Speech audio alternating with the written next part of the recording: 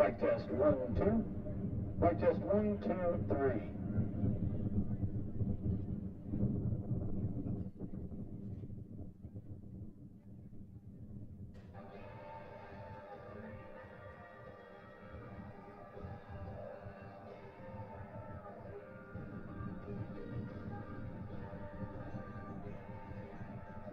Taco Casa, the official taco destination for Lufkin Game Time. Dive into a crunchy taco, indulge in a super burrito, or satisfy your taste buds with nachos or a chili burger. Serving Lufkin and Nacogdoches with excellence. Taco Casa, where it's always real fresh, real food, and real good. Taco Casa, proudly supporting our Panthers on Lufkin Game Time.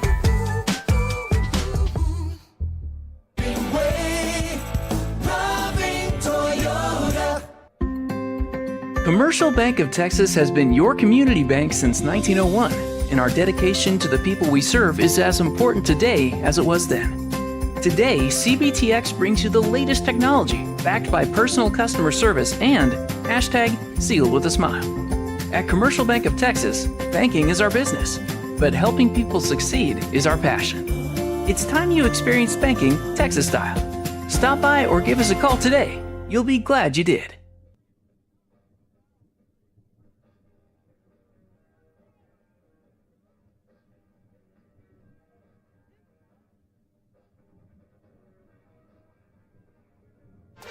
Stay in the game with the Lufkin Game Time app. From live broadcast and game alerts to exclusive highlights, schedules, and the latest Panther news. Download Lufkin Game Time on the App Store and Google Play. Lufkin Game Time, the home to Lufkin Panther and Lady Panther sports. Panther fans, craving a game time snack? Head to Taco Casa, the official taco destination for Lufkin Game Time. Dive into a crunchy taco, indulge in a super burrito, or satisfy your taste buds with nachos or a chili burger. Serving Lufkin and Nacogdoches with excellence. Taco Casa, where it's always real fresh, real food, and real good. Taco Casa, proudly supporting our Panthers on Lufkin Game Time. For the first day of school, for the last day of work, for the satisfaction of a job well done, for the ideas that change the world, for good times, for not so good times, for her future and hers and his, for serving our customers and connecting communities. We're here with you for good. Austin Bank, with you for good. This is a Whataburger table tent. An orange and white trophy for your made-to-order burger. It means we cook your meal up fresh. And don't get up, because we'll bring it right to you. So if you're looking to sit down and celebrate the fact that you left it all on the field, we've got your number. Whataburger, just like you like it. 18! This season, you can share a Coke with your team on it. So I'm going to tell you how with a little help from this quarterback. Sally, 44! You can share a Coke when your team's up. Red Poncho! You can share a Coke when your team's down. Happy Jolly! You can share a Coke with a coach, a mascot, or an MVP. Chili, chili, chili! You can even share a Coke with your rival on game day. Turbo! Or you can share a Coke when you're giving out your famous guacamole recipe in a completely packed stadium. Cilantro, chopped onion, squeeze a lime, Roma tomato, hike! Share a Coke with a fan this season. Ice cold, delicious! Share a Coke is back for the fall football season. We all know what comes with being a fan. The ups, the downs, and everything in between. Whether you've just won a big game and want to celebrate with fellow fans, or want to share a Coke with your best friend whose team just lost against their arch rival, Coca-Cola has something for you. Share a Coke with a teammate, rival, or best friend this season. Loving Auto Group is more than a great place to buy and service your vehicle. We're your neighbor, friend, and fully committed to helping the communities we serve. You'll love the loving way. Loving Auto Group. Well,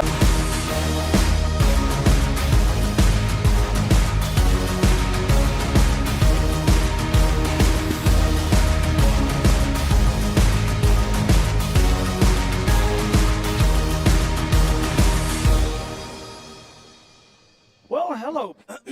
Whoa, we're a little hot.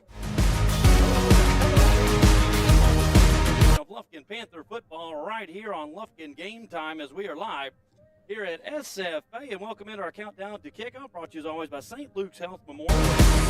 Late kickoff, countdown to kickoff, Chris, as had a little problem as we got started. Coach Quick was there and ready to roll. We had a good talk about last week's game, and we're going to get into next game, but as technical issues hit, Coach had a little schedule to get to, so here we are. We're going to bring the whole countdown to kickoff right up here from the friendly confines of the press box here at Homer Bryce Stadium, the beautiful campus of SFA University.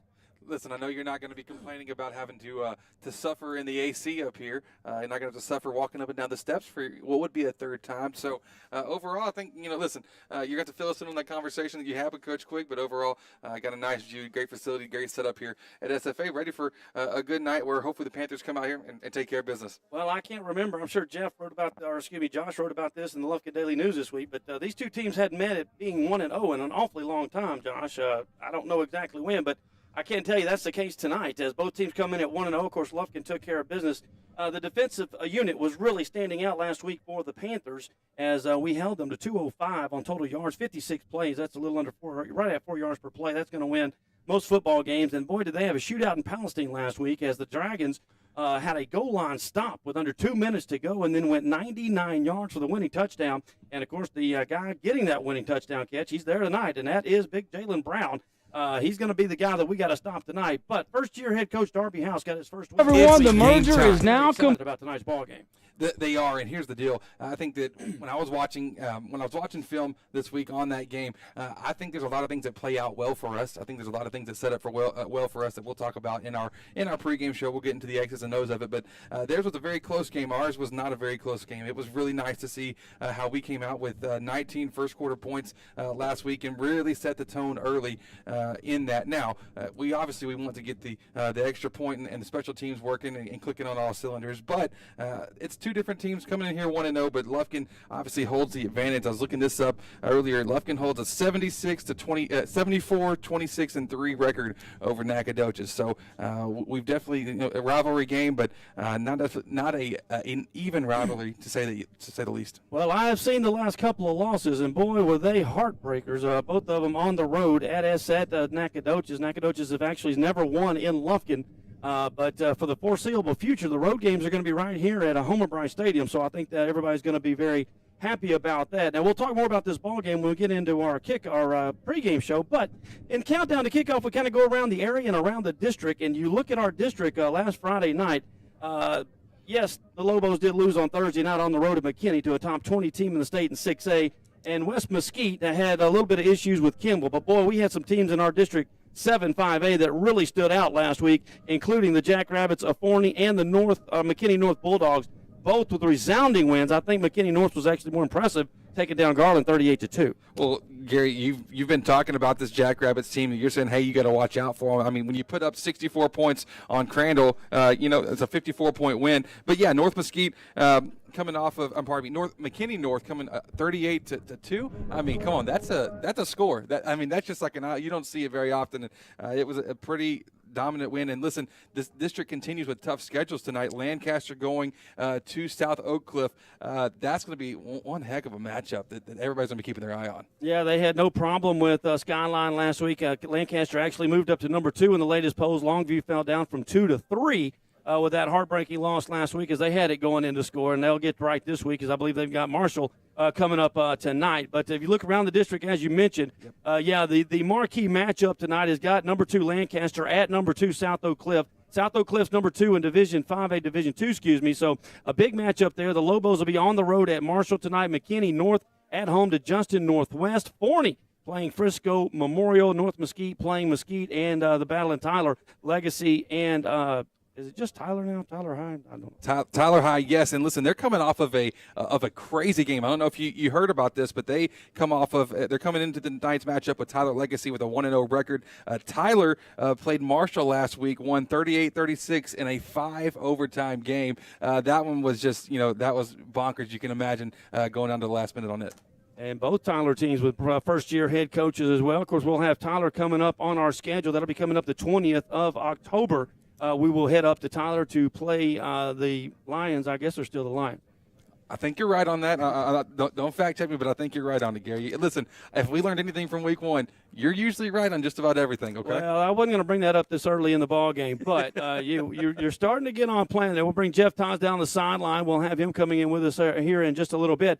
Some games from around the area. Kirbyville will be at Diboll. Coach Morrison looking for his first win. West Sabine travels to Alto. Pittsburgh at Carthage. It was a big night for Jet Surratt. Last week. He did have a couple interceptions, but he did in the end prevail and bring his team back to beat Kilgore. Speaking of Kilgore, I don't know who's making their schedule. They played Carthage last week. They traveled to number 10 Gilmer this week, so they're getting it on. Groveton and Trinity get it on over in Deep East Texas. Centerville, the biggest team, the biggest matchup in 2A tonight. Number 6, Centerville, give my shout-out to my boy, Damon Denman. He's on the staff over there. They travel up to Crawford to play the Pirates, the 7th-rated Pirates. That is tonight. And, of course, Bickville over at the Joaquin Rams. Everybody that knows the Rams, you love the Rams. We'll be rooting for Joaquin tonight. That's as always. Listen, small school football, it's going to be fun. We'll be keeping you updated with scores all throughout the night on all the different updates. But listen, I don't think we got into this last week, Gary. You talk about Jet Surratt. Tell me your connection there. How you know him so well? What's the connection? Well, I play a lot of golf, and his dad is.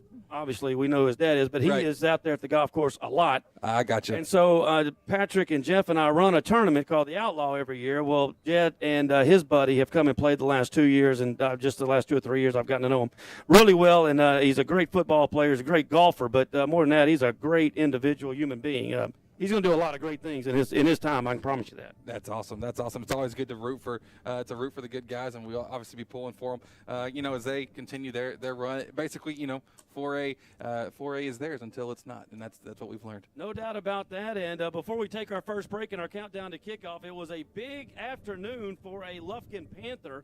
I'm sitting there at the cleaners getting all my stuff ready, getting notes together. I get a couple of calls. Coach Quick hits me up. And Zion Williamson had a big morning this morning. He's sitting around learning, probably doing algebra or geometry or something. And he gets a call from Coach Rick.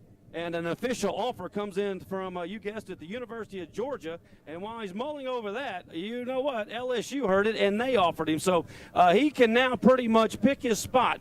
Zion Williamson had a couple of sacks and big plays last week. He is a huge, huge human being. And now, with the offers that came in today, he can pretty much pick anywhere in the country he wants to go. Good thing for us is he's only a junior. He's only a junior, yes, and he gets the freedom to kind of the free pass. Let's go wherever, get to enjoy the trips and the recruiting and all that process. And so happy for him. That's going to be cool to see him play at the next level. Next year we'll get to be seeing Kedron at the next level. At Notre Dame, seeing Zion the very next year. That'd be pretty awesome as well. So that's really cool. It is really, really cool. No doubt about that. So either way, we got both teams on the field. The Panthers tonight will be in our all whites with the purple trim. The Dragons with the white pants and the black tops. White numerals as we are way up here atop Homer Bryce Stadium on the beautiful campus of SFA. Kerry Ivins Jr., Chris Simmons, and Jeff Todd down on the field. He will join us next as we take a quick break. It is our countdown to kickoff brought to you by St. Luke's Health Memorial right here on Lufkin Game Time. Loving Auto Group is more than a great place to buy and service your vehicle. We're your neighbor, friend, and fully committed to helping the communities we serve. You'll love the loving way. Loving Auto Group. So if you're looking to sit down and celebrate the fact that you left it all on the field, we've got your number. Whataburger, just like you like it. Panther fans, craving a game time snack? Head to Taco Casa, the official taco destination for Lufkin Game Time. Dive into a crunchy taco, indulge in a super burrito, or satisfy your taste buds with nachos or chili burger. Serving Lufkin and Nacogdoches with excellence. Taco Casa, where it's always real fresh, real food, and real good. Taco Casa, proudly supporting our Panthers on Lufkin Game Time. It's Toyota truck time at Loving Toyota in Lufkin. Inventory is rising and prices are falling. Loving Toyota has a Toyota truck for every buyer and budget. You'll love the loving way. Loving Toyota.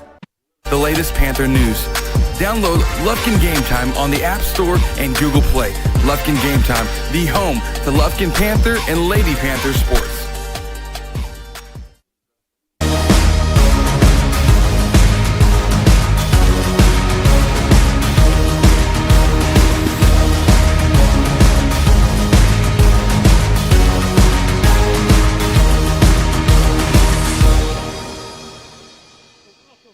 Welcome back as we are live here.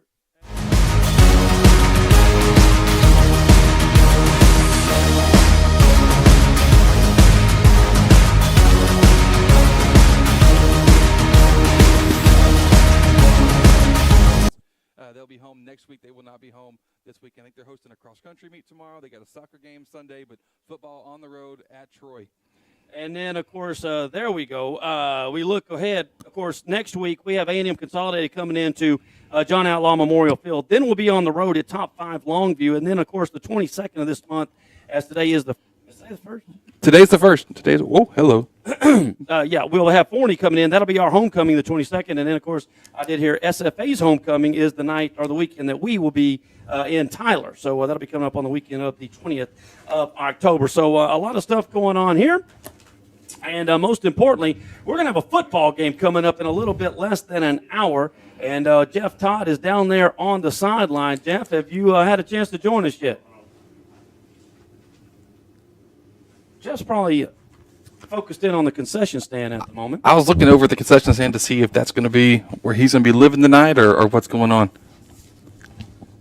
Well, we'll see how that goes. So either way, when we look back to last week, the Panthers really started out slow on the running game, but it was the two big pass plays in the first half. The first big one, of course, going to my boy Kevo Taylor, and then followed up by Preston with the big one. And that was pretty much all of the passing game, Chris. I know he threw for 192 yards, but 127 of that came on those first two passes in the first quarter. And after that, it was really back to the running game. And I didn't realize this until I was going through my notes this afternoon. Lufkin ran the ball a lot last week. What was the final tally there? 51 rushing attempts in last week's matchup. We also saw the rushing game be effective on getting us the first downs. We had 19 first downs in the game. Legacy had 12, but we had 12 first downs just by the rushing alone. Yeah, and it was all obviously keyed by our boy Keidron Young, the Notre Dame commit, 18 rushes for 149 yards, including that 68-yard touchdown that got the band crunked up there in the middle of the second quarter. He went ahead and tied it in two more by the end of the afternoon. 3 touchdowns. That brings his yearly total, as we'll always have you the weekly Keidron Young watch for the season now. Of course, 18 for 149. 3 touchdowns, and the record is 21-41. We'll need to get on a little postseason run, but that is attainable. But the thing that is really obtainable is being the biggest, baddest career rushing yardage leader for the Lufkin Panthers in the history of Panther football.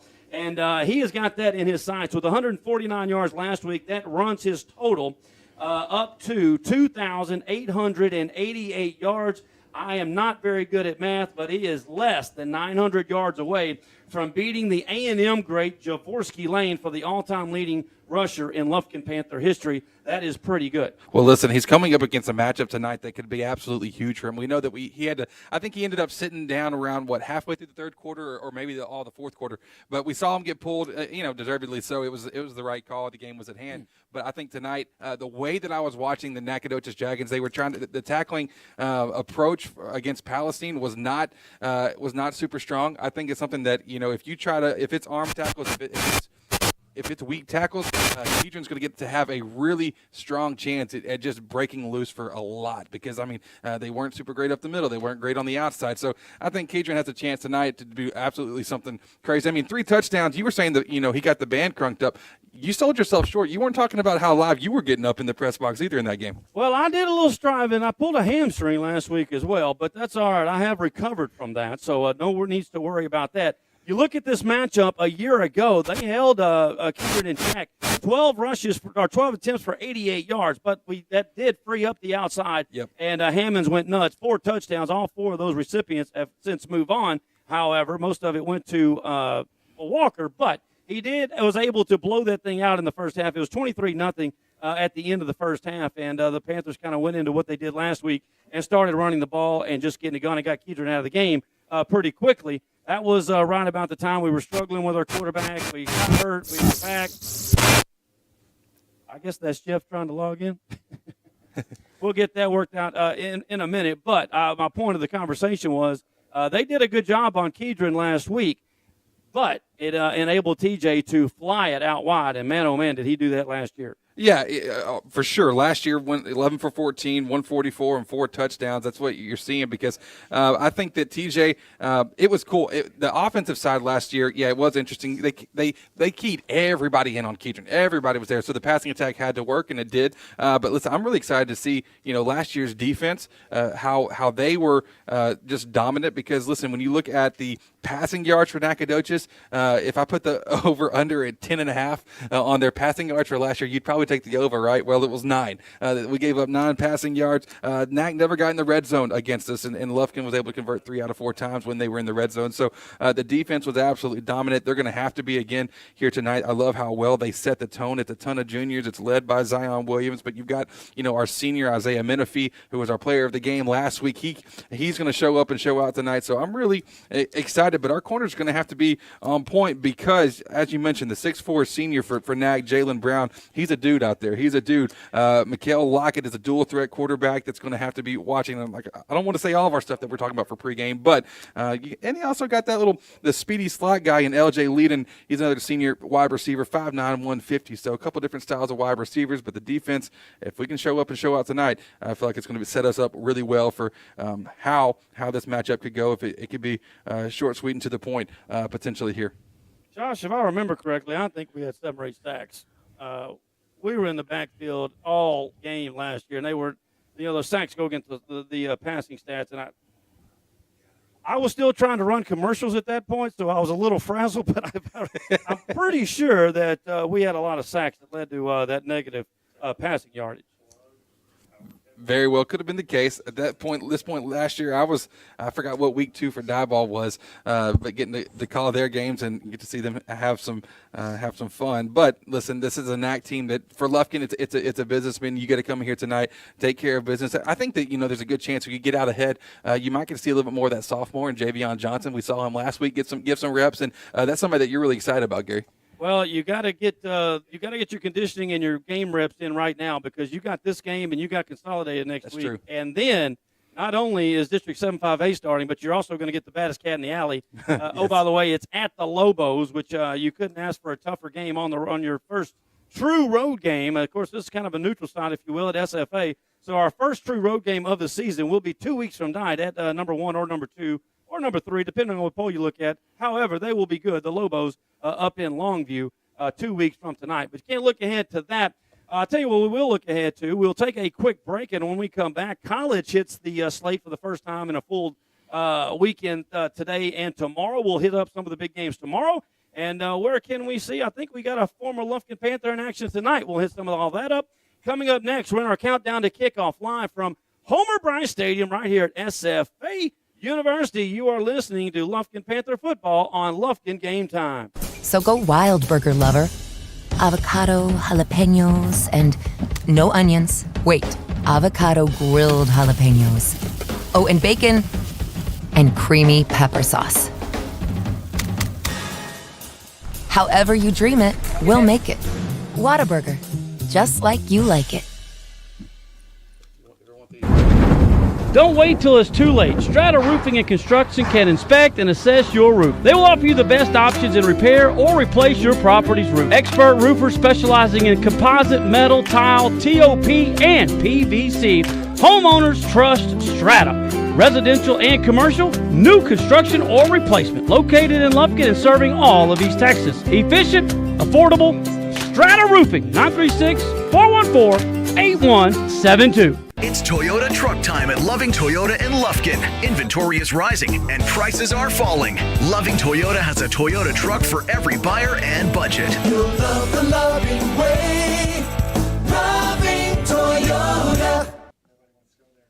Well, everyone, the merger is now complete. 2 East Texas insurance powers are now one. Morgan Insurance and Bartlett Baggett & Shands Insurance Agency are now just Morgan and Bartlett Baggett & Shands Insurance Agency. You can connect with them at 936-634-7755 or morganins.com. That's morganins.com. You can now get your free auto quotes courtesy of Germania Insurance. Serving Lufkin and Nacogdoches in all of East Texas. Let the experts with over 150 years experience take care of you. It's the new East Texas Power. That's Morgan and Bartlett Baggett & Shands Insurance Agency here in Lufkin.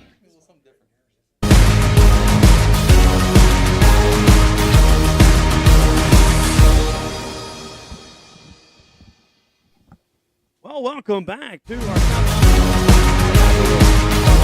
Martin Stadium at Homer Bryce Stadium. The purple got you. That's what it was. It's all purple tonight, baby. Lufkin still on the field, warming up as we speak. We're about 42 minutes away from our Lufkin Coca-Cola kickoff, and of course our guarantee and security coin toss as well. That'll be coming up. We'll have Jeff Todd join us down from the sideline here in just a little bit.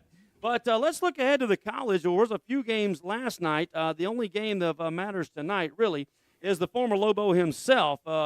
Haynes King is in action tonight, and, boy, it's been a turbulent first quarter. Now, I thought this kid was going to tear the college scene up storm when I saw him play against us 3 times, but that obviously has not been the case yet, and he's struggling here in his first start for Georgia Tech.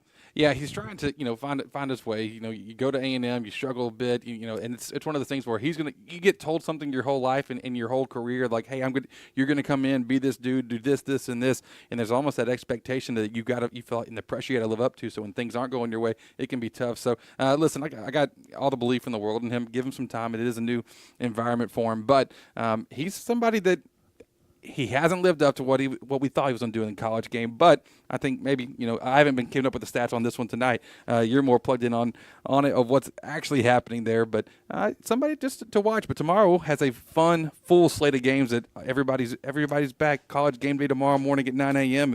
It's back, and it's for real. Last week was on, but this week's more for real. Well, I take that back. I thought it said second quarter. They just started.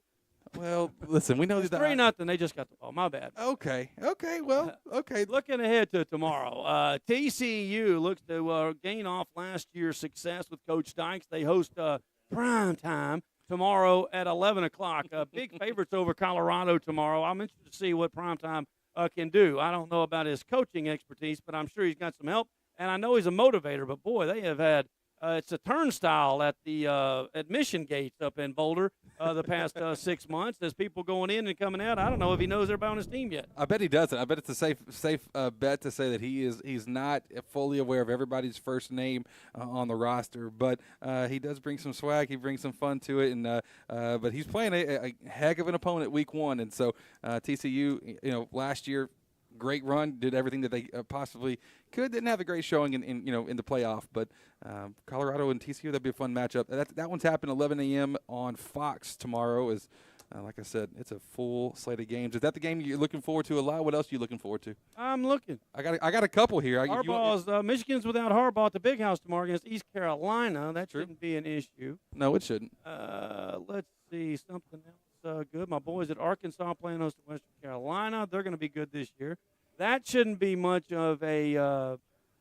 I'm going to speak for Burnt Orange faithful here with our Texas Longhorns. Tomorrow we play Rice 2:30 on Fox. And listen, this is a game where we just simply. I'm a Longhorn. I don't know if you're got another week. You went. What? You graduated? My brother did. Oh, that's close enough. Parents pay tuition. You're in. No. Texas paid him to go there. So by the way, somebody paid something. You're in. So you're more than I am with the Cowboys. That's. Are you a Cowboy fan, Gary? Well, it depends. It depends. Oh, so you're fair weather on it. Oh, I didn't figure you're not a fair weather guy. Well, you're not that guy. But we won't talk about my pro team until next week, because then I want to get the ridicule and all this stuff. You think I'm a bandwagon fan just because I like the Patriots and all this stuff. But we'll talk about that one later. But I love the Longhorns. Let's talk about Patriots later. I'm a Longhorn fan. We just want to see them take care of Rice. This should be a game done really quick, really early, so I'm excited for that one. Are you more of an A&M fan than you are a Texas fan?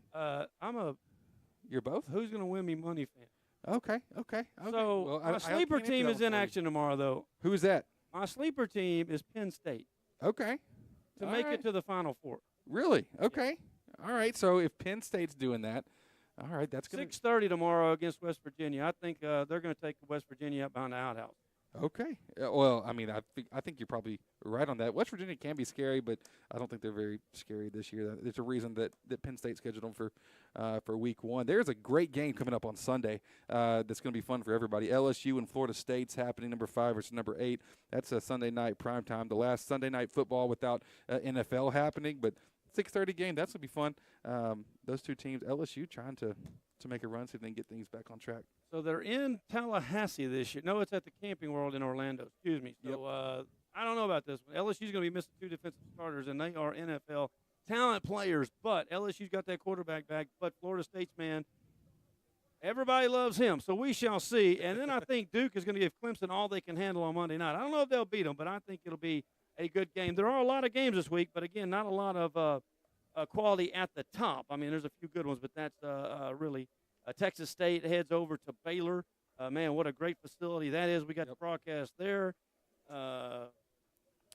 I think that I think when you look at the North Carolina versus South Carolina matchup, that's a rivalry. North Carolina is the ranked team, South Carolina not. But I think South Carolina is going to be give North Carolina fits. I think that's got potential upset. You were talking about Duke and Clemson. I think Duke's like 13-point favorites or something like that. Pardon me, Clemson's 13-point favorites on Duke. And I think you're right. I think Duke will come out there and give them all that they can handle in that matchup. And of course. I was looking for this was when I was looking for Washington, and our boy Jalen Polk is up at home against Boise State, and he set some records this year as well, and he's doing some great things up at at Washington as well. So there will be some former Panthers on display tomorrow, but we got all the current Panthers on display here right now. As we're about 36 minutes away from kickoff. We'll take one more quick break in our countdown to kickoff, brought to you by St. Luke's Health Memorial, always there for you in your time of need. Need that emergency room? Nobody takes care of you better. That is St. Luke's Health Memorial right there in Lufkin. It's countdown to kickoff live here from SFA at Homer Bryce Stadium. Don't go anywhere. We will be back with more Lufkin Panther football and countdown to kickoff right after this. When it comes to repairing your vehicle, you always have a choice. At S&W Expert Collision Repair, we set the standard. Commercial Bank of Texas has been your community bank since 1901, and our dedication to the people we serve is as important today as it was then. Today, CBTX brings you the latest technology, backed by personal customer service and #Seal with a smile. At Commercial Bank of Texas, banking is our business, but helping people succeed is our passion. It's time you experienced banking Texas style. Stop by or give us a call today. You'll be glad you did.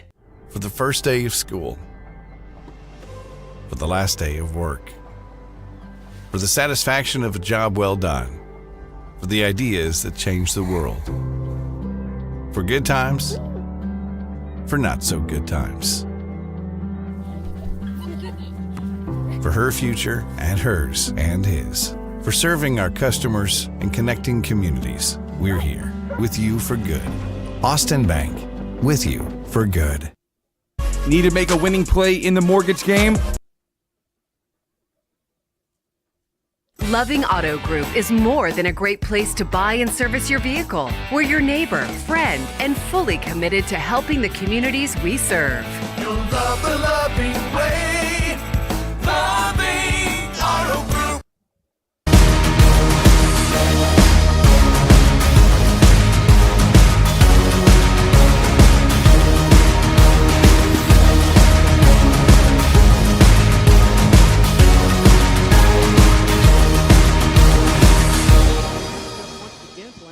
SFA this year.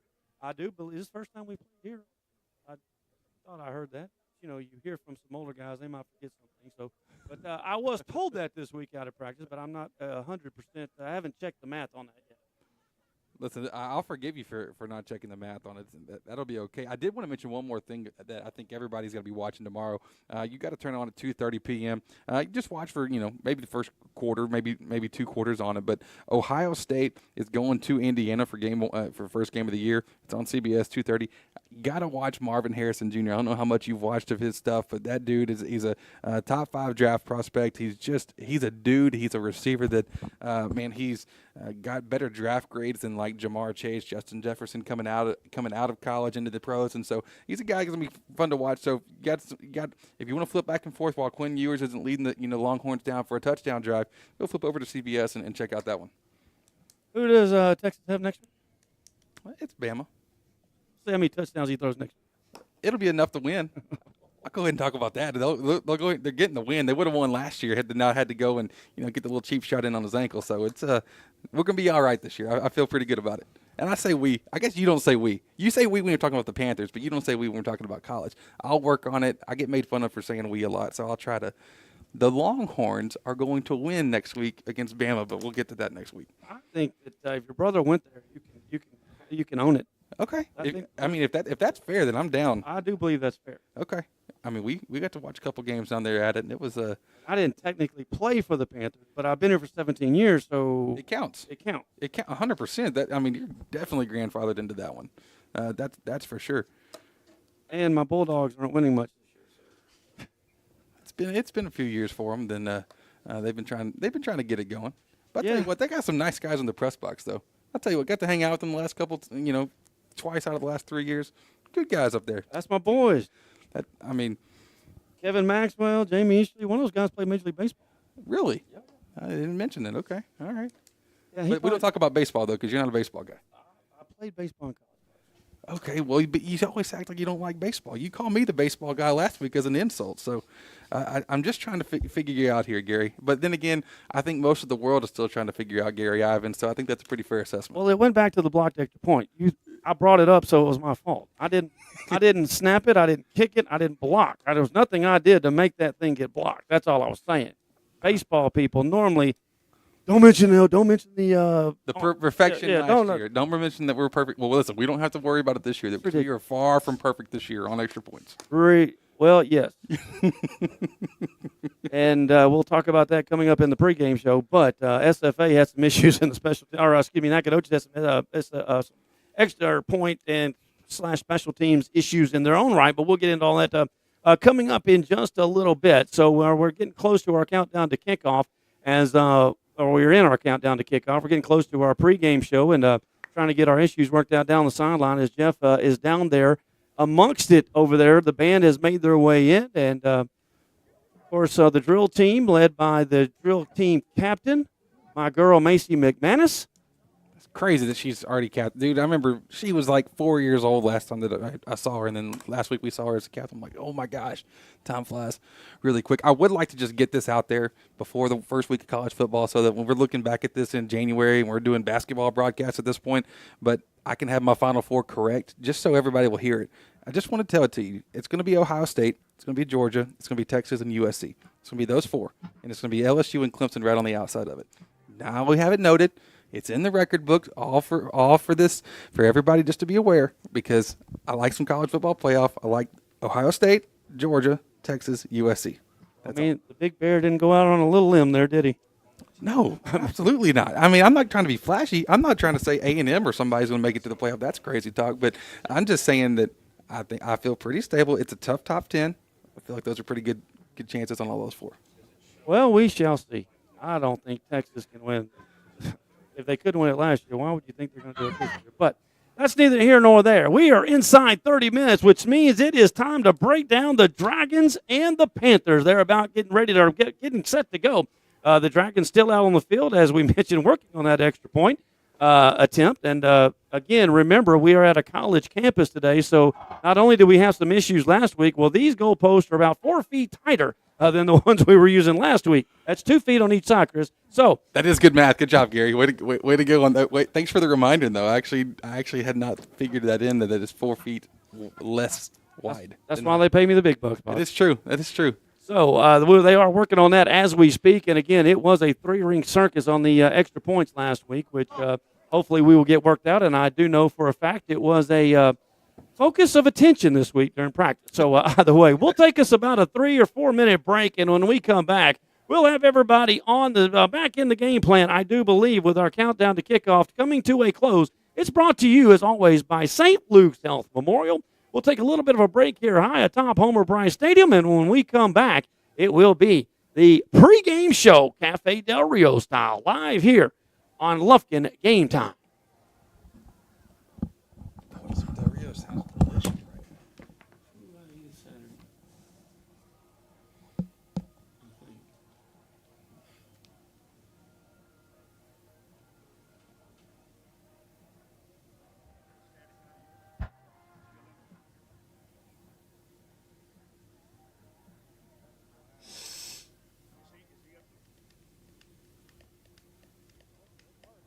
But I mean, their headsets go. I don't know if they.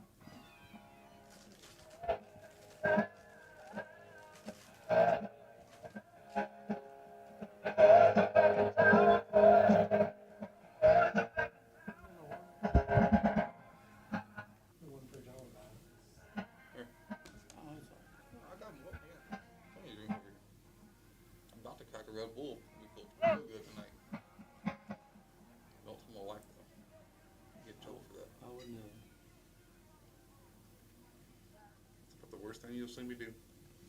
That's when I'm being rebellious. Wish I could say this.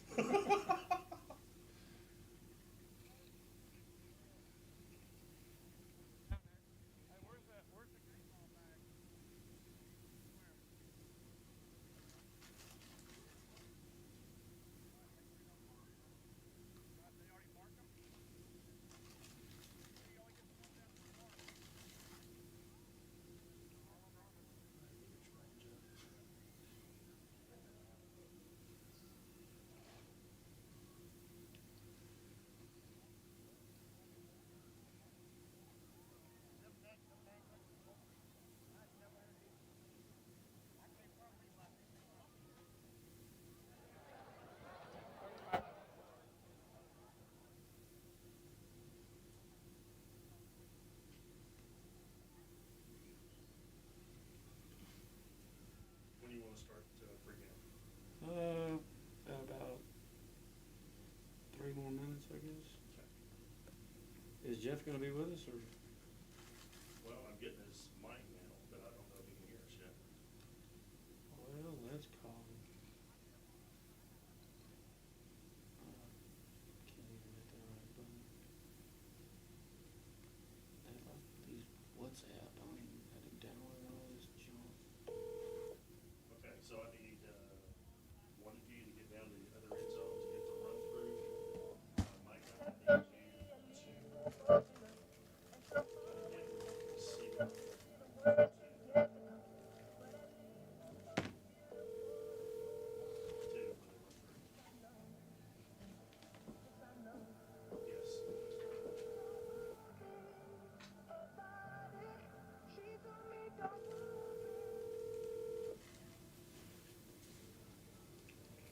That's fine.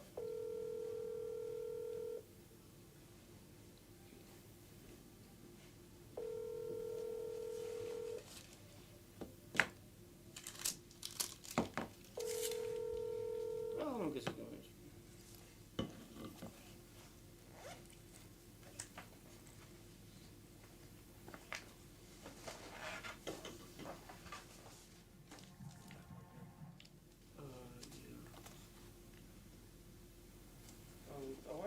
I didn't see that. I'm not completely helpless. No, it's kind of up here on me if you can get one. Where is my name? Get roster. Make sure Lufkin was too good.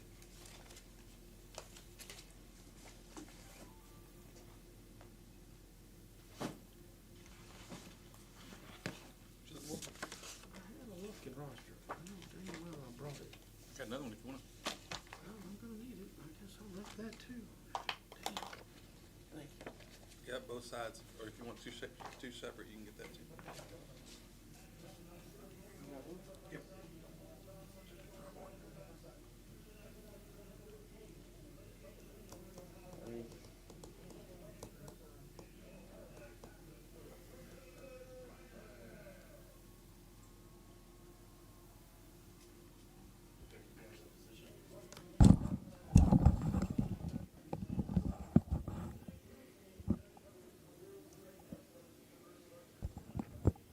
Okay, like on your camera,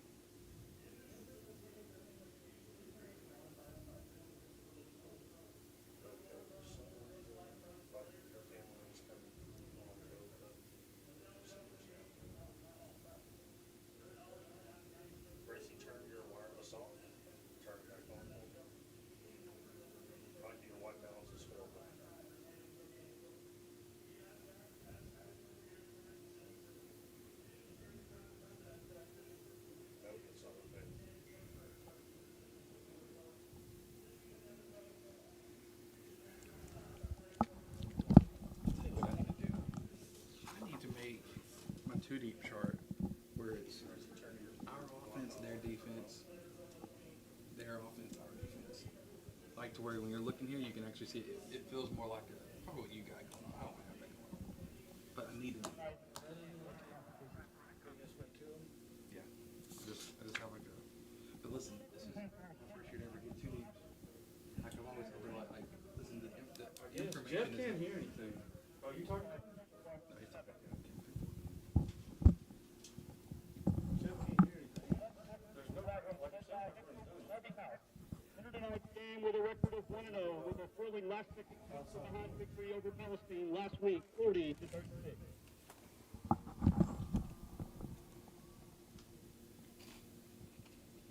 At this time, please direct your attention to midfield, where members of the NHS Student Council are meeting with members of Lufkin High School to exchange spirit gifts in a showing of good sportsmanship. Well, hello, everyone, and welcome back again as we are here live as our Cafe Del Rio pregame show live from Homer Bryce Stadium here at the beautiful campus of SFA University. Stephen F. Austin is the host for the first time of this rivalry game. It's normally, of course, a home and home. But due to the renovation going on at Nacogdoches Field right now, they elected to have it here this year, and I got a feeling we're going to be playing every other year here for the foreseeable future. I'm Gary Ivins Jr. Chris Simmons here in the booth, and we'll get to Jeff Todd down the sideline here momentarily. Josh Havard of the Lufkin Daily News will be providing us with our stats for you throughout the ball game, and of course our stats are brought to you by Shane Sepulveda, K&G Capital Mortgage.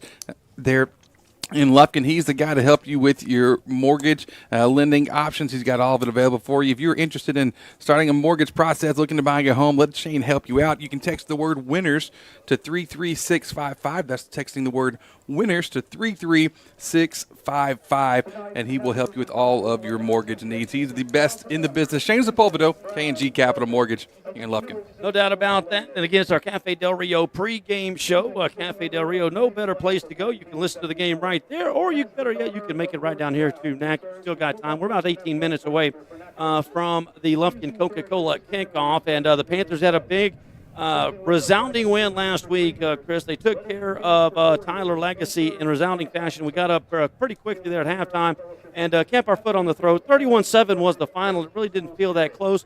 They only had 205 yards on the entire ball game. Lufkin ran for almost 300 in the ball game, so you can tell both sides of the line, the Panthers dominated the line of scrimmage. There's a lot of energy. The fans were great. The atmosphere at the stadium was awesome, but the defense really stepped up and showed out, like you said, only allowing 205 yards. And Legacy really tried to pound the ball. They went 26 carries and got 59 yards. The defense really did their job throughout the full game. They did a great job. And then we allowed 146 in passing yards on 13 of 30 attempts. And we saw last week, which I don't think we're going to see the same thing, or at least to the same degree here this week. Legacy liked to work quickly. They like to work quick. They were trying to, catch us out of breath, out of shape potentially, but really all it set up was a lot of 3-and-outs, and they had one drive with the touchdown, but the rest was shut down pretty well by our Panthers. No doubt about that, and they were stacking that box in the first quarter, and what that enabled it to happen was T.J. Hammonds, the senior quarterback. The stats say 7 of 11, 192 and 2 touchdowns, but if you kind of put it under a microscope in the first quarter, I believe it was 3 for 5 for 140-something yards, including the big 2 touchdowns to Kevondrick, Kevo Taylor, and, of course, Preston on the outside. He went for 65 yards, and Taylor's went for 46. So those 2 plays both came in the first quarter, which got us the lead.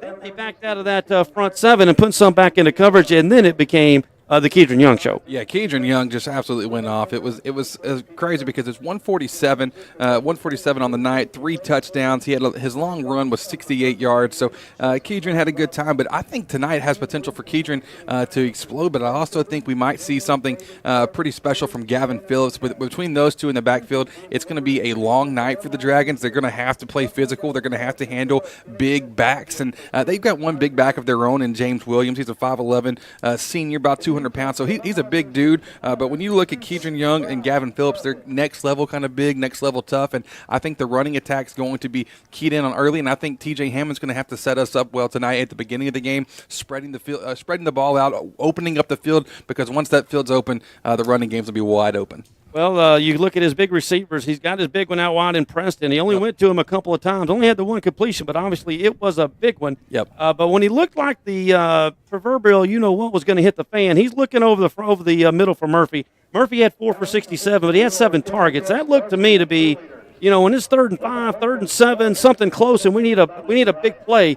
Murphy looks like he is the guy that he's going to be looking to. I think you're right, and that's the thing with Murphy. He's a dual threat. He's obviously great on the offensive side of the ball, but what is another strong suit for him is his kick return game, and he's a guy that he's going to break off the kick return, set you up with great field position, and so he's dynamite. He's a small slot guy, tons of speed. He seems to get open. Hammond seems to see him very well out on the field, and so he had 4 receptions, 67 yards, didn't get a touchdown last week. That's probably going to change. I think there's going to be points aplenty here for the Panthers in this matchup. We shall see. They gave up some running yardage last week on the road at Palestine, and our guys did a pretty good job. Yep. Our offensive lineman of the week was Chavez, the center. He was really good. But I thought Torres outright on the right tackle spot. I saw him have a really couple of good blocks, and of course Nichols and Rose in the middle, McKelvey on the left side. They did all in all did a really good job. If you hang 500 yards, Coach Green will take that just about every single night, and that's exactly what we did last week. Yeah, 100% agree. And it starts with the running game. We talk about the big highlight. It's Kedron. Maybe Gavin. It's maybe getting to talk about Javion when he's in at the quarterback and getting to rush. But it's typically the O line having to set up and create the gaps and create the opportunity for the openings. But correct me if I'm wrong here, Gary. And listen.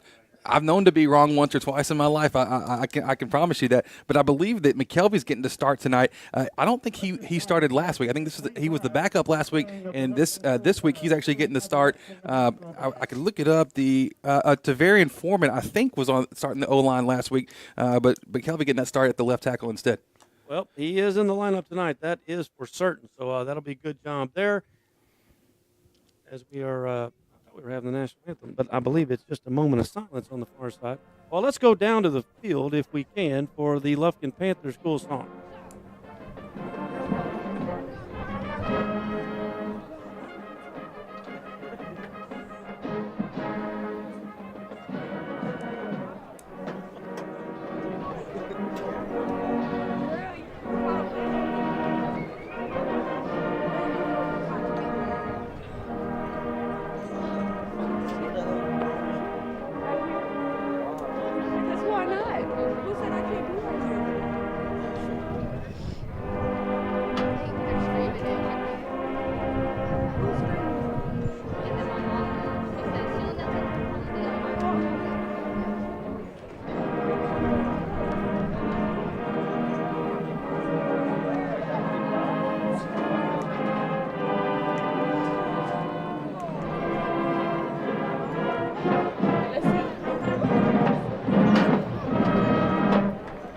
And that is your Lufkin Panther School song by the Lufkin Panther Band under the direction of Mr. George Little.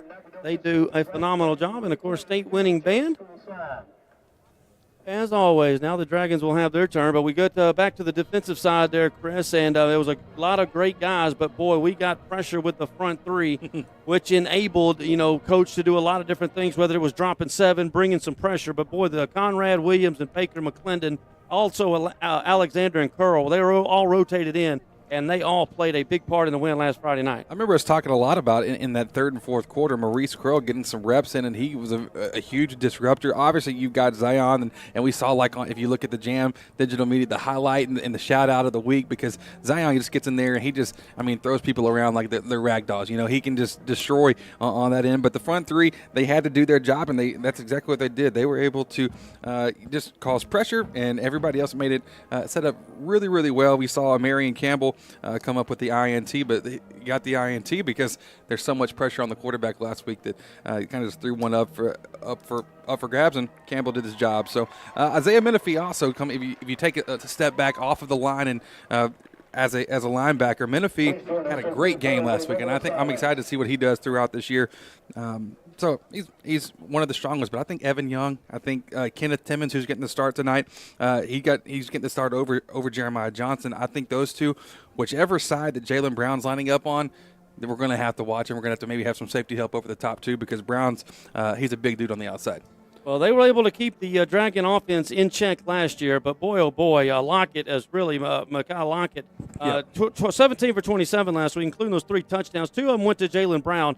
8 for 135 for the big man, Jalen Brown. But Matthews on the other side, 3 for 84 and a touchdown. So he's got 2 great targets. He's got a running back in the backfield that knows where to go. And Williams had a touchdown and 70 yards last week as well. So the offense is going to be good, but our secondary is going to be tested tonight. And the question is, can the youngsters, whether it be Waters and Young on the one side and Timmons and Johnson on the other, Campbell, although he's a senior, it's his first year to be playing on the defensive side of the football. He will start tonight. And Mosley, of course, with only his second start. So the back four very young for the Panthers, and this is going to be the most dynamic receiving core, obviously, they've seen here in the young season. Yeah, you're exactly right there. And what's scary about Nacogdoches is last week against Palestine, it was play number 1 of the game where Mikael Lockett found Jalen Brown for a 70-yard touchdown. I mean, it was right off the get. And so there's nothing more that the Dragons would like to do than come in and create momentum, create the energy right off the top and trying to get us back on our heels a bit. So I think if we can come out, if we are on defense first, it would be great to come out with a big key stop on the first drive. No doubt about that. We'll take a quick break. We're in the middle of our Cafe Del Rio pregame show. When we come back, it's your starting lineups. As always, the Higginbotham Insurance starting lineups. It's next right here on Lufkin Game Time. Loving Auto Group is more than a great place to buy and service your vehicle. We're your neighbor, friend, and fully committed to helping the communities we serve. You'll love the loving way. Loving Auto Group. Hey Panther fans, Big Nasty here. Need a short-term loan to cover some unexpected bills or maybe a little extra cash? Give Texan Credit a call today. Loan process that is easy from start to finish, and you will get your money fast. Texan Credit has been helping Texas residents for over 10 years by offering multiple loan options with easy low payment. Located in Lufkin at 509 South Timberland Drive, or look Texan Credit up online, TexanCredit.com. Trust me, if they'll loan me money, they will loan you money. Texan Credit, they say yes. This is a Whataburger table tent. An orange and white trophy for your made-to-order burger. It means we cook your meal up fresh. And don't get up, because we'll bring it right to you. So if you're looking to sit down and celebrate the fact that you left it all on the field, we've got your number. Whataburger, just like you like it.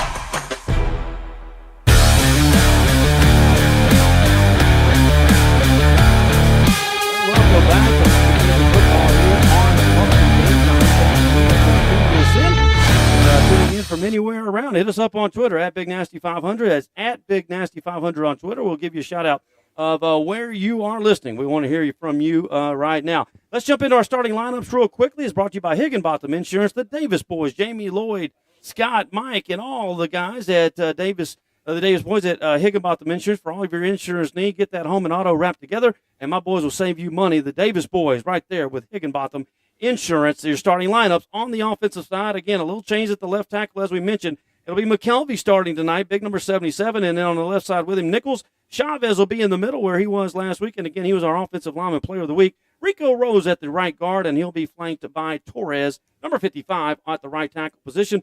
T.J. Hammonds, a senior, will lead his team out. Again, a 7 of 11 for 192 and 2 touchdowns last week. His 3 receivers, for the most part, will be Preston, number 8, Kavoric Taylor, and number 4, Murphy will be the starters, but you will hear Hooper's name mentioned in there a lot as well. Also in the backfield, never forget number 3, Kedron Young, the man. He'll be out there as well, and Gavin Phillips, the junior. Those two guys in the backfield will be moving around, and they will get a lot of the action and a lot of the attention here coming up. We're going to go down to the field. The Panthers are under the helmet, and they are getting set to go on. If we can go down to the field. And the Panthers dancing around, getting ready to crunk it up as they are ready to take the field here. As we got about 7 minutes before the kickoff, and here come your Lufkin Panthers.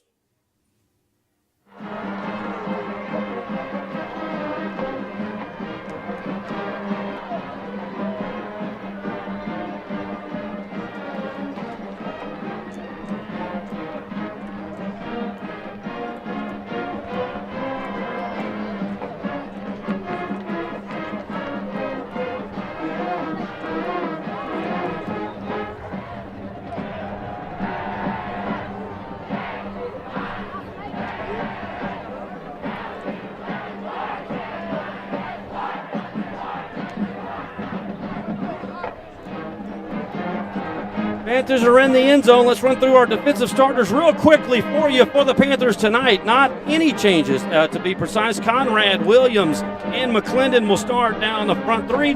Menifee, Isaiah the senior, will move around at that rover outside linebacker position. It'll be will start tonight instead of Aguilar, but both kids will play. Kenneth Davis will be on the inside, and Caden Hooper, Big Hoop, he'll be on the outside as well. Your back four, once again, will be Timmons, Young, Mosby, and Campbell starting tonight for our Lufkin Panthers defense. Once again, brought to you by Higginbotham Insurance. See the Davis boys, Jamie and Lloyd, Scotty, and all the guys today. That is Higginbotham Insurance right there on 59 South for all of your insurance needs. Panthers have broken the huddle down in the south end zone and will make their way here for the national anthem.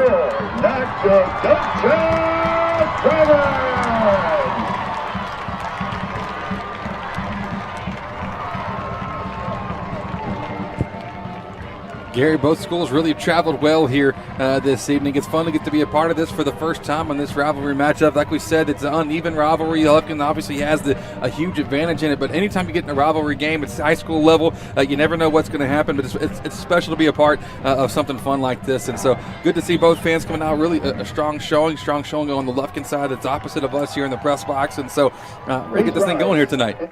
Coach Darby has had impressive stops no matter where he's been here in his second ball game for the Dragons. Their first year, obviously, down in Somerville, and went down to South Texas, south of San Antonio, but took two projects that were brute losers before he got there, and he turned them around, and that's exactly what he's going to try to do here in Nacogdoches, and the early looks here are really good for him.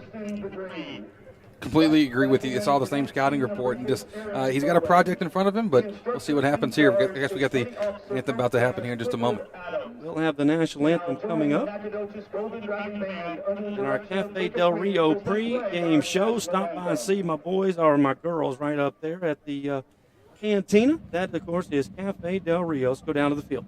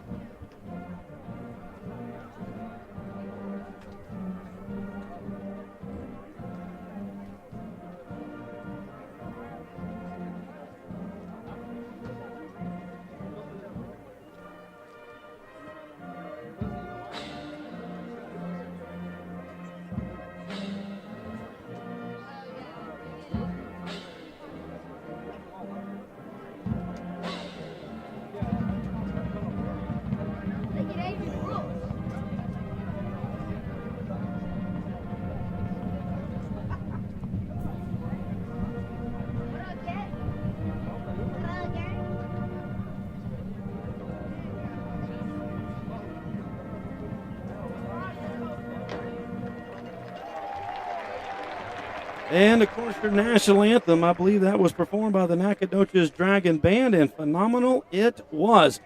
As we'll get to our captains, I do believe on that far side for the Panthers, number 6, Evan Young. Number 13, that is Amari Campbell. I believe 94, Brendan Baker. So it looks like Coach Quick went with some defensive-minded rollouts tonight as the captain. For the Dragons, a little easier for me to see those. The stud receiver, the senior Jalen Brown, will be one of the captains. Number 34, that is the running back James Williams. We'll be calling his name all night. Number 33, that is Braxton Jones, the outside linebacker, and big number 99, Andrew Rogers. Number 99, Andrew. We're about to get to talk to Mr. Todd down there. I've been ready to talk to him. It's been a minute. Ready to check in with him and hear what he's got to say. You're being a lot nicer to him today, though, than what you were last week, though. Well, I hadn't been able to talk to him. I got my jabs in while we were down there earlier, but he is down for the security and guarantee coin toss, and he is standing down there. And we will go down to Jeff Todd as one of our many calls to the sideline tonight for our security and guarantee coin toss.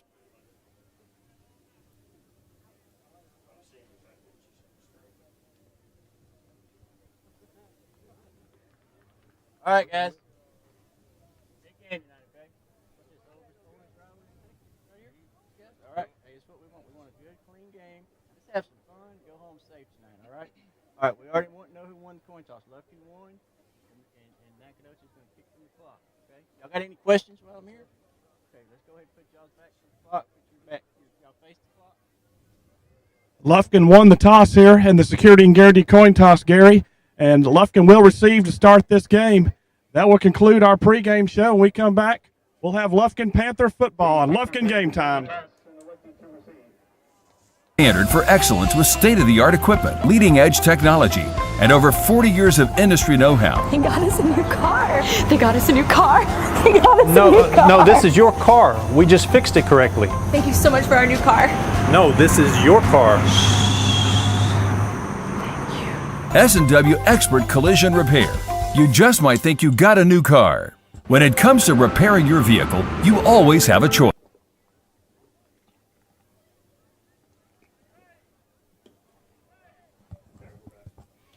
And welcome back. We are just about set for Lufkin Panther football right here on Lufkin Game Time. Thank you for tuning in. The Dragons will get the ball first here as the Panthers, as you heard with Jeff Todd down our security and guarantee coin toss, elects to defer as Coach Quick normally does. So the Panthers will get the second half kickoff. But here we go as the Dragons will have the ball to start this ball game with our Lufkin Coca-Cola kickoff just seconds away. Thank you for tuning in to our Cafe Del Rio pregame show. It is over. It is now time for some first quarter action, baby. Brought to you by Pilgrim's Pride. Just about ready.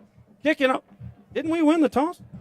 I think we won the toss. We elected to get the ball, I think is what I heard said. I heard that we getting the ball for sure. I didn't hear who won those tosses. Mike. Well, that's the first time in the history of Coach Todd Quick's tenure here in Lufkin that he won the toss and took the ball. When I heard we deferred, we won the toss, I just figured we were kicking off. I quit listening. But I was wrong. Crank it up. Get that LP band rolling. It is game time, baby. Get in your good seat. It is Friday Night Lights, Lufkin Panther Styles with the Dragons. Here we go. Kicking off for the Dragons. It is Randy Greer. He approaches it, and it is a line drive kick by the lefty. Murphy will field it at the 10-yard line on the right side. Headed back left, hits the left hash, dancing around sideways. Not an ideal situation there. He is finally brought down at the 24-yard line, and that is where the Panthers will start our initial possession of this ball game. You're going to be able to tell a lot here right off the get, seeing if how Nacogdoches wants to, what they want to throw in the box, how concerned about the run game are they? Because I think they're going to pack it in, and I think they're going to make us throw the ball a lot early on. And we saw last week TJ Hammond can do that. We'll see if we can set the same tone here early on. Well, they've got some big guys on the front down four, and that is highlighted by big number 99, Andrew Rogers. He was a problem last week, and his battery mate down there is number 9, Amari Tatum.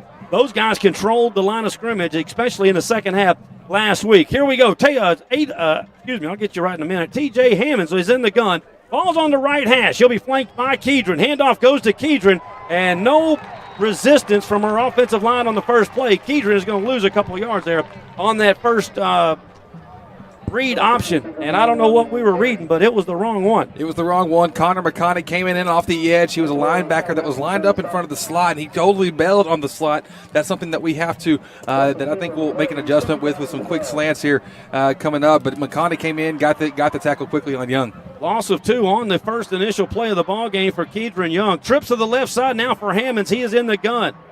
Young slot to our split right back there with him to the left. One receiver right, that's Preston. Want to look that way, throws it behind Preston. He comes back to get it, hauls it in, laying vertically to the ground, but is able to pull it down at the 29-yard line.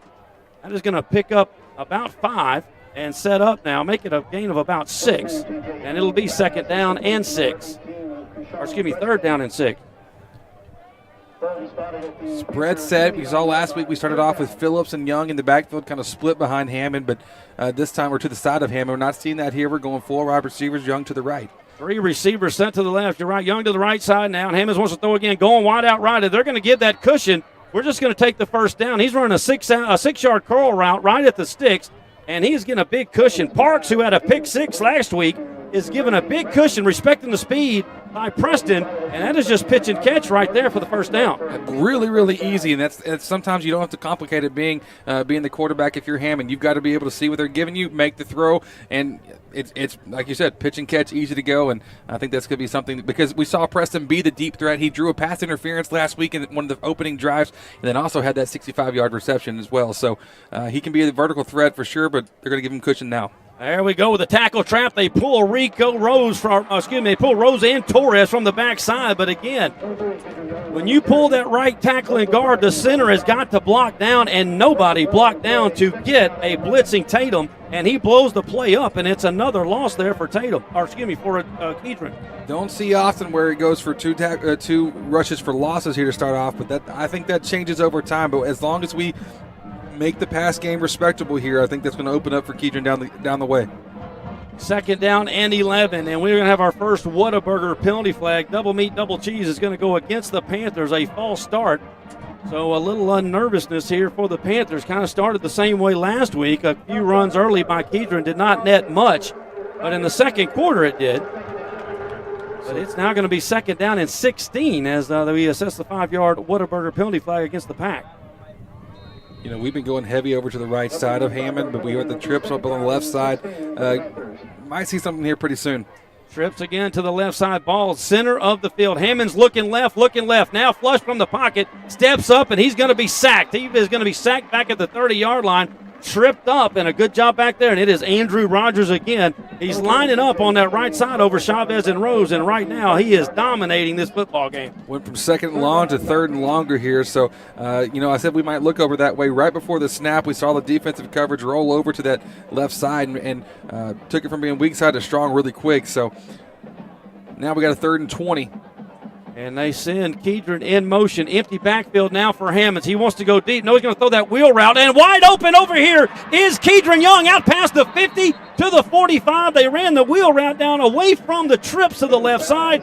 And man, oh man, that has got to be the free safety supposed to roll over with him or the outside linebacker, but no one went with him. He was wide open, and Hammonds hit him right on spot. Well, if the run game's not going to be open up for us right away, put him in the wheel route. We saw some success with that last week, and Kedron Young there able to come up with the first down on 3rd and 20. I didn't predict that one to happen, but a 23-yard pass completion. 2nd first down of the drive, 7th play of this drive coming up here for your Panthers. Big play there. Hammonds to Kedron Young, his first reception of the season. First down and 10. We're on their side of the 50 at the 43-yard line. Hammonds wants to throw quick out to the left side. It's Murphy. He catches it, makes one move, makes a guy miss. He's at the 30. We got ourselves an old-fashioned foot race. Touchdown, Panthers. Murphy, for the first time of this season, takes it to the house, and the Panthers strike first. Murphy, one of these guys that just you give him enough space, he's got the speed to make something happen. We see him as a shifty returner, and then catching the ball there, making his move. Foot race and 44-yard touchdown later, and the Panthers here getting the lead early on. Got ourselves a CC Smokehouse touchdown. Abel's Pharmacy extra point coming up. Let's see if it can be a little less dramatic than it was last week. Diaz will snap. Murphy will hold. Injured will kick, and it gets up, and it is good. 4 feet closer, it does not matter. The Panthers strike first, and we get the extra point. Panthers lead it 7-0, just underway here in our Pilgrim's Pride first quarter on Lufkin Game Time. Loving Auto Group is more than a great place to buy and service your vehicle. We're your neighbor, friend, and fully committed to helping the communities we serve. You'll love the loving way. Loving Auto Group. Hey Panther fans, Big Nasty here. Need a short-term loan to cover some unexpected bills or maybe a little extra cash? Give Texan Credit a call today. Loan process that is easy from start to finish, and you will get your money fast. Texan Credit has been helping Texas residents for over 10 years by offering multiple loan options with easy low payment. Located in Lufkin at 509 South Timberland Drive, or look Texan Credit up online, TexanCredit.com. Trust me, if they'll loan me money, they will loan you money. Texan Credit, they say yes. Murphy's first touchdown reception of the season, and of course it is the third touchdown pass by T.J. Hammonds, and most importantly, the Panthers strike first here 7-0. Like I said earlier, the run game, if they're going to try to shut that down, which deservedly so, it's earned all the merit that people talk about, but if they're going to try to shut that down, we're going to have to be able to air it out and space out the field. Well, Hammond able to answer the call there in the wheel route. Listen, that was a 3rd and 20 that we converted with a 24-yard pass to Kedron, so that was him making the play, getting open in space, and here we go now. The defense about to come out here in a moment. Coca-Cola kickoff. Hansard kicks it to the right sideline. It is fielded at the 5 by the Dragons, and he spins in a move, and a big special teams tackle for the Panthers. And guess who? That is Chin with a special team stick all the way back at the 16-yard line, and the Dragons will be starting deep. That was one of the keys for the Panthers last week. The special teams setting up Tyler Legacy to start deep in their territory multiple times, off punts, off kickoffs, and now here the defense gets to start. And a long way to go for the Dragons here, 84 yards to try to march down there. Mike, it'll be in the gun. You'll have Williams all set to his left. Here comes the motion man. Fakes the handoff, goes inside to Williams. He'll break through a tackle out past the 20. Finally brought down at the 21-yard line. Conrad is in on the tackle, but it'll be a 5-yard gain on first down for the Dragons. Yeah, that was surprising. That went right up the middle and able to just break through. It looks like one tackle got missed. I couldn't tell who it was for us, but the secondary line of defense was there, fortunately, but don't want to make a habit out of that. Linden is the motion man. He is the slot. Ty Williams, we'll see a lot of him as well, number 4. And they throw the quick hitch out to the wide side. There's a big stick by Menifee right at the line of scrimmage. May give him a mercy yard. Menifee lays the hammer down. It'll be 3rd down and 5. Calhoun making the catch, but then instantly regretting making the catch because he just got hit hard. Menifee coming in, laying down the hit row. They are going to give him 1 yard to make it now 3rd and 4. They need the 31-yard line for a first down. Trips to the right, ball on the right hash. They are headed toward the north end zone. The lone man to the left-hand side, that is Jalen Brown. Far to the left. He's looking that way. Now back to left. He throws to his right. He's hit, and it is dropped. It was a great pass. It hit Ty Williams right on the 4, but it was great pressure and a big hit there. I believe it was Menifee again. Menifee almost came up with, he laid the hit, and the ball nearly got picked off there by the Panther defense, but just hit the ground first. So now 4th and 4, the punt squad coming out here for the Dragons. Boy, they had some circuses of their own on the special teams last week. They had a punt block. They had one return deep in their territory, and they did not have much success. They gave up 2 substantial kickoff returns last week as well. So we'll keep an eye right here. Think we're bringing everybody, Gary? We will see. I would think we would set it up, but they watch way more film than we have. That's see. True. The outside guy for the Panther is McClendon. He makes them punt it, and they do. It's an end-over-end kick filled at the 45-yard line by Murphy. Makes 2 guys miss. Up the middle, now bounces to our sideline. He's at the 30, down to the 20. Look out, baby. 10-5. Touchdown. Oh, boy, we got a Whataburger penalty flag back at the 40, and it's probably going to go against the Panthers. That's unfortunate. That was a heck of a play from Braden Murphy, a 50-yard return, 55-yard return, but looking like that's going to be negated. The Panther coaching staff none too happy on that sideline. Boy, they are not, but this flag is thrown by the back judge at the 40-yard line, and the celebration dance, as I was getting into it, is going to have to be postponed momentarily. Going to mark us back to about midfield. No, it's going to be back at our 45. So instead of a 55-yard touchdown run by Braden Murphy, it's going to be 1st down and 10 for the Panthers. Still phenomenal field position here on our 2nd possession of the ball game. Man, that was special. I think Braden Murphy has a chance to have he's already had a great night. I mean, the 2 plays that he's just made, even the one was just negated, he might be looking to do something really strong here. Now we go trips to the other side now as the ball's on the left hash, trips to the wide side of the field. Hammonds wants to throw on over to the far side. That's going to be Taylor with his 3rd catch of the season. First up tonight, Gabori Taylor, Kivo, is going to pick up about 11 yards and should have another Panther Strata Roofing 1st down. And our Pilgrim's Pride 1st quarter. Once again, if these corners when they give the cushion on the outside, Kivo Taylor's going to have to be able, and Preston, we're seeing them take the curl route, get the yards that you can, and let's just work our way inch by inch down the field. But that time it was a little more than an inch, 11 yards, pretty good play. Now we got another 1st down. 1st down and 10 back on their side of the 50 over to the 46-yard line. 1st down 10, handoff goes inside. Kedron Young trying to bounce it outside. They are all over Kedron. And he will be brought down again. 3 rushes now, all for negative yardage for the senior running back. And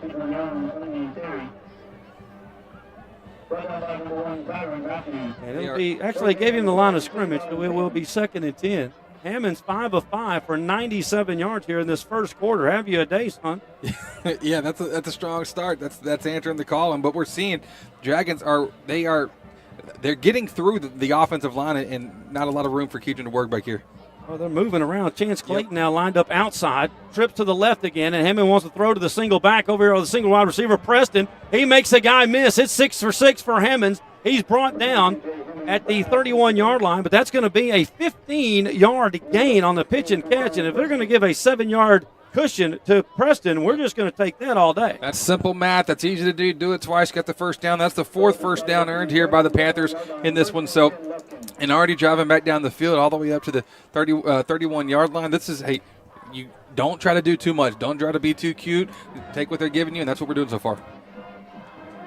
Kedron, the lone back in the backfield. He'll be set to the right now of Hammonds. Ball on the right hash. Again, headed toward the big scoreboard here at SFA. Now Kedron will go in young. Empty back set. TJ going for the end zone. Pylon just a little bit outside or a little long for the outstretched arms of Preston. He had his man beat. If that ball had a little bit more air in it, it is cue up the band time, but it said it's going to be 2nd down and 10 and the first incomplete pass of the night.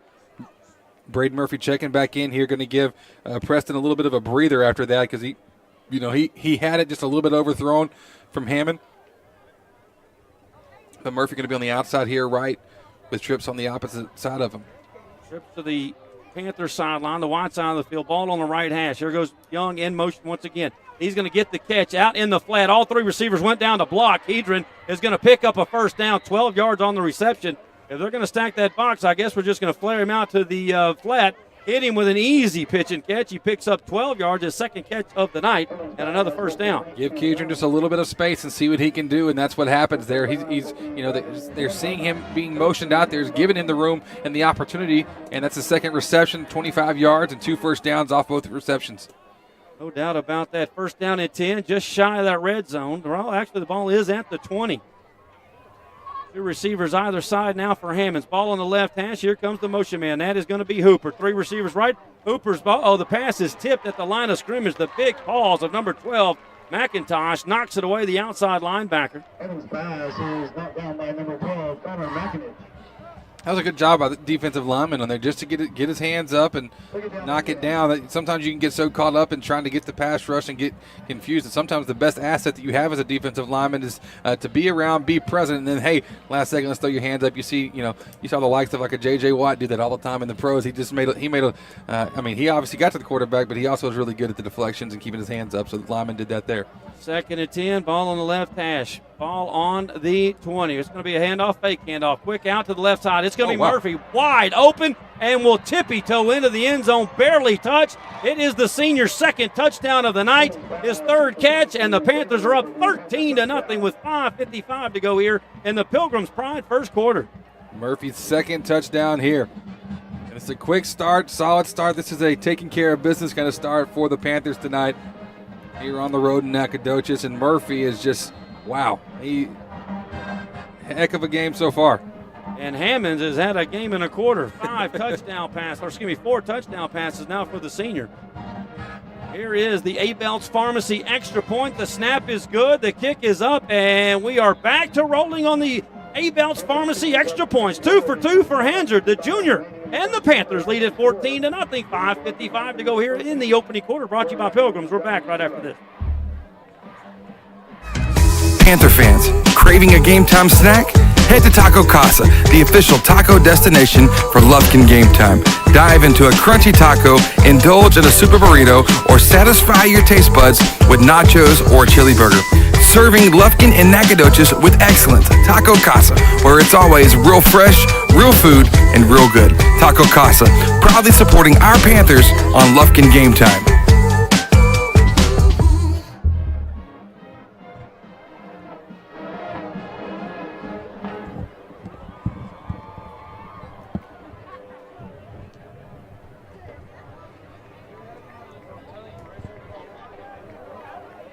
And welcome back to Lufkin Panther footballs. We're getting set for another Lufkin Coca-Cola kickoff.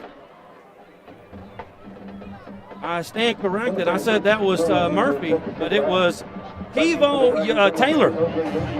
I guess they're 4 and 8 looking alike. I apologize. Are bad eyes contagious? Is that what I'm wondering? Because I thought I saw the same thing as you, but I don't know. Here we go. Lufkin Coca-Cola kickoff. Once again, going to be fielded at the 3-yard line for the Dragons over on that far side, right up the middle. And he's going to be popped again, and that is a big hit by Caden Hooper, laying the lumber. An S&W collision right there. Just like Chin had on the first one.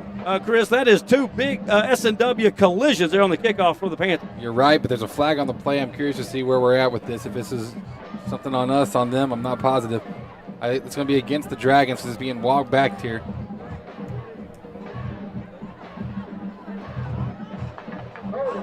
Be a hold against the Dragons is what we got going on.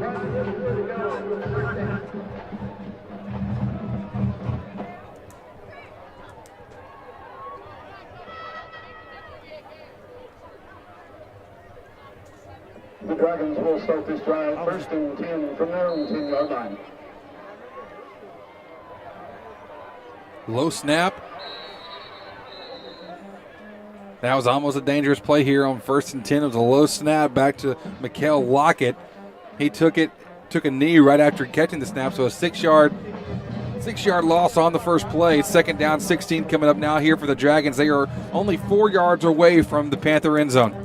Did have a Whataburger penalty flag back on that backed them up a little bit, but then a big debacle right there for the Dragons, so they are deep in their own end zone. It is 2nd down and 16 now as Lockett's taking the snap from his zone. They take a little breather, 7 seconds still to go on the play clock, but it is rolling downhill. Lockett in the gun, hands it off to Williams to his right side, and he will power forward, but again, he's going to pick up a couple, but it is not much going on there. We'll give him 2, maybe 3 yards, and it's going to be 3rd down and long. This is a chance where you can't get burned here, but man, it's just such a high upside for the Panther defense. If you come out here with a stop, pin them so far back, and then you send everything for the punt block potentially. If not, I mean, still the offense will start off with another great starting position here. 3 receivers to the right for Lockett. He stands at his own 2. Here comes the motion man, Lerner. Lockett rolling right. The left-hander just throws it away, throws it at the feet of Linder, but great defensive pressure there and good coverage by the Panthers. That is Michael Mosley, nowhere to go, and they're going to have to punt for the 2nd time in a row from their own end zone. 4th down and 13 coming up, and the defense is the calling card here for this Panther squad. They've been solid here in game number 1, now game number 2. It's just kind of continuing over here as we're 4:34 to go in the first quarter, but the defense has just been solid, and it looks like Lockett's. What are they doing? Wow. They're going for it. There's no way they're going for it here. He's going to punt. Okay, we saw this too last week against Palestine. He'll step up under pocket, but then step back to do the kick, and Lufkin is going to get phenomenal field position right here as they've had punt coverage problems all last week, and already we ran one back, but a penalty saved them. But you saw there with a little trickeration, but the fair catch call because the ball was actually in the air. He goes down and gets it, and Lufkin will have possession at their 31-yard line. Ooh. Here we go. Only 10 yards out of the red zone. That's a nice place to start. I feel a little play action pass, 31-yard touchdown pass to Preston. He's getting a little press coverage here on the far side as Powell is up on him. I'm telling you, a little double move right here. Fake a handoff to Young, touchdown. No fake handoff. Going to throw it quickly outside to Hooper. Little Hooper makes the guy miss. He's inside the 25, and he's brought down at the 21-yard line, the 20-yard line. 11-yard gain for Little Hoop out of the slot, and my man has got another Panther Strata Roofing a 1st down. That is 6 first downs earned by the Panthers. It is like the Dragons have no resistance right now against this Lufkin offense. Lufkin up 14-0 and trying to add to it. 1st down and 10 for the Pack at the 20-yard line. Hammond, there he goes for that fade route to the back corner. Oh, great defensive play. Powell gets a paw in there at the final second to knock it away, or it would have been a touchdown. Great defensive play there by the junior, Joseph Powell. That was impressive. And listen, I don't think that's the last time that you're going to see us go to that because we've seen it on each drive so far as we're trying to hit Preston down the field on the vertical route. But heck of a defensive play. But here's the problem. Now you got to come back and do it again. Well, now we got somebody else checking in there. That is Quincy QT coming in for Preston as Preston goes out of the ball game. QT split far to the right-hand side. And now we're into that 20 personnel, 2 backs. First time we've seen Gavin Phillips in the backfield tonight. It'll be a handoff over to Kedron up the middle. Kedron will stumble forward. The sled is tough to push tonight. We'll give him the 18-yard line and a 2-yard gain, his first positive yardage of the night. And it'll be 3rd down and 8 as we've still got 3:40 to go here in our Pilgrim's Pride first quarter. QT coming off, Preston back in and got a quick breather after the vertical route. So Let's see here, 3rd and 8.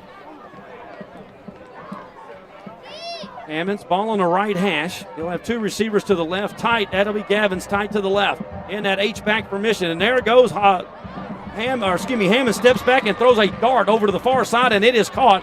The slot man over there, I think this time it is Murphy. It is Murphy, yep. Murphy with a big catch down at the 6-yard line, but I'm going to tell you, I don't know if you were watching Gavin out of that H-back tight position. He went right down the left hash, and he was wide open. I didn't see it. I just saw the zone defense drop back, and Murphy finding an open spot here. 1st and goal for the Panthers. Handoff goes inside to Kedron Young, and, man, they can run nowhere. We're trying to get to that right side behind Rose and Torres, as we did last week, but it is not going to our way here in the first quarter. Rogers and company are doing a great job on the front 4. 2nd down, goal to go. At the 6 now. Gavin to the right. Kedron Young split to the left, both in the backfield with Hammonds. Ball's in the middle of the field. Here comes Murphy in motion left to right. They're going to go back to the ground. Hand off to Kedron. Gets outside, gets a block. Down to the 5, stops on a dime. Will be brought down again at the 4-yard line. We just can't get those shoulders turned parallel to the line of scrimmage. Or just we can't get our foot planted. I mean, they had 8 in the box on that one. It was impressive that it was every single eye on that defense was looking at Kedron there, going out to the left, to his right. So it'll be 3rd down, goal to go. They marked him down at the 5-yard line. 20 personnel again for the Panthers. 2 receivers out to the right. Gavin to the left. Kedron Young to the right. Handoff goes inside to Gavin. And Gavin Phillips is going to be brought down at the 2-yard line. And it'll set up an interesting call here for Coach Quick. 4th down and 2. Up 14-0. He's bringing in the big boys, and we are going for this. I love the call. Let's do it. The Dragons held Palestine last week on 4th and 1 and then went 99 yards to win the game. So they're not scared of the moment either. And the Panthers get it. A big package. Overload to the right side. They go under center for the first time tonight. It will be a handoff to Kedron. They get penetration again. Kedron makes the first guy miss, but he does not get in. And, man, oh, man, that is great job there by Amari Tatum. He shoots the gap and finds and makes Kedron kind of go sideways, and that made the play. I love the play call, like the aggressiveness. You do that play, you take that same situation, I would say 7 times out of 10, that's going to be a touchdown, if not 8 or 9 times out of 10. That was the one, that was the exception to the rule, I believe. But now the Dragons are backed up on their own half-yard line, so they're not out of the clear yet. 1st down and 10 after the stoppage on downs. That's basically a Strata Roofing turnover right there, turnover on downs. And it'll be Lockett back to the gun in his own end zone where he has been most of this quarter. Hand off to Williams around the right side. Big hit. And that is a big play right there by the Panthers. I believe that was Caden Hooper coming up and putting shoulder pad to shoulder pad. Yeah, definitely no gain. It was very close to being its own safety, but Williams able to get out from the backfield just enough. Our offensive line is going to have to go to work because we are not running the football effectively here tonight, and that was something we would expect it to be able to do. Menifee showed blitz, but then Black backed into coverage, and man, oh man, what a great call there by Coach Soderquist and company as Menifee was showing blitz, but then he dropped back into the flat, and he actually even picked up L.J. Linden and covered him, and that made the quarterback there, Lockett, throw it away. So it'll be 3rd down and 10 from their own 1-yard line. Well, Zion Williams almost got him a free shot at the quarterback there. It was really, really close, but the running back Williams picked him up. It was close to being dangerous. Lockett wants to throw deep down the left-hand side. He's got a man, but it is overthrown. I'm kind of perplexed here. Jalen Brown went 8 for 135 on 11 targets last week, and we have yet to try to get it to their playmaker. Yep. I'm all for it. I'm with you on that. So they will have another interesting punting situation here coming up. Again, punting from their own end zone. Lufkin has returned a punt for a touchdown, called back on penalty, and then recovered a 32-yard punt. He stands about 7 yards deep in the end zone.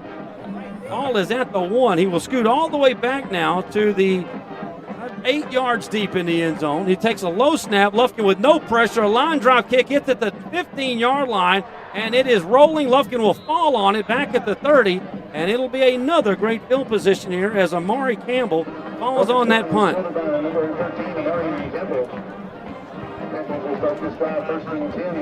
Listen, your defense has just produced 3 3-and-outs here, so you can't ask for much better there. Total yards for the Dragons here. That's probably going to be their final play of the first quarter. For the Dragons, they have ran 9 plays for 3 yards. Mr. Sepulveda and company bringing you our in-game stats. And the Panthers with first down and 10 at their 30-yard line. The fans on the north side of the end zone, north side of the field, have seen no action tonight. 29 seconds left in the Pilgrim's Pride first quarter. There's a handoff into Kedron Young. He breaks it outside, and just like that, we are back inside a goal-to-go situation as Kedron picks up 22 yards, by far our biggest run play of the night, and it is first down and goal to go at the 8. Just about to say it's a tale of two different teams for us. The passing team for the Panthers has been really strong here in the first quarter, but the run game has not got going. Well, Kedron said, let me change that real quick for you. And here comes first and goal from, I guess that's what, the 8-yard line. Kedron will be the long back here and that'll do it for our Pilgrim's Pride first quarter, and it was a big first quarter for the Panthers. Even though they stopped us on 4th and goal at the 1, the Panthers lead it 14-0 as we move to the second quarter. We're brought to you by Pilgrim's Pride. Back in the pack. Don't go anywhere. Second quarter action back right after this. Shane Sepulveda with K&G Capital Mortgage has got your back. Offering VA, conventional, FHA, USDA loans, he's got the play for you. Looking for someone local? Choose Shane. You can text WINNERS to 33655. That's WINNERS to 33655 and make the right move. Your future? That's Shane's focus. Proudly supporting the Lufkin Panthers on Lufkin Game Time. Make your mortgage move with Shane Sepulveda at K&G Capital Mortgage. And MLS number 2143694. Loving Auto Group is more than a great place to buy and service your vehicle. We're your neighbor, friend, and fully committed to helping the communities we serve. You'll love the loving way. Loving Auto Group.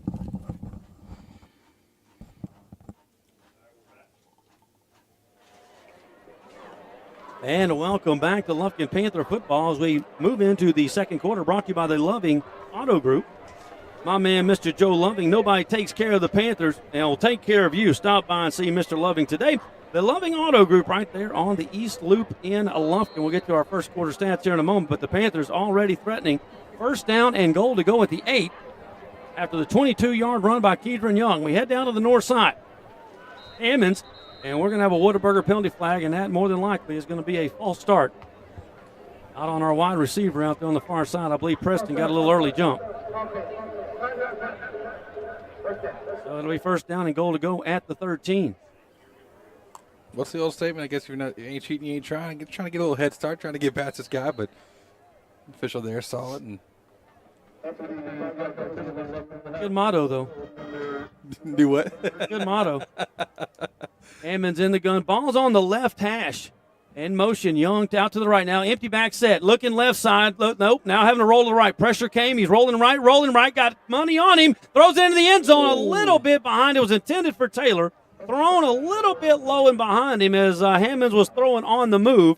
And it'll be incomplete. And it'll be second down and goal to go from the 13. Knack did a good job getting pressure in the backfield there, forcing the rollout from Hammond. And Hammond hasn't proved yet through these first 2 games that on the run, trying to outside the pocket make something happen. He doesn't have the on-the-go kind of accuracy yet. But I did like how I saw the coordination happen just a little low on the target inside. Gavin Phillips back in. He's tied to the right side. It'll be a handoff inside to Kedron. He makes a guy miss who was immediately in the backfield. It could have been a loss of a couple of yards, but he gets back to the 10. And right now, for some reason, we are missing assignments up front. And normally the miss is coming from big number 9. Amari Tatum has been in the backfield all night long. Third down and goal to go from about the 10-yard line coming up. Hammonds will get to our stats. 10 for 13 for 166 yards for the senior in the first quarter. See if he can add to it here in the second quarter. Third down goal to go, and we're going to get a timeout called by the Dragons. We'll take this timeout to do our first quarter stats, And we'll turn that over, our man Chris. So we'll give you the first quarter stats. This again brought to you by our buddy and our brand new sponsor. We're so happy to have him on the crew.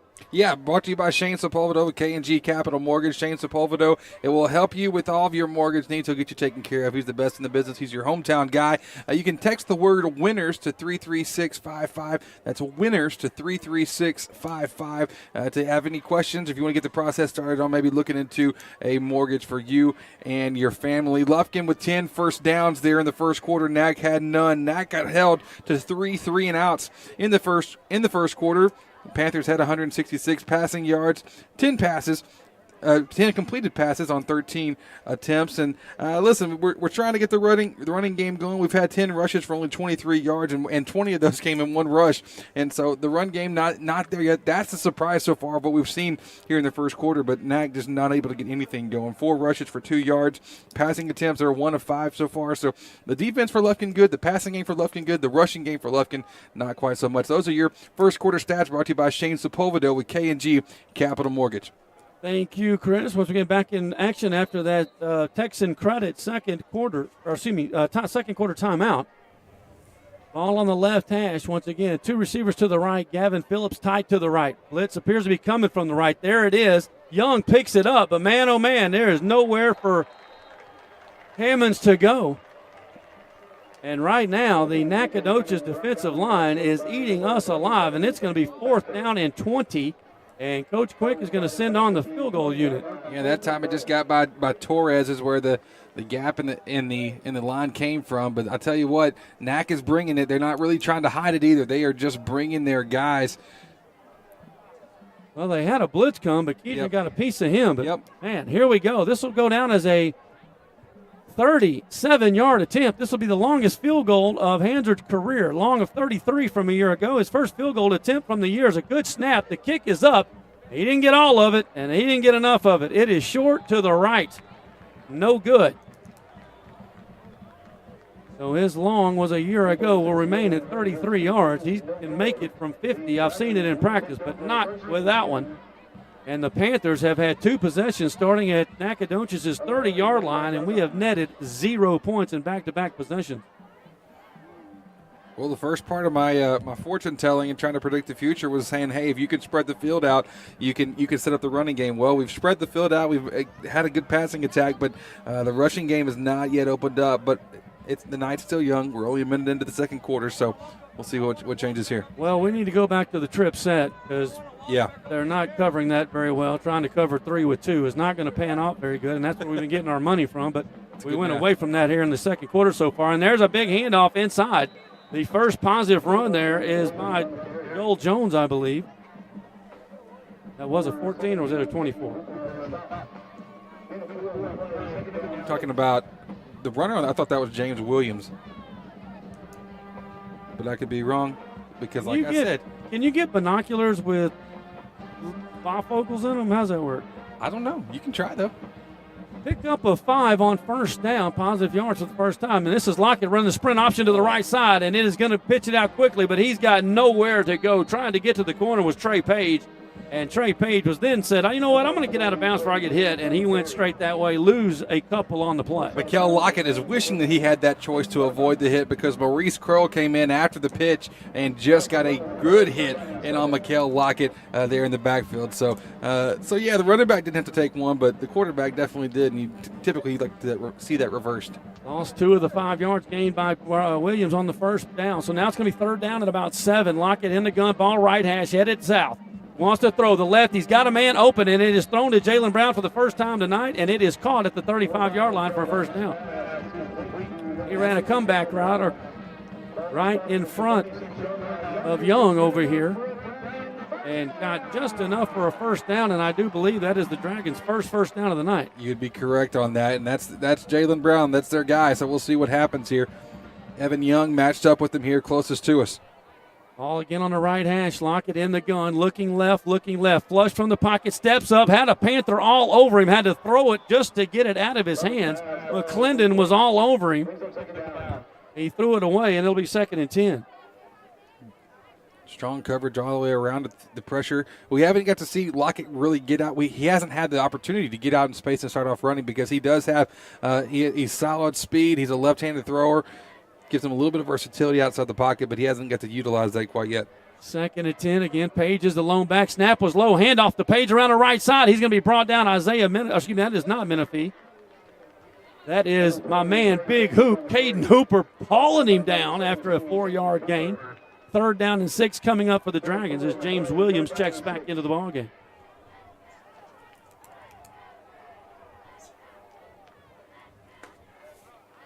The Dragons bringing in a whole host of new linemen. Big 99, Andrew Rogers going both ways apparently. He steps out. I have to say, we haven't seen that yet here. They can put him in the backfield and put him in an I formation. He scored a touchdown last week. Here we go. 3rd down and 6. That was short yardage. He's going to be blocking this time. Oh, they missed a guy. S&W collision. And that is bringing it hard. And that is our man. Is that Hooper again? McClendon. I think Jordan McClendon's who I saw on that one. You're right. McClendon lights him up, comes right down the line of scrimmage, and popped him for a yard loss. It'll be 4th and 8.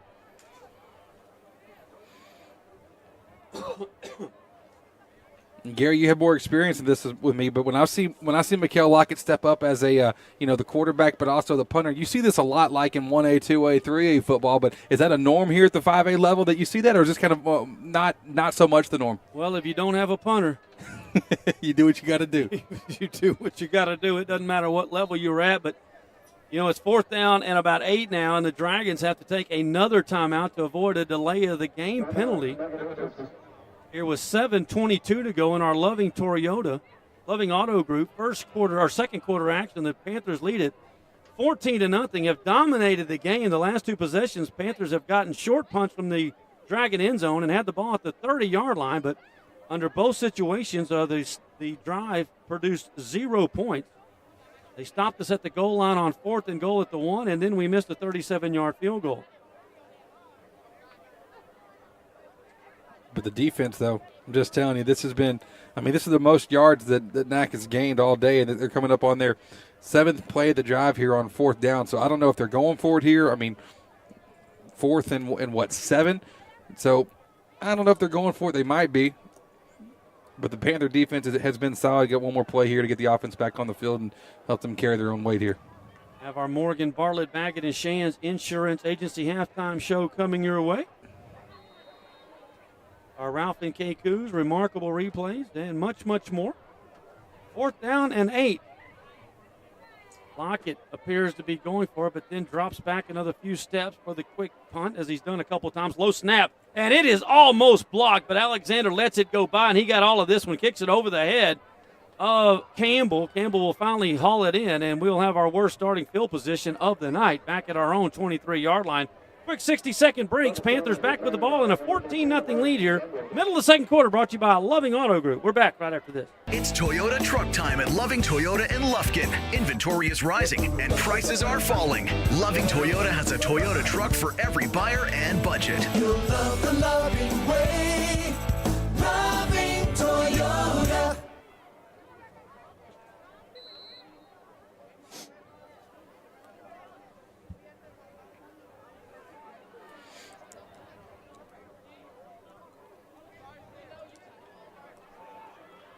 And we're back here. Panthers going back to that trip set, and Krishawn Preston able to make the reception for about a 8-yard. No, there's going to be a 10-yard gather. Give him the first down on it, coming back. And Gary, you said they need to get back to the trip set, and here we go. That's what we saw here on the first play of the drive. Are you hearing commercials and I'm not? I'm not hearing commercials. How did you know we were back? I don't know. Actually, that's actually a great point. That's my bad on that. I didn't know. Well, I was just wondering. First down and 10 for the Panthers here, 6:45, and Hammonds wants to go out wide, and went for the double move, but the communication with he and Preston was a little off on that one, and it'll be incomplete. 2nd down and 10. The 3 receivers here to the left for the Panthers, that is Murphy, Hooper, and Taylor. All you got to do is send 2 deep right here, and you get a free 10-yard completion. That's what we've been doing. We run.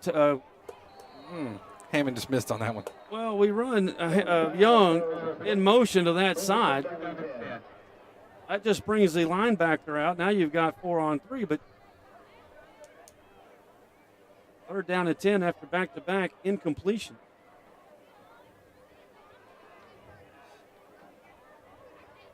Panther offense came out in a flurry, but after the first two drives have been a little stagnant here. Trips again to the left side, ball on the right hash. Young, the lone back, set to the right now for Hammonds.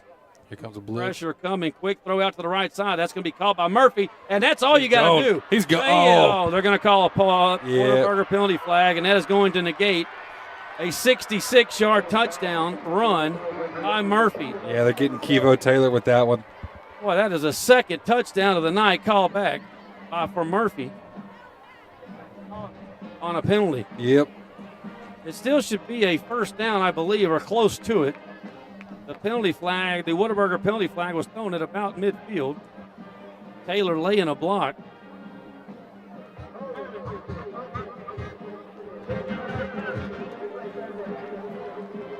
Boy, Murphy is not having any luck tonight. No, he's not. That's tough, but he just shows how fast he is. I mean, how quick is his response time to be able to make a move, see the field, and go.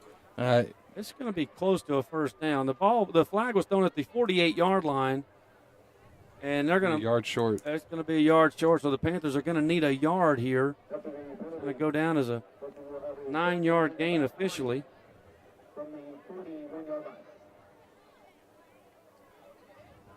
And they'll move the ball to the right hash now. And actually, it'll be. Well, they moved it back another yard after the second spot. We lost the yard in the move from the left hash to the right hash. It's going to be third down and 2. Two receivers either side now for Hammonds. Back in the gun, going to the north end zone. 6 and some change to go in the second quarter. And another Whataburger penalty flag. And Taylor looks like he's picked up his second flag in as many plays. Yeah, false start on us. And what they're wanting to do defensively over here, you have to watch, is that Connor McConaughey is coming off the edge. He's showing blitz the last 2 plays, but he's really not hiding it. It's not a secret. He's like, hey, I'm coming here. You better account for me. Well, if they stay in this alignment, we should just rotate the slot receiver on the trip side, and we can pick up 10 yards minimum per play. I'll tell you why if we go back to it. Third down and 8 now after the penalty. Fake the handoff. Now we're going to go deep down the right-hand side. He's got his man beat. Taylor was 5 yards behind the defender, but T.J. Hammonds threw it about 2 yards too far. And the Panthers now are going to have to punt again. 3 completions here on the drive.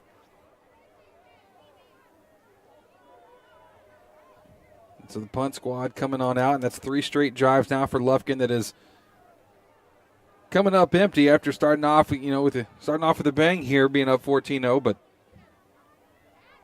going to have to figure it back out. Oh, you are right. We got to get back to rolling. And there's Hansard, great snap, low line drive kick, hits at the 30-yard line, takes a huge Lufkin bounce, now still rolling inside the 20, and the Panthers will haul in the punt. The Floors and More layered home punt rolls down at the 19-yard line. And that is where the Dragons will start again. Luckily, the defense has not let up here in the second quarter as the offense has sputtered a little bit. 15 total plays for the Dragons so far. Only 18 yards and 1 first down.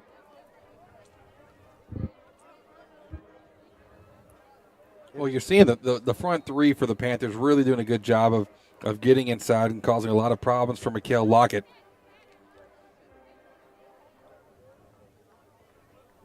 Nacogdoches going to try to do something similar here with the trips on the right side. Oh, I think that was going to be a double pass. That might be a lateral. Vantage point here as he was throwing it out wide, trying to get it to Calhoun. Calhoun, the way his feet were set, did not appear to me like he was about to try to run that ball.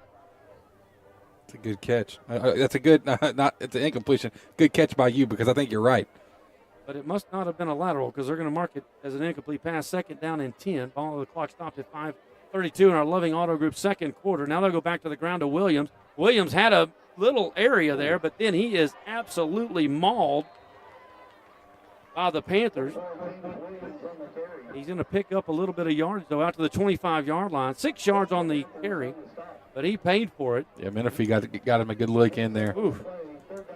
He did gain, what do you say, gain 7 on the play? Yep, they give him 7. He needs the 29-yard line for a first down. It's going to be third down and about 3.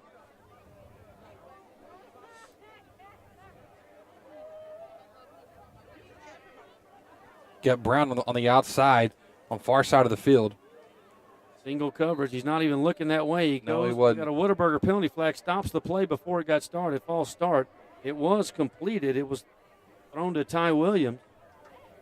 But it was blown dead on the Whataburger penalty flag. So it'll be back to a 3rd down and 8. So from third and 3 now to 3rd and 8. After the 5-yard penalty, the 3rd down and 8 to the Dragons. But yeah, I'm interested to see now near side of the field, Brown's lining up. Once again, single coverage. 3rd down and 8. Lockett looking to his left, and it is tipped away. Great defense there by the Panthers. Menifee in coverage, going after it, and with Williams out of the backfield, knocks it away, and it looks like the Dragons will have to punt once again. And clock stopped at 4:34 to go here in the first half. Loving Auto Group second quarter. Lufkin leading at 14-0. We'll have our Morgan, Bartlett, Baggett, and Shands Insurance Agency halftime show coming up for you here in a matter of moments. 5th punt of the game coming up for the Dragons. Lockett, and a low one. This one was partially blocked. It goes nowhere. It gets a huge Dragon bounce. Still is going to be under a 20-yard punt, and the Panthers are going to take over again at the 44-yard line of the Dragons. Here comes the offense. 30-second break. Late in the second quarter, Panthers lead at 14-0 here on Lufkin Game Time. Panther fans, craving a game time snack? Head to Taco Casa, the official taco destination for Lufkin Game Time. Dive into a crunchy taco, indulge in a super burrito, or satisfy your taste buds with nachos or a chili burger. Serving Lufkin and Nacogdoches with excellence. Taco Casa, where it's always real fresh, real food, and real good. Handoff goes inside to Keendron. Welcome back to Lufkin Panther football. Gary Ives Jr., Chris Hammonds, and Chris. Well, I'm thinking Hammonds over I know TJ, and I got you. I apologize. That's all right. I'll take it. I'm having the kind of night he's having. I wouldn't mind it. He's having a better night than me so far, Gary. So I'll take it. Well, from both of us. Keendron stopped for a 2-yard gain. 2nd down and 8. Jeff Todd's on the sideline. We will have a call of sideline at half. We'll visit with our head coach. Todd quick. There's another quick pass outside to Keendron Young. He's dancing around for a Panther first down. It's his 3rd reception of the night. He's been more of a threat in the passing game than he has the running game, which is a surprise for everybody here at the stadium here tonight. But, hey, they're not shutting down him coming out on the wheels, so don't fix what isn't broke. No question about that. We'll get another first down for the Panthers all the way inside the 30-yard line. With 3:45 to go in the second quarter, Hammonds will be in the gun. Hands off inside to Keendron and just falls forward for a 3-yard gain.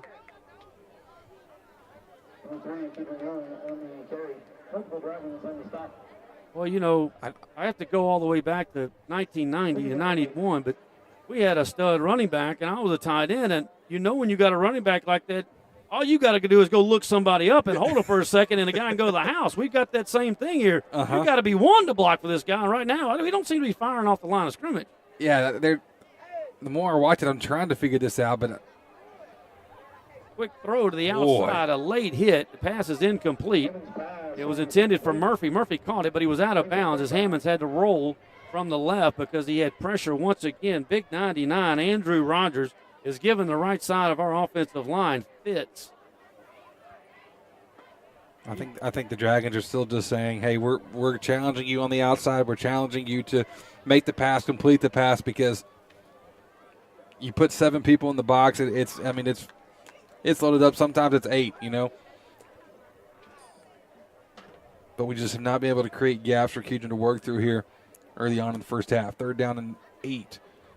All on the right hash, ended toward the south end zone. Hammonds deep back, wants to throw a screen pass. He has completed it, and it is completed over here to the quick side, and he's going to cut it back in and be very, very close to the first down. Nice job from Bakari. Bakari Murphy, I believe in it. Yeah, it's Bakari Murphy, and our backs tonight, we are using our backs more as receivers, and it's effective, much more than what we've been seeing to create gaps on it. That does get the first down. 9-yard gain, I think, somewhere in there. Back to the ground with Keendron Young. Cuts it back. Play was intended to go over our right guard, but he put his foot in the ground and cut back left. Pretty good yardage. That's going to be his second longest carry of the night, and he gains about 6 yards on first down. 2:20 to go here in the opening half of football. Lufkin. That was all Kedron, too, setting that one up. And scored 14 quickly. Need to see the touchdown dance coming up, Gary, so we need to get something on the board here. No doubt. Back to the 20 personnel. Split backfield now with TJ. He will go to Kedron. Kedron trying to find a hole behind Gavin Phillips. Nowhere to run. He will get down inside the 10 to the 9, and it's going to set up 3rd down and 1. Brought down by number 33, Braxton Jones. 3rd down and 1. I could be wrong on this, but it does seem like Nacogdoches is actually staying very, very disciplined on the run plays with Kedron.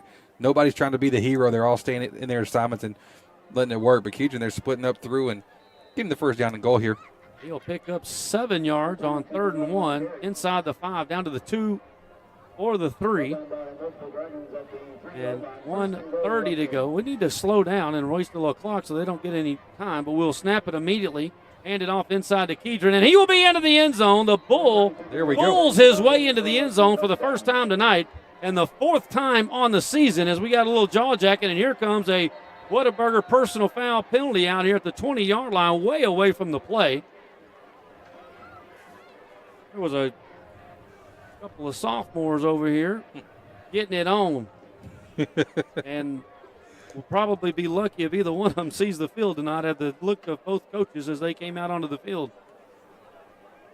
20-0. Kedron Young gets his 4th touchdown of the season. First tonight. While the refs are talking, our special teams is getting set up. And that's going to either be offsetting personal fouls, that would be my initial suspicion, or against the... Let's see here. Whataburger penalty flag.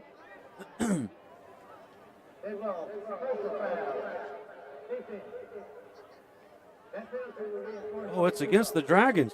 Oh, wow. It was a Panther and a Dragon over on the Dragon sideline. So, Gary, you're telling me that since, we're 2 for 2, I can say since I'm a baseball guy, we're 2 for 2 and it won't have any effect on this extra point here. I'm telling you, whatever you say has nothing that's going to have outcome on this extra point. And it's perfect. We'll take it. If you block and you snap and you kick, all good. It doesn't matter what we say. Extra A-Belt's Pharmacy, extra point. Stop by and see my man, Mr. A-Belt, today for all your pharmacy needs. A-Belt's Pharmacy right there at Gaslight, and the extra point is good. We are 21-0 up on the Dragons, 1:25 to go in the first half. Back with more Panther football right after this. This is a Whataburger table tent. An orange and white trophy for your made-to-order burger. It means we cook your meal up fresh. And don't get up, because we'll bring it right to you. So if you're looking to sit down and celebrate the fact that you left it all on the field, we've got your number. Whataburger, just like you like it.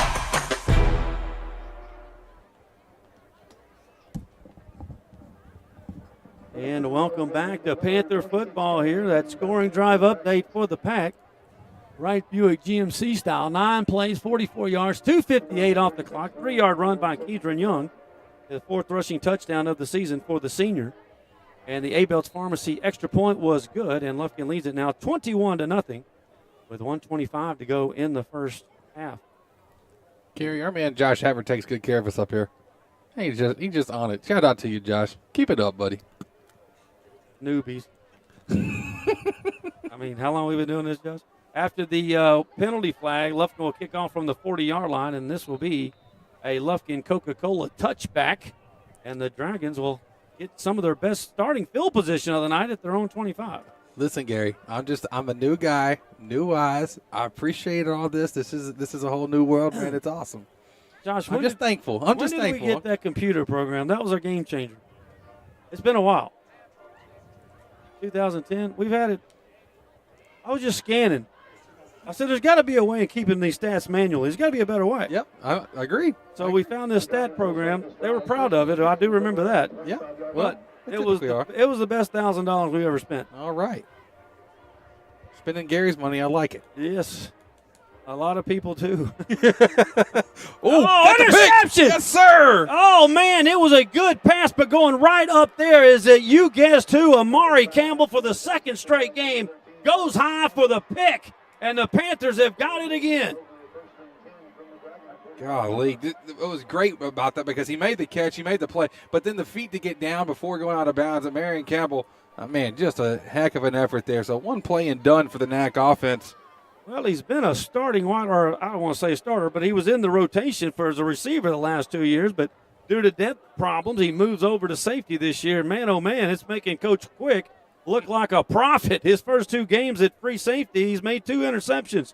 3 receivers to the right here. We're going to go to the other side. Kevo's got him beat. Yes, wide open. Catches at the 10, 5. Touchdown, Kevo Taylor, baby, for the second time tonight. Do your dance. Do your dance good. And he draws the penalty flag all over the place. It's 27-0 Panthers, baby. Kevo Taylor, man, just before I could get the words out of my mouth, he had single coverage here on the near side to us and completely, he made eye contact with Hammond before the ball was snapped, and he lost his guy. So both teams having one play on their drive. One play for Nac was an interception. One play for Lufkin, 45-yard touchdown. We'll take it. And so the offense went dry for a second. Now we're back. What is wrong with a little dance? You going to throw a flag on that? That's whack. Some people just don't want to have any fun, Gary. Fun killers. Fun killers. Fuddy-duddies. Keep him out of that purple spot. Then he won't dance. A-Belt's Pharmacy extra point for the 4th time tonight. After a solid week of practice, they're offsides. I do believe the kick was going to be good. They whistled it dead. We got a Whataburger penalty flag. Should be encroachment on the defense, and it is. That will knock it half the distance to the goal. Will Coach Quick, with 1:10 to go, bring in the big heavies and go for 2. I bet if this was a tight ball game in the 4th quarter, down by 1, we would. Mm-hmm. But here, I think you might take the reps and, hey, let's keep proving. Let's be consistently good at this here. Well, we were consistent last week. We just weren't consistently good. Correct. A-Belt's Pharmacy extra point from a little bit closer. Good snap. Murphy with the hold and the kick. Once again, right down the center of the uprights here. Maybe he just needs a college field. It's 4 for 4, 28-0, baby. Panthers are rolling. 1:10 to go in the first half. Loving Auto Group second quarter. We're back right after this. For the first day of school, for the last day of work, for the satisfaction of a job well done, for the ideas that change the world. For good times, for not so good times.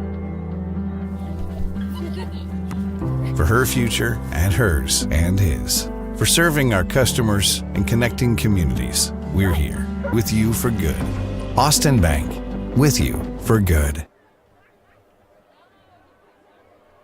Welcome back to Lufkin Panther football. Once again, our Loving Auto Group scoring drive update. 1 play, 45 yards, 9 seconds off the clock, and it is a touchdown. Second time tonight that Hammonds finds Kevo Taylor for the touchdown, and Taylor's 3rd touchdown of the year. Second, once again tonight, it goes for 42 yards. The A-Belt's Pharmacy extra point is good, and the Panthers now lead it 28-0, and T.J. Hammonds has now thrown 5 touchdown passes in a game and a half.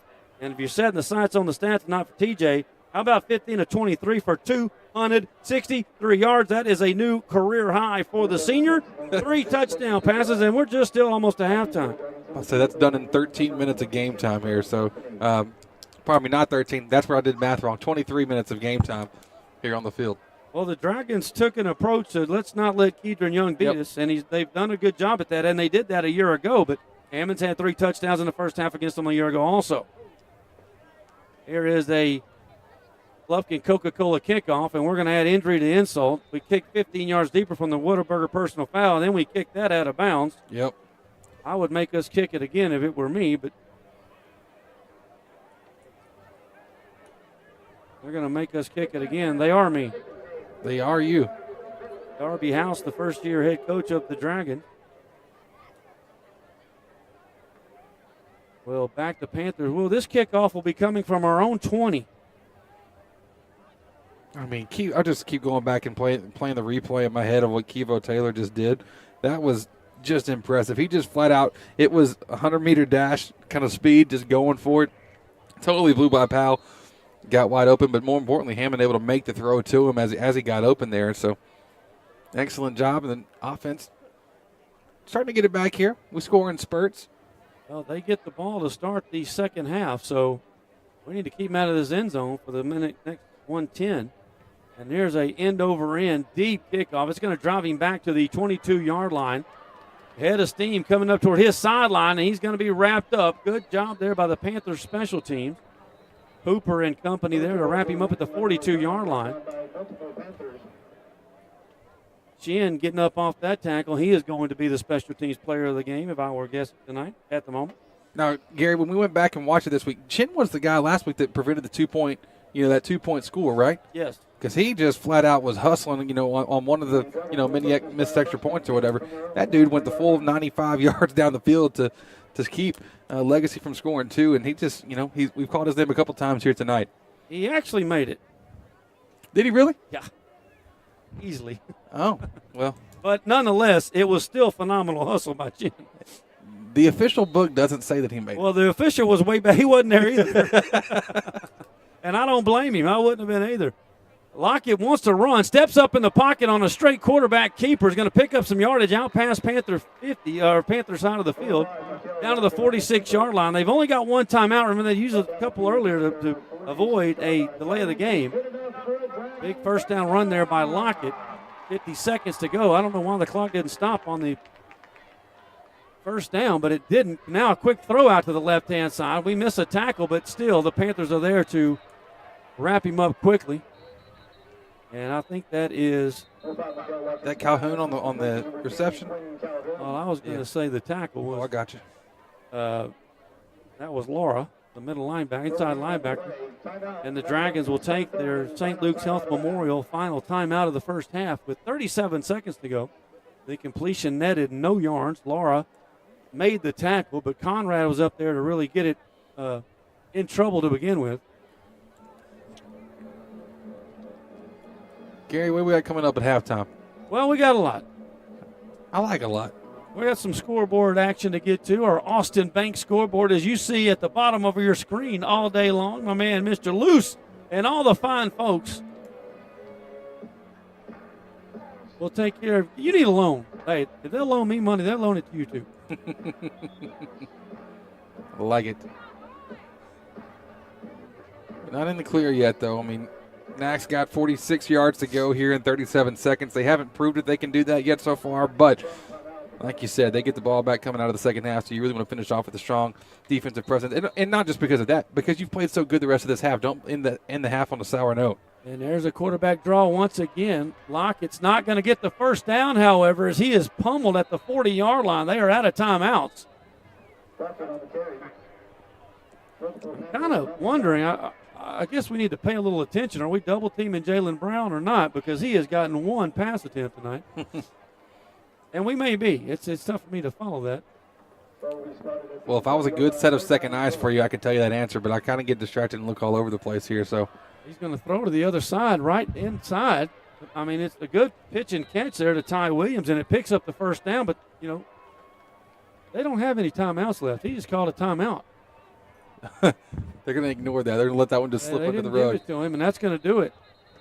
Doesn't the clock stop on a first down, Josh? Well, it didn't on that drive either time, and that's going to do it.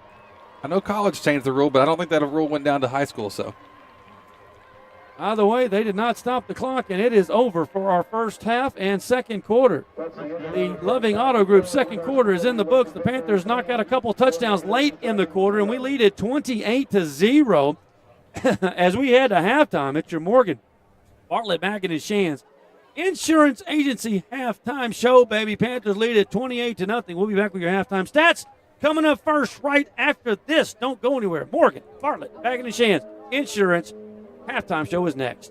Well, everyone, the merger is now complete. Two East Texas insurance powers are now one. Morgan Insurance and Bartlett Baggett & Shands Insurance Agency are now just Morgan and Bartlett Baggett & Shands Insurance Agency. You can connect with them at 936-634-7755 or morganins.com. That's morganins.com. You can now get your free auto quotes courtesy of Germania Insurance. Serving Lufkin and Nacogdoches in all of East Texas. Let the experts with over 150 years experience take care of you. It's the new East Texas Power. That's Morgan and Bartlett Baggett & Shands Insurance Agency here in Lufkin. Panther fans, it's game time. Need to make a winning play in the mortgage game? Shane Sepulveda with K&G Capital Mortgage has got your back. Offering VA, conventional, FHA, USDA loans, he's got the play for you. Looking for someone local? Choose Shane. You can text WINNERS to 33655. That's WINNERS to 33655 and make the right move. Your future? That's Shane's focus. Proudly supporting the Lufkin Panthers on Lufkin Game Time. Make your mortgage move with Shane Sepulveda at K&G Capital Mortgage. And MLS number 2143694.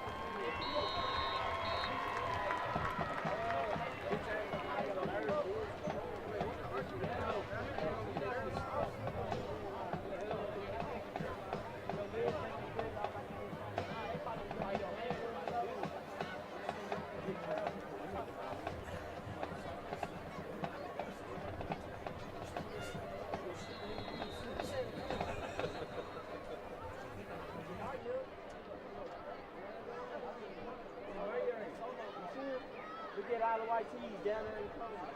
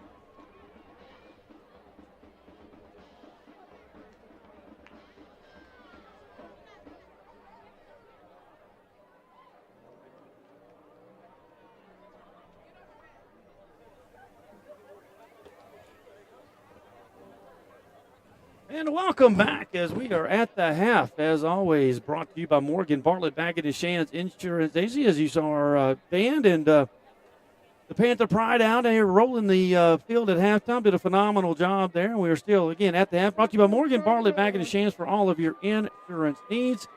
You know it, baby. It is Morgan Bartlett Baggett and Shands Insurance Agency. Plus, as we do every halftime, we'll start off our halftime stats. Man, Chris will deliver that for you and tell you how the Panthers got up to 28-0.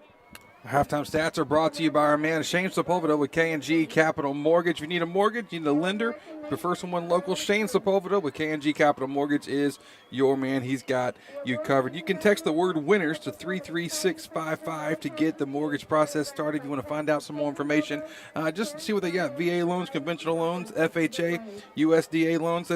Shane's got it all. Contact him by texting the word winners to 33655. Our first half stats, well, they looked really good for the Panthers in a lot of categories. And here's what we got. 15 first downs for the Panthers compared to 3 for the Dragons. The only place where we need to get better, and I think we'll see it here in the second half, hopefully, is in our rushing game.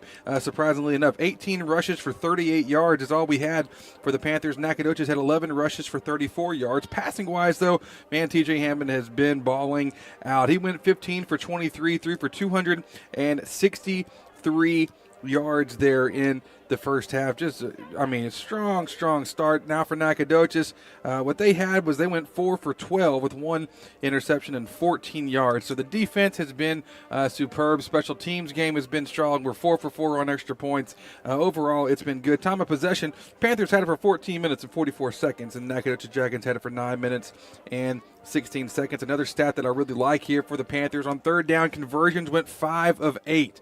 5 of 8. Last season we saw us average hover around that 35-36% mark, and the 5 of 8 is much more than that. So glad to see that for us. Nacogdoches went 2 of 7 on third down conversions. The only thing, I'd like to get a little bit better. Red zone scores for us, we went 2 out of 4 in our red zone chances, and Nacogdoches has not been in the red zones. That is the last 6 quarters at least that we've played the Dragons where they have not made it to the red zone so far. So those are your halftime stats. Once again, brought to you by Shane Sepulveda with K&G Capital Mortgage.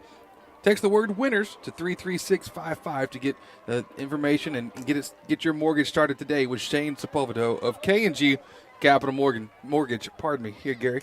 All right, man. Again, the Panthers are really dominating the ball game, especially on the defensive side. 48 yards and a half for the Dragons, and 23 of those yards came on that final drive, as you said. So really good job by the Panthers. We get our second straight game with an interception so far from Campbell. And, the passing game has been on point. A career high for T.J. Hammonds at 263, and he's still got a half a football to go. I don't know how much he'll be throwing with a 28-point lead here at the half, but he has got himself a cushion here for him and his boys as they come out for the third quarter here in just a little bit. Well, he might have to throw the ball a little bit, because if we can't get this run game going, it's so crazy. But what Nacogdoches is saying is, hey, it's just like they're being so stubborn to the fact that we are not going to let the running game beat us, and so they're going to let the passing game happen. And what's happening is 7 and 8 yard out routes or curl routes are the corners are giving so much cushion to our wide receivers. We're hitting that and hitting it accurately right now. So, those run down the clock as well. So we'll see how that keeps shaking out here in the second half for sure. Let's give you some East Texas Foot Associate scores from around the district. Once again, see my man, Dr. Warren, and all the fine doctors right there. If your foot's bothering you, I'm telling you right now, there is nowhere else to go. Yes, sir. East Texas Foot Associates right there. Got them a brand new building coming up. And, my ankle's just starting to act up right now. I think I might need to stop by. Well, that might be contagious. If your bad eyes are contagious, my bad ankles might be contagious to you as well. So, we're just helping each other out here, Gary. Man, you hit 50, everything starts breaking down. You'll be there one day, partner. Hope I'm around to see it. See if you're getting around this good in 25 years. We'll see. Let's, speaking of seeing, once again, East Well, listen, I got to tell you one thing, Gary. I'm coming off of a 1-year anniversary right now of having an ACL and a meniscus tear where I had surgery. It was a year ago to the day, man. It was so, yes, I'm breaking down a lot quicker than you. You coming up these steps get you, or what happened? I went the elevator, man. I was smart. Work smarter, not harder. Well, how did you hurt your leg? Well, listen, it actually is a really dumb story because it was 3 years ago I found out that I was playing in an alumni basketball game, tore my ACL, actually 4 years ago now. Well, I heard it real bad but didn't get it checked out. Well, then I was on the floor playing with my kids trying to plug in his PlayStation, reached back, tore my meniscus. It was a whole big scene. Had to call my dad, come pick me up off the ground. It was, it was not my finest moment. I wish it was more heroic. I wish it was more manly, but no, it was plugging in a PlayStation that tore my meniscus. So you had to get your dad to pick you up on a meniscus tear? It was a bucket handle meniscus tear. Have you ever heard that? Where the meniscus flips inside out and you can't even get your leg straight. It was awful. I'm telling you, it was one of the worst pains of my life. And I've had one more bad pain, but we can't really talk about it on the air. So I'll give you that story later. That's quite all right. I don't know where you were going. We were talking local scores or something, but I had to get that in there. Region 2, District 7-5A, where Lufkin is participating. West Mesquite's in there. They won last night 17-14 over Mesquite Poteet. Coach Bird up there with those guys. And how about those 40 Jackrabbits hanging 55 in the first half over Frisco Memorial's Warriors? They probably got a bucket tear in their, what's it called? A meniscus bucket tear. You know what? Bucket? I'm just glad that I provide you enough content to be able to I'm poke Googling fun that at in a me. minute. Justin Northwest up on the McKinney North Bulldogs, 24-14. As McKinney North rolled last week, but they are down 10 here early in the fourth quarter. The North Mesquite Stallions falling to Mesquite at the moment, 16-0. Longview rolling over the Mavericks of Marshall, and another big rivalry game for them up in Marshall, 35-0. South Oak Cliff up 14 at the half over Lancaster, 28-14. And Legacy up on Tyler, 14-7. And the other team in District 8 that we want to keep our eye out on, Port Arthur Memorial, is top 10 in the state. And they are up late in the third quarter at Nederland, 37-12. So that's some teams that are going on now around the area tonight. As we'll click in a little closer to home, Huntington lost to Frankston last night, 49-12. Beckville all over the Rams last night, 60-28. How about them Lumberjacks, baby? Coach Morris's squad up 14-0 at the half over Kirbyville. Axel, baby. Yes, Groveton rolling over Trinity, 42-8. Looks like the Tigers could be in for a long season. Speaking of long seasons, Monty Jack Driscoll Stadium tonight has not seen a point from its hometown Crockett Bulldogs. The Rusk Eagle, where we happen to have a little cleaning store, they are up on my Bulldogs 29-0. Yikes. That's enough of that. I got Gilmore and Kilgore here. Gilmore's leading 7-0 on Kilgore at the half. And we never lost to Rusk. Well, listen. That's going down tonight. Going down tonight. That is your halftime scoreboard brought to you by our good friends at the East Texas Foot Associate, Dr. Warren and his guys. Stop in today. You got that foot is acting up on you. There's a lot of, what is that, metatarpals? Don't get me lying about medical stuff here, Gary. You're just going to get me to say something so you can say I'm wrong. I know the game by now. I'm a game and a half in. I took Anatomy 1, 2, and 1, 2, 3. Hey, is that our man Jeff Todd? Well, we're not sure. We are going to visit with our head coach, Todd Quick, here in a matter of moments. The Taco Casa Todd Quick interview.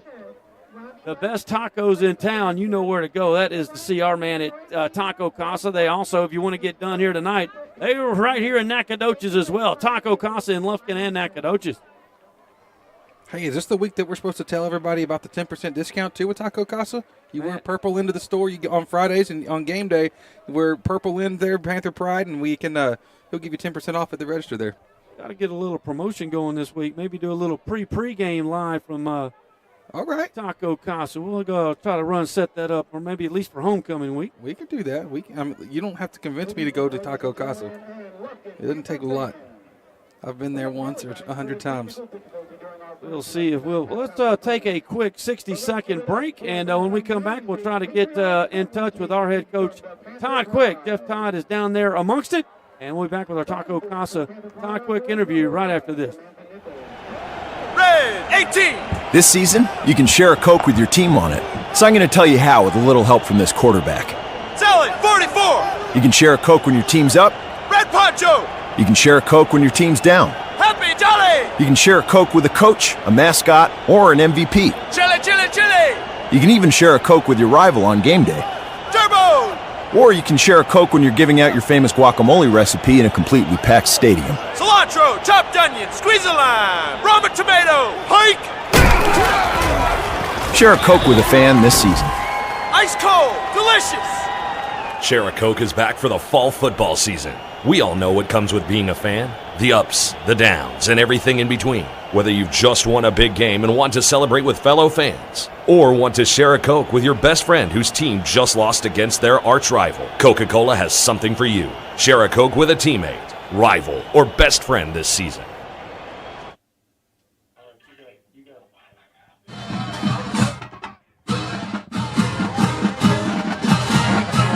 Coach,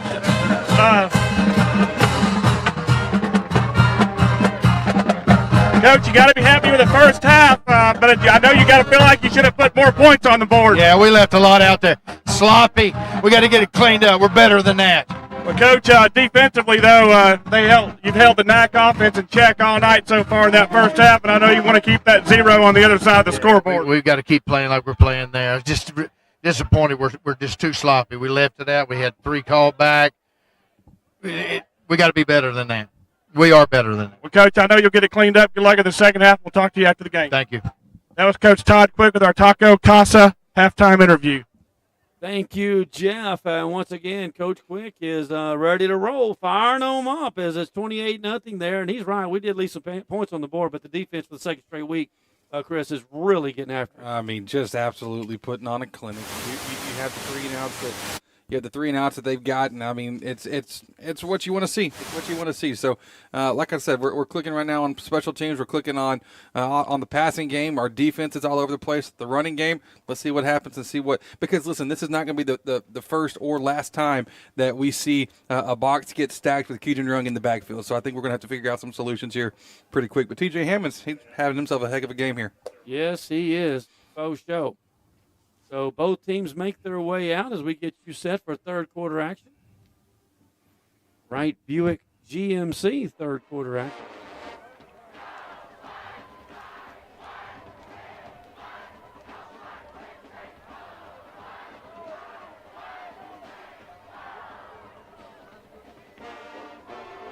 Got a little pep rally happen over here on the track in front of us with the Nac fans and stuff. Pretty good crowd. I wouldn't want to guess on it, but I would say you add it all up, I would venture to say we're probably at about 5,000 or 6,000. You are a math guy, so I trust you. Well, that's a guess. I don't like guessing.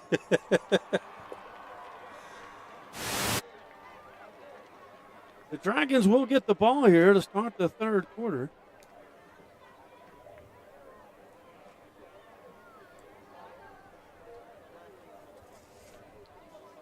Tyron Matthew, LJ Leadon are going to be the 2 returners for the Dragons here on the kickoff coming from Lufkin's Nolan Hansard. Number 36, Nolan Hansard, set to kick it off. All right, second half up 28-0. Let's get this thing going. Here we go. Hansard with the Lufkin Coca-Cola second half kickoff. Running start, nails it right down the center of the field, tailing over toward the Dragon sideline. Ball's fumbled, picked up at about the 8-yard line by Linden, and he will fumble or stumble out to the 20-yard line, and that appears where they will start their possession here to start this third quarter. Lockett will bring his guys out. Man, we saw a good job done from Cooper Conrad, Zion Williams, and Jordan McClendon. That front 3 from the Panthers here in the first half, and so they got pressure. Zion Williams, that dude he just looks bigger than everybody out there, and that's because he is bigger than everybody out there, yes. Plain and simple. You have got to go put your foot next. I got a big foot, and, man, that guy has got a boat. So I had my son at practice one day just looking up to him, and he's like, Dad, that's a big dude. I said, yes, it is, son. And he just drew a holding penalty. That's going to be a run there by Lockett, then dumps it off. But it's going to be called back as Zion Williams was back there being mauled by 2 guys, and they finally threw the Whataburger penalty flag back at the 12-yard line. That would be coming back for sure. That was intended for their man, Jalen Brown. So, you hate to see that when they actually do target him, it's going to be a hold on him. 10-yard penalty, make it, 1st and 20?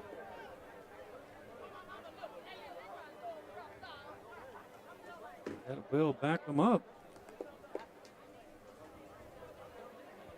So far, though, and listen, we were talking about this earlier, too. We don't know if it's us doing, if we're rolling help over the top or not, but Evan Young's done a good job of preventing Brown from being an option here early on. Let's see what happens here. Lockett throws over the middle. He's got the running back out of the backfield. James Williams will be back to the 12-yard line. He doesn't get all the penalty yards back, but I think we got another Whataburger penalty flag out again. Listen now, we don't need much of those. We're trying to get home tonight at a decent hour. It's getting past Gary's bedtime here. No doubt. I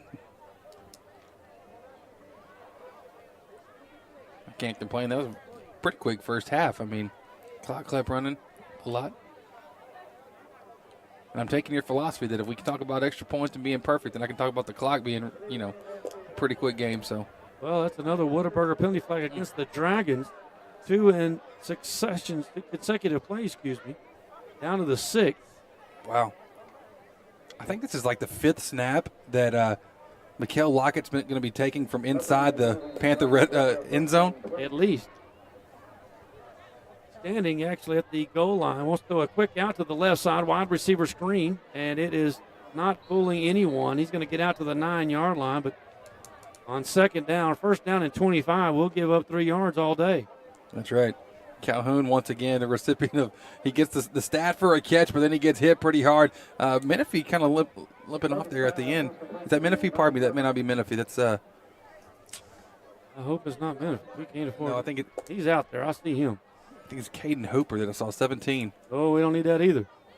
But all under his own power, he'll probably just a little ding up and be all right. A bucket. What is it called? A bucket? Listen now, the bucket handle meniscus tear, it's a big, it hurts. We're right into the big pause. Zion Williams is getting blocked and still made the tackle on the read option. That is why the University of Georgia came a-calling today. What a play. Yep. That's the kind of play right there that gets you the ticket to go wherever you want to go play football at the next level. He is honestly getting blocked. They run a read option. The quarterback can't even see Zion because he's getting blocked, and the minute he gets there, Zion yanks him and the tackle down to the ground. Third down and a lot. And he's a junior. He's a junior. We get to watch him for another year. 2 receivers to the left, the empty backfield, trips to the right now for Lockett. Panthers willing to give up anything underneath, giving up some cover, some blankets over on the far side. They're going to go, and there's a penalty flag. It's caught anyway, and it's going to be a touchdown. They finally go to the big man on the far side, and it was a penalty flag, offensive pass interference against Lufkin. And finally, for the second time, they throw it to Jalen Brown, and he is going to take it for 90 yards for a touchdown. Kenneth Timmons had the matchup there, and he even interfered there, but Jalen Brown forced to be reckoned with, and they finally unleash and find it. That's not what you want to see on 3rd and 20. A 90-yard touchdown pass for Jalen Brown. Yeah, I'm with you. 3rd and 20. We were kind of sitting back in prevent. I'm kind of like Buddy Ryan. Bring the house on 3rd and 20 and make them throw it quick. But that's not the case. It's a 90-yard touchdown reception. Jalen Brown's 3rd catch of the year, touchdown catch of the year, 2nd catch of the night, and the A-Belts Pharmacy extra point is no good, off to the right. And the Panther lead is 28-6 now with 9:48 to go in our Wright Buick GMC 3rd quarter. We'll take a quick break. We'll be back right after this. This is a Whataburger table tent. An orange and white trophy for your made-to-order burger. It means we cook your meal up fresh. And don't get up, because we'll bring it right to you. So if you're looking to sit down and celebrate the fact that you left it all on the field, we've got your number. Whataburger, just like you like it.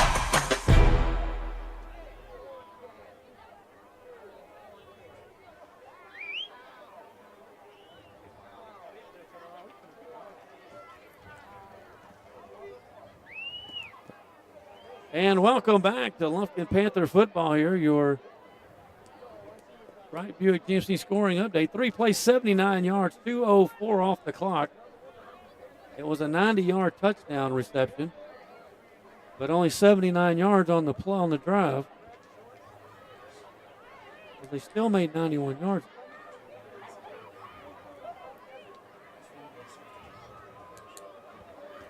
I'm not getting in the middle of this one, Gary. Not getting in the middle of this one. You're over here trying to do math stuff. Well, we didn't. I'm good at math, but we didn't have any negative yardage on a play, and we threw a 91-yard touchdown pass. I mean, they did. Excuse me. You say we, but I'm Yeah, correct the we. I did not go to Nacogdoches. Did you? Well, you went to. Where'd you go? CKT. CKT, baby. CKT. Got some friends from out there. Lufkin Coca-Cola kickoff coming your way here. The Dragons for their first time to kick off tonight since the opening ball game. And it's a high end-over-ender. Murphy trying to field it at the 12-yard line. He does, turns it up. He's going to be out past the 30 and brought down at the 31-yard line. And the Panthers will get our initial possession of the second quarter now, leading it 28-6. I'm still trying to process how we gave up a 90-yard touchdown on 3rd and 21. Well, it's real easy. He had a lot of time to throw, and there was man-to-man coverage out wide against their best receiver, and he beat us. And Lockett made the throw. So the Panthers will have it at the 31-yard line, 69 yards remaining for a insurance touchdown here. Handoff goes back to the ground, and there's Kedron Young. Bounces one, then dances around the safety. He'll get out to midfield. That'll be a 18-yard run for our man, Kedron Young. And that's what we weren't seeing in the first half at all. We never saw that second layer just roll over like they just did for Kedron. No, we did not. I have our commercial Bank of Texas offensive and defensive players of the game coming up after the ball game tonight. There's a quick throw out to the right-hand side. Boy, Hammonds took a hit right in the rib cage. Rogers is back there again. Well, I can tell you this right now. Chavez and Nichols and McKelvey are going to have nightmares about Andrew Rogers. That's another big dude, man. He's not as big. I don't think he's not as big as Zion, but he's a big dude. He's a force in there. And Kedron just, wow. How did he just do that, Gary?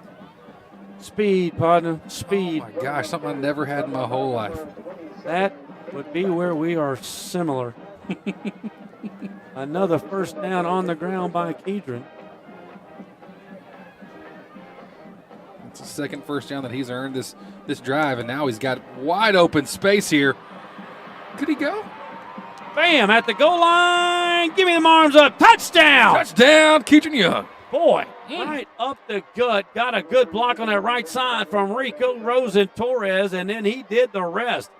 That is Kedron Young taking the ball 69 yards on that drive, culminating with that touchdown. And just like that, the Panthers are back at it. Well, Kedron said, look, let's stop talking about this running game real quick. Let me correct some stuff real quick. As if we had any doubt that he had it. My gosh, he just came out here and just carried that drive all on his own. That gets him to 111 on the game.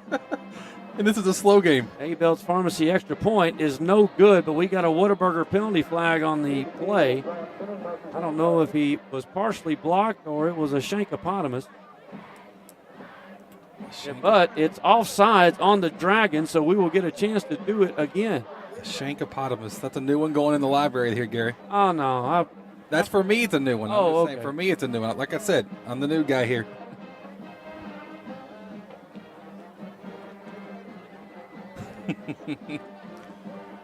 I mean, you love to see this, though, for us coming back on 4 plays and answer the touchdown that Knack started off this half with. An extra point, part 2. Let's see here. Stay perfect on the night. Another Whataburger penalty flag. This one's going to get against us. The center double hitched it. Stay out there.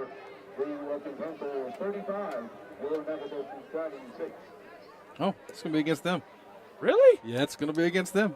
Lining up all sides once again. So we will decline that one. The A-Belt's Pharmacy extra point is good. And the Panthers regain that big lead. It is 35-6. 8:23 to go here in this bright Buick GMC. Third quarter action. We'll be back right after this. At S&W Expert Collision Repair, we set the standard for excellence with state-of-the-art equipment, leading-edge technology, and over 40 years of industry know-how. They got us a new car. They got us a new car. They got us a new car. No, this is your car. We just fixed it correctly. Thank you so much for our new car. No, this is your car. S&W Expert Collision Repair. You just might think you got a new car. When it comes to repairing your vehicle, you always have a choice.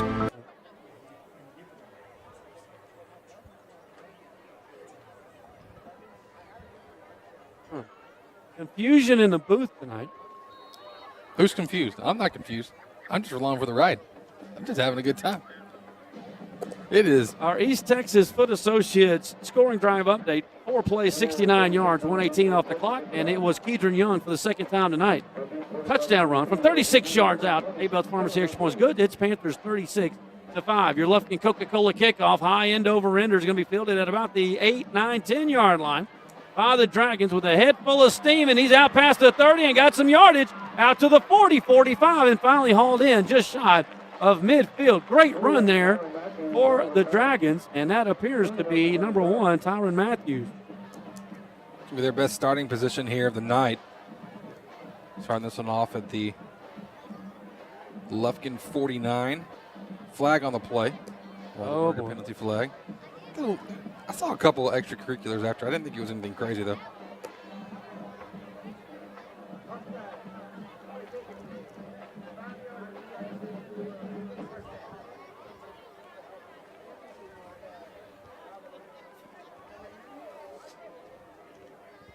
So the penalty is on the pack. That'll move them to the other side of the field. The Whataburger penalty flag goes against Lufkin. And the Dragons now on the Panther 44-yard line as Linden goes in motion right to left. He'll take the jet sweep around the left-hand side and gets to the corner. The Panthers finally haul him in. That's Caden Hooper in on the initial man on the tackle after about a 4-yard gain for Linden. That's big hoop for everybody back at home. If you're learning which hoop, name that hoop. That's big hoop. Big hoop, little hoop. They're twins. I coached them in T-ball, Puff. Did you really? I did. Wow. Did y'all win? Were you a good coach? Well, motivator. You're a motivator. I motivated them right into third. I like that. That's we did not win a title. That's okay. It's not okay. It's T-ball. Running draw play there by our man Lockett. He takes a few hits. If you're not first, you're last. I get that. Head coach, the talent was there. You know, my son was in T-ball during all the COVID stuff. We played 7 games of T-ball with 5 people. 5 people in the lineup, and all 5 of them could hit. It was a good time. Defensively, we struggled a bit. Offensively, boy, it was a blast. They must not have made you take those out. Nope, it was COVID. It was COVID protocol, so we could do whatever we wanted. 5 people, and that was about it. 3rd down and 2 for the Dragons. Drop the snap. Leggett goes down and gets Lockett, and then pitches it out wide to Williams. And Williams stumbles for the first down and comes up holding his hammy. But it will be a first down for the Dragons. A Strata Roofing 1st and 10 here. Leggett under center will hand it off left side. That's going to go to Tyron Matthews. And Matthews will stumble down to the 31-yard line as the clock now starting to roll at 6:30 to go in the 3rd quarter. How tempted to call him the Honey Badger have you been tonight? Not once. Not once? Well, okay, I put it in your mind now. Let's forgot about him. You forgot about him? Yeah. Oh, man. Was he on that 2019 LSU team? Was he part of that whole crew? That whole crew. It's been 3 years ago, Pops. Change of formation by the Dragons. Stripped to the right side now. The lone back in the backfield. That's going to be Page offset to the left. The sophomore makes the handoff from Leggett, then goes left, and then takes Isaiah Menifee right up his temple. Brings him down at the 30-yard line. Extracurricular out here wide. A little chicken fighting going on. Last thing you want to see is that clock get stopped at this point. Especially for a pillow fight. Right. I mean, if you're going to go at it, at least Might get as your well. money. If you're going to get to 15 yards, get your money's worth. So that will probably, I don't see any situation where this isn't offsetting. It was after the play. Menifee came up and, met Leggett face to face. He knows exactly what kind of gum Isaiah Menifee is chewing at this precise moment. It looks like it will be offsetting, and we'll replay the down. Knack is dangerously close. They're about 10 yards away from getting in the red zone for the first time. I mean, because that, the one play that they had, the scoring play they had was obviously not from the red zone. It was 90 yards from away. 91 yards, but only counted for 79. Third down at about 7 from the 30. Lockett in the gun, looking left, going for Brown again. This time it's overthrown. Man, that was way overthrown. Panthers rolled a safety over. Hatton was over the top, and Timmons was holding it underneath, so that'll bring up 4th down for Nacogdoches. He threw that one hard. It was just way overthrown. That landed halfway on the track. I think the Dragons are going to go for it here with 5:39 to go in our Wright Buick GMC third quarter. I mean, I guess they kind of have to here. I don't know how much it's going to hurt them.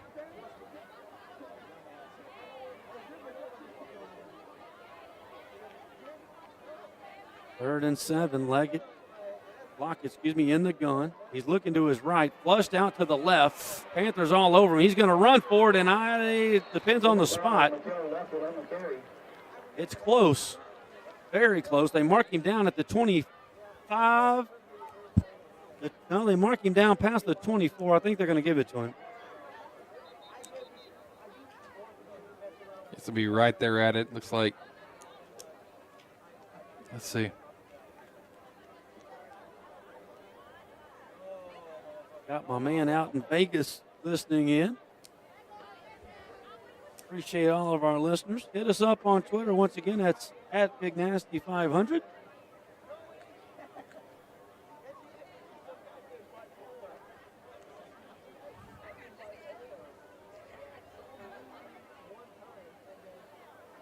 See if I can pull up some updates here around the score, too, as they're working on spot and everything else.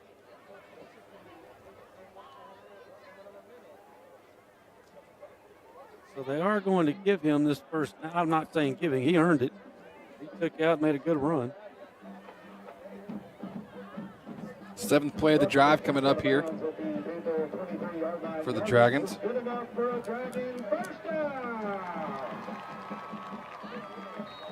All right. Down to the 24-yard line.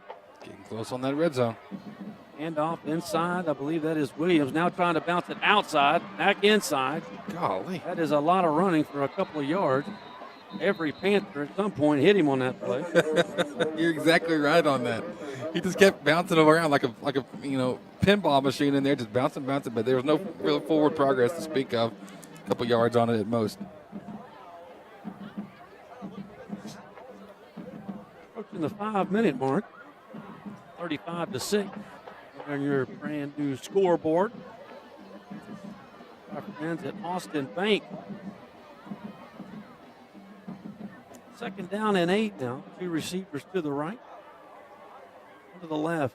Lockett steps up in the pocket. He's tripped up. That is going to be a sack on my man. That is Menifee once again. Who's the flag on, though? Actually, a flag came in. It's got to be in the holding area. Oh, it is in the holding area. It's got to be that. Maybe on 75. Panthers will probably decline this, if that is the call. Marquise Caraway, I think the victim here. He's pleading his case.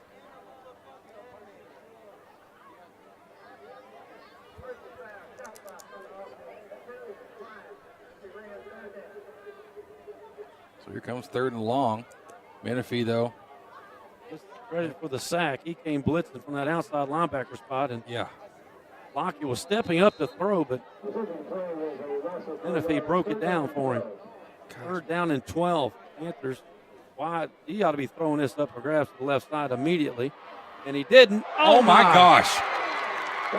That is suspect coverage by the Panthers. The pass was errant thrown, but it got behind the defenders, and Brown makes an adjustment and goes and gets the overthrow, and it is a touchdown somehow for the Dragons. Panthers had 2 guys in perfect position. Young and Campbell both just got lost on. They got turned around.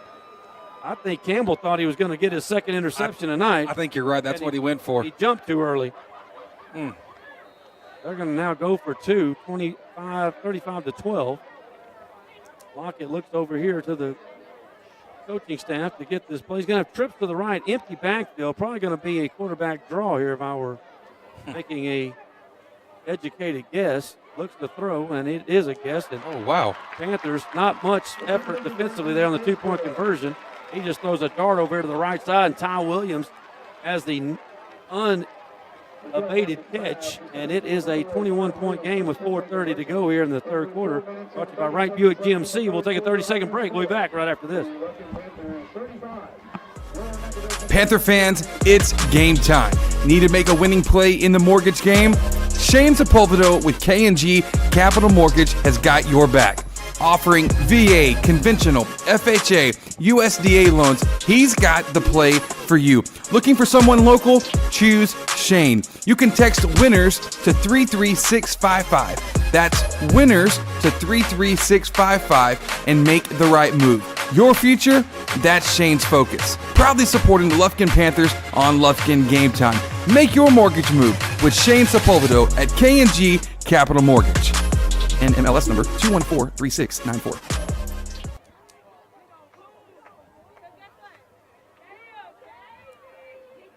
Well, welcome back to Panther football here on Lufkin Game Time. A 10-play, 46-yard touchdown, 3:45 off the clock.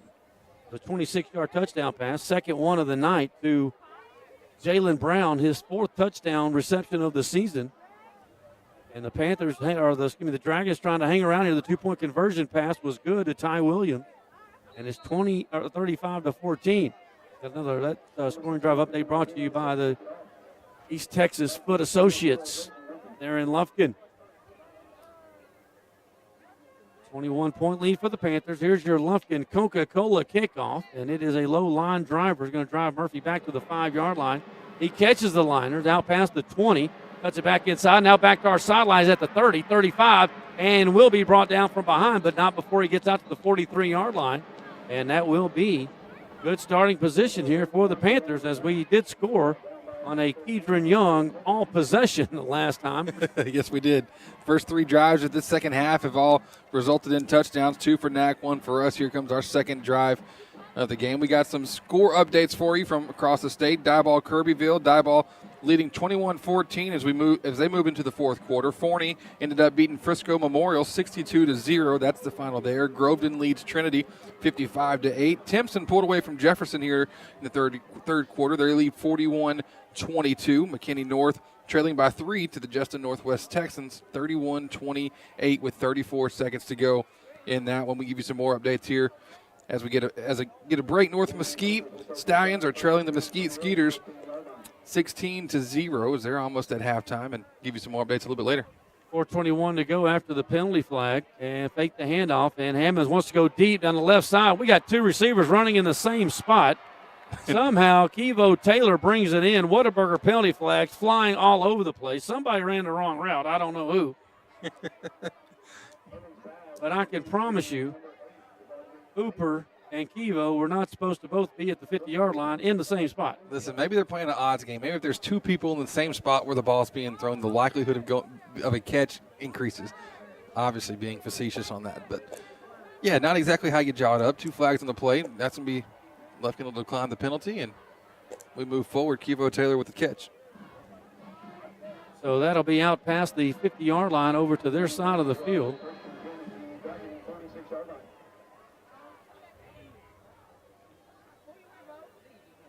Little sidearm sling action there for Hammond, getting that one. I guess that's Murphy on the catch. Yeah, about 6.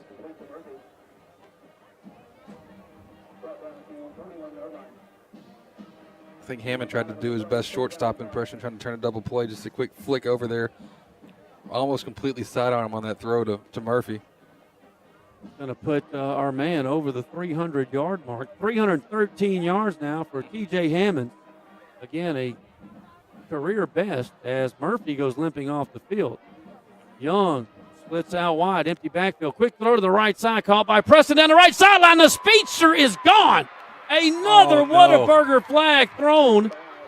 I was just about to give the credit there to Quincy Coutu on the block that he set up for Krishan Preston, but I guess they're going to get him for a hold. I thought it was clean. It looked good, but man, that was so close, but now so far away. It's going to be the third touchdown called back tonight if that holds.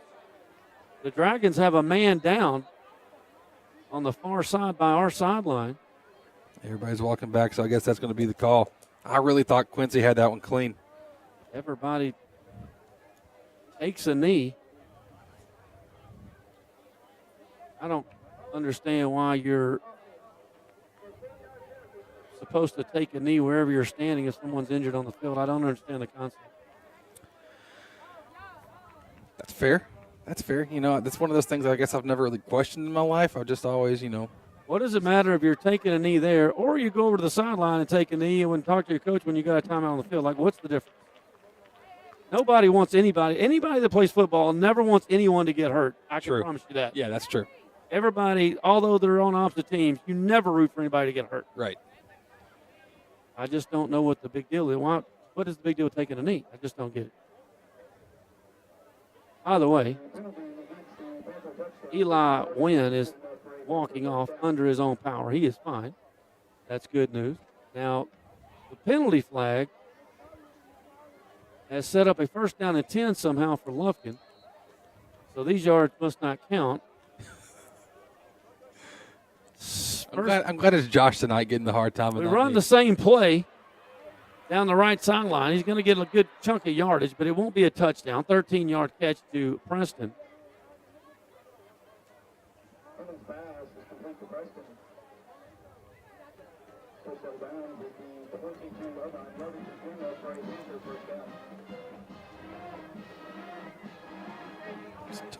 Second first down of the drive here for the Panthers. Coming up on play number 4. Handoff going to Kedron.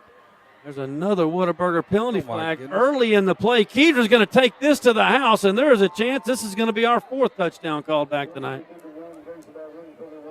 Kedron takes it in from 24 yards, but we're going to have to check the Whataburger penalty flag.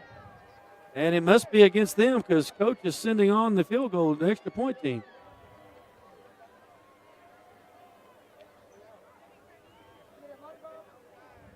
Be a 22-yard rush for Kedron if this holds. Maybe 23, 24. It is on the defense, so the 3rd touchdown of the night for Kedron Young will count. And that will bring him. That's crazy. To 6 on the year. He needs 40 to get that record. At this rate, we're going to need 3 playoff games. Oh, my, we hit the upright. That would have been good in Lufkin. It would have. You're right. There's 2 feet closer over here on each side. I realize that. What's the difference at the NFL level? So it goes down 4 feet? I don't. Okay. Either way, our 5-for-5 extra point run comes to a complete end tonight with a boom off the right upright. We'll take a quick break. Lufkin leading in the 3rd quarter, brought to you by Wright Buick GMC. Scores are reversed, 41-14. We're back after this. Commercial Bank of Texas has been your community bank since 1901, and our dedication to the people we serve is as important today as it was then. Today, CBTX brings you the latest technology, backed by personal customer service and #sealed with a smile. At Commercial Bank of Texas, banking is our business, but helping people succeed is our passion. It's time you experienced banking Texas style. Stop by or give us a call today. You'll be glad you did. It's true. I mean, I've seen it said.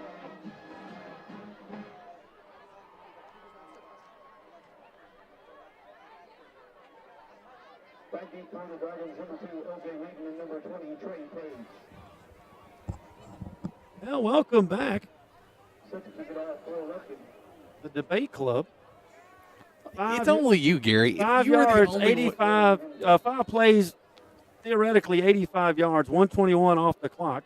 Did you just throw a theoretically in there? I did.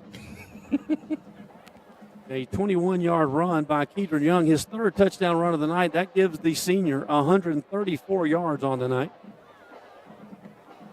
on 18 carries, and I got a feeling that might be his final carry of the night if we get a stop right here. The kickoff is fielded by Linden, and he is out past the 20, but a whole host of Panthers there at the 21-yard line will wrap him up. And that is where the Dragons will start action here with 2:51 to go in the third quarter. Brought to you by Wright Buick GMC. Next, got a player down again here. We're on the 19-yard line. And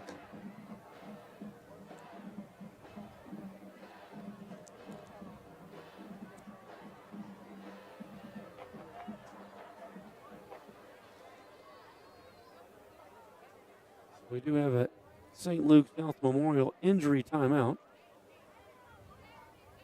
Look ahead to next week. Our look ahead spot is always brought to you by Texan Credit.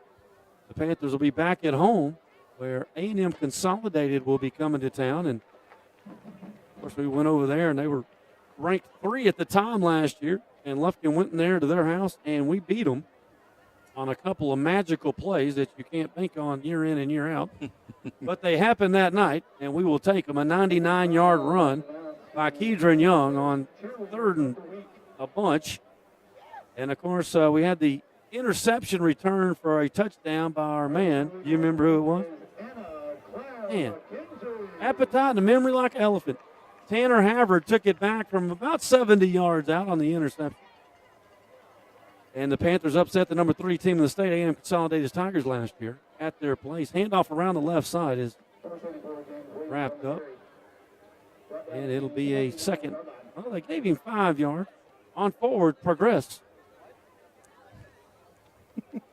2:30 to go before I bust up that Whataburger on the way home. that sounds delicious right now. Right now, I could go for some double meat, double cheese. If it gets a little bit later, I like to do that little breakfast at night thing that we got going, but I don't think it's going to be that late of a game, hopefully. Just get the number 2 and the number 7. Be good. What's the number 7? Can't remember. Well, okay. But your muscle memory tells you it's the number 7. It's the number 7. Lockett throws a wide receiver screen out to the right-hand side. Jalen Matthews gets the catch out past the 35-yard line. He will have a first down for the Dragons. Host of Panthers there with the tackle. Michael Mosley will get the credit for that as we are under 2 minutes to go in this third quarter. Brought to you by Wright Buick GMC. Looking ahead here, also teams that, from the district. Looks like Longview next week will be hosting Tyler Legacy for their first home game of the year. Forney's going to Poteet. North Mesquite is going to North Forney. McKinney North will be playing at Memorial. Tyler will be playing Horn. West Mesquite will be playing Chisholm Trail. And Lancaster will be hosting Geyer next week in the Week 3 matchups. That will be a matchup. I'm about to say, is it going to be a matchup? Which way are you going with this? Lancaster is going to get it handed to him next week. Denton Geyer? Denton Geyer. That will be ugly. We got a timeout on the field.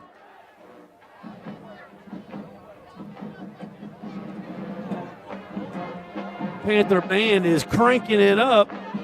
The hometown faithful made their way over to Nacogdoches here, and they are crunk tonight. Panthers looking to go 2-0 for the second time in 2 consecutive years.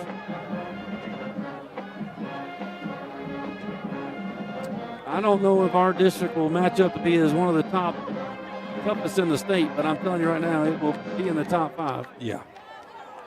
And it's shaping up to be where every district game is going to be absolutely critical for us, because just finding that spot to get in, you got to take somebody out of the picture. Throw down the right hash is another Whataburger penalty flag, and that's going to go against Lufkin, I believe. Our linebacker, Aguilar, in coverage. Looks like he made a little contact, and it's going to be whistled for the hold. And the Whataburger penalty flags have been out for the second consecutive night. Or the second consecutive game, if you will. 1:26 to go in the third quarter.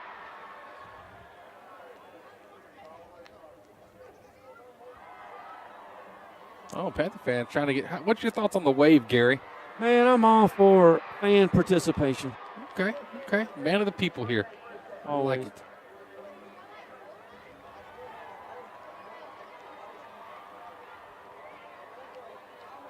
Pretty decent. I give Panther fans, give you a lot of credit out there. Good job. Good job by you. Oh, purple over there. Well, I tell you, we can beat Consolidated next week and go beat the Lobos. You have no idea what you'll see at Forney the following week. Well, listen, if we beat the Lobos, can I get any credit for being good luck? Are you going to suit up? Of course. Give me some pads. Let's go. Gary, ask me how many football games I've played in my life. That meniscus could not handle it. Oh, man. We'd have to have your dad on speed dial.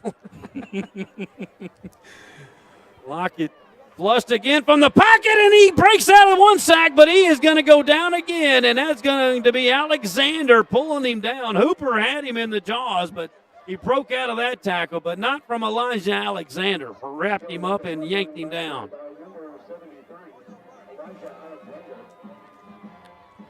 That will be a loss of 10-ish.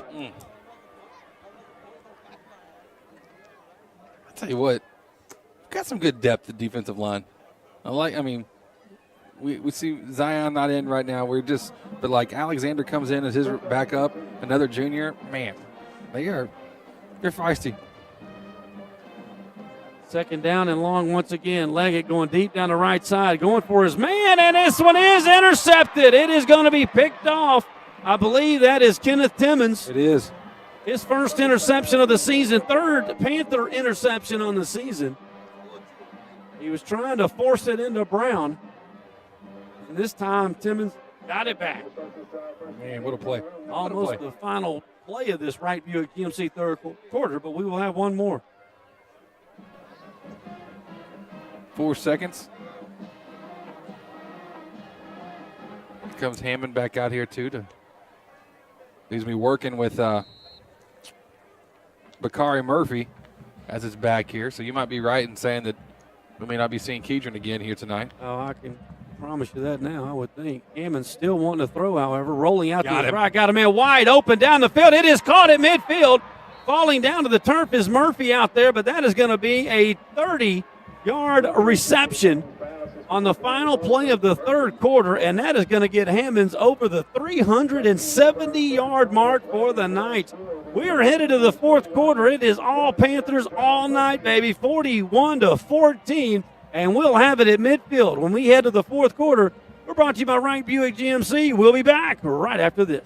Hey, Panther fans, Big Nasty here. Need a short-term loan to cover some unexpected bills or maybe a little extra cash? Give Texan Credit a call today. Loan process that is easy from start to finish, and you will get your money fast. Texan Credit has been helping Texas residents for over 10 years by offering multiple loan options with easy low payment. Located in Lufkin at 509 South Timberland Drive, or look Texan Credit up online, TexanCredit.com. Trust me, if they'll loan me money, they will loan you money. Texan Credit, they say yes. It's Toyota truck time at Loving Toyota in Lufkin. Inventory is rising and prices are falling. Loving Toyota has a Toyota truck for every buyer and budget. You'll love the loving way. Loving Toyota.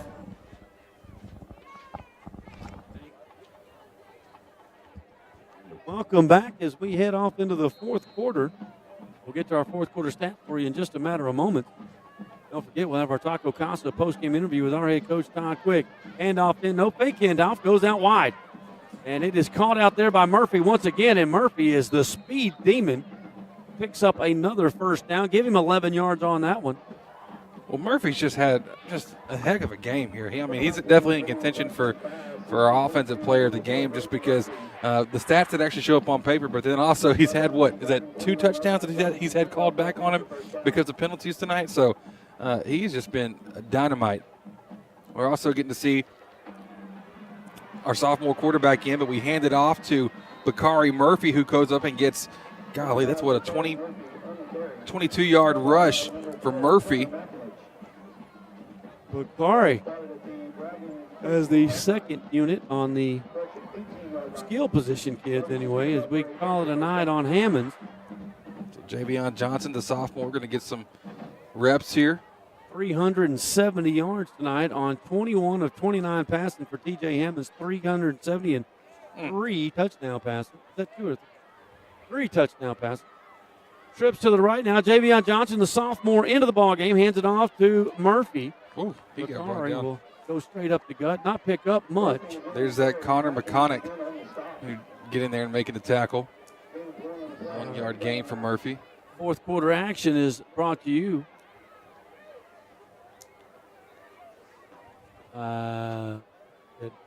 Quarter sponsor run too. I know who it is. Floors and More, Layered Home. Fourth quarter action. Stop by, see Mr. Kevin Brown and the guys. That is Floors and More, Layered Home. Javion Johnson right up the middle, laying one of those floors. Oh, he fumbled. Ball is on the turf. The white bags come out, but it looks like the Panthers are there to fall on it. Javion had picked up about 10 yards, but he dropped the mail on the way to the first down stick, but luckily the Panthers are there to fall on top of that bad boy.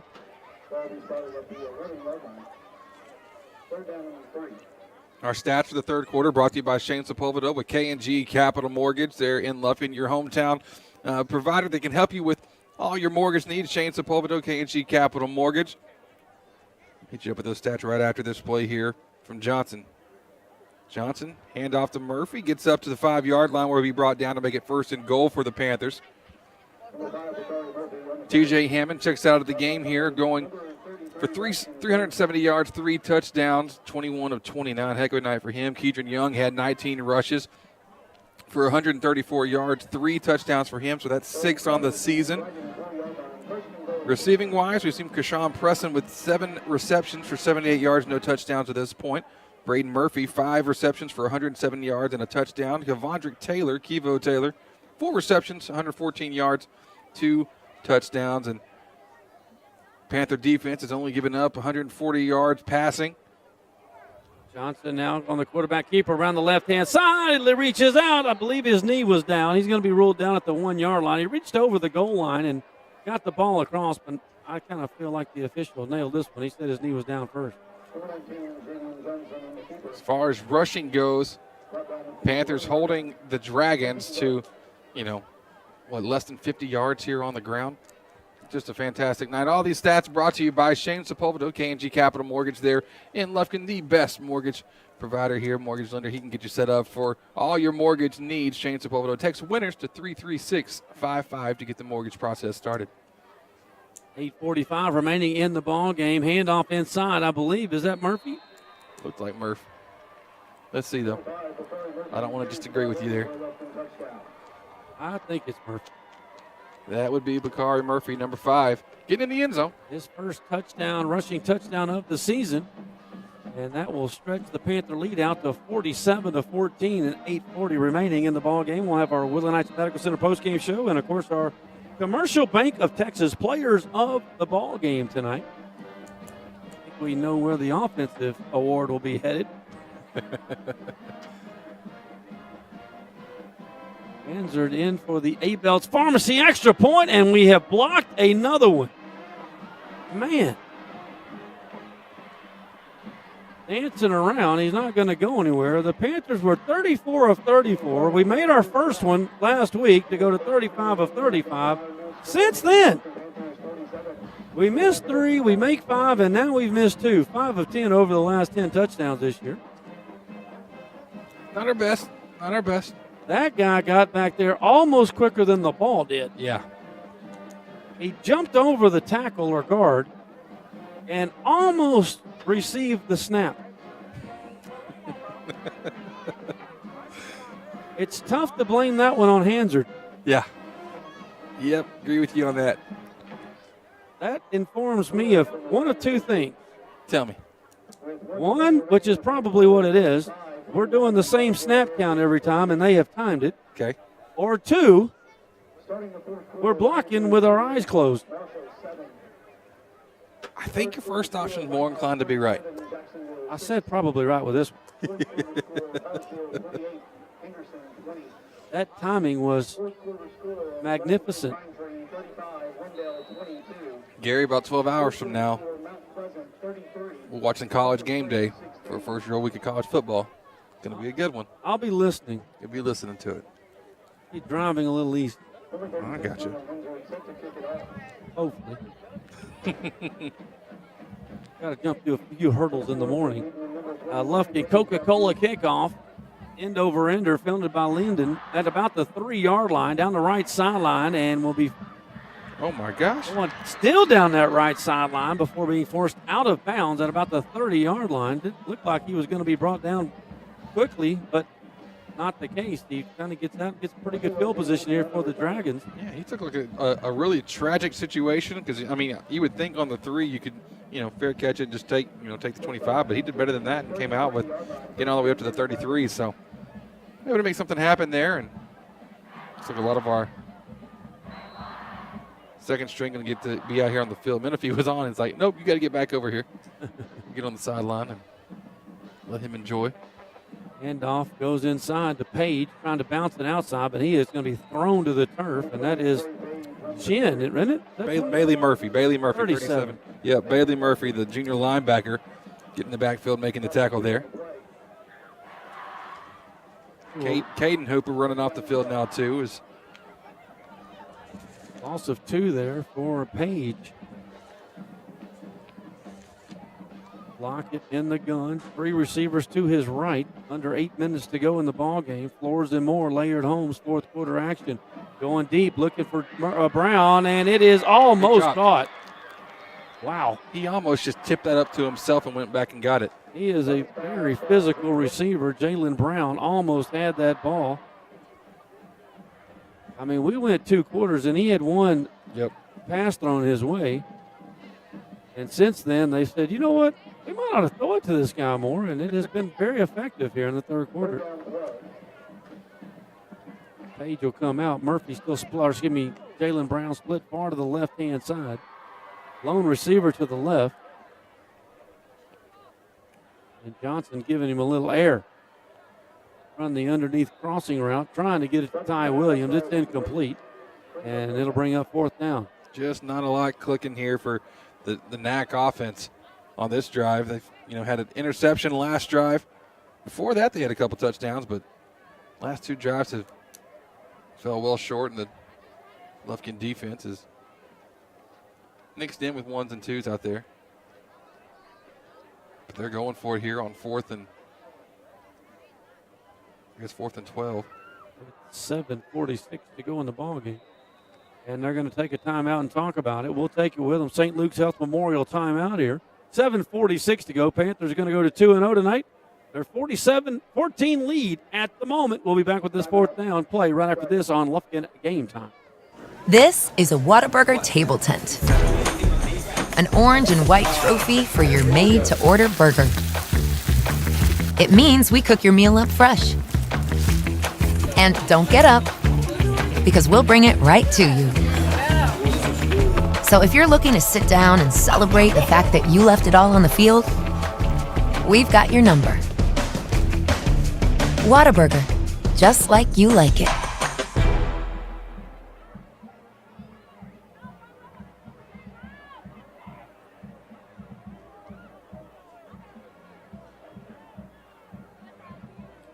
And welcome back. It is Panther football here on Lufkin Game Time. Thank you for tuning us in tonight. 4th down and 4. Dragons going to appear to go for it, but they have punted out of this formation a lot tonight. But Leggett not punting this time. He's throwing deep. Wow. Going for Matthews, and that's going to be a holding penalty on Lufkin. Why in double coverage? You got Brackett over the top, and you're going to grab his jersey. I mean, I'm blind, and I saw that from here. And the ball was not even close. 18 yards overthrown, too. You got to be able to see that, but that's the first thing. You got to be able to see the ball whenever you're in coverage like that. And man. Well, you got to know you got a free safety over the top. Yep. Trust your teammates on it. Looking like he didn't do anything. You had 2 handfuls of jersey. Yep. Guess that's a automatic first down. Well, yes, but I'm talking maybe it's a learning moment here earlier in the season. Maybe that'll be won't see that again this season. Oh, get back there, big boy. And he is going to be sacked again. At least 4 tonight for the Panther defense. Under duress from the entire moment that snap came. Maurice Curl back there again, and we got another Whataburger penalty flag. I just thought we were going to have a couple of refs last week that needing rotator cuff attention today. That was Caleb Preston that got in the backfield and created some havoc there for Lockett. Personal foul against Lufkin. I didn't see what happened, but that is back-to-back 15-yarders. Personal foul penalty against Lufkin is a 15-yard penalty and an automatic Dragon first down. A lot of enthusiasm for a fourth quarter first down. I like it. I mean, listen, you got to keep the energy up even when you're down by 33 points. This could be a 70-yard touchdown drive, but only 40 yards credited. Leggett quick out to the left side. It is caught by Brown again, and he's going to be thrown to the turf. Johnston and company were there to bring him down. Jalen Brown, for the second week, is going to have a pretty good stat line. He's over 125 yards. That's going to make it about 135, 133. To go along with that big night of 135 last week. Quick wide receiver screen out to the right-hand side, gets a couple of blocks, but the Panther defense did a great job to bring down Quinn Calhoun relatively quickly. It will be enough for a first down as we are under 7 minutes to go in the ball game. We'll have our Woodland Heights Medical Center post-game show and, of course, our Commercial Bank of Texas player of the game. We'll visit with our head coach, the Taco Casa. Todd, quick interview. Hope our man Todd's, Jeff Todd down there is doing all right. Miss hearing his voice. We hope to have him back next week. Not sure what's happening with our mic down there. Oh, the mic's fine. Handoff going outside by the Dragons. Brought down in the field of play. There's that jet sweep that goes down as a completion. That's the one that I got the hardest time with, too. Me too. That's a tough one. I don't understand. I mean, I guess he's in front, but golly, it looks like a handoff.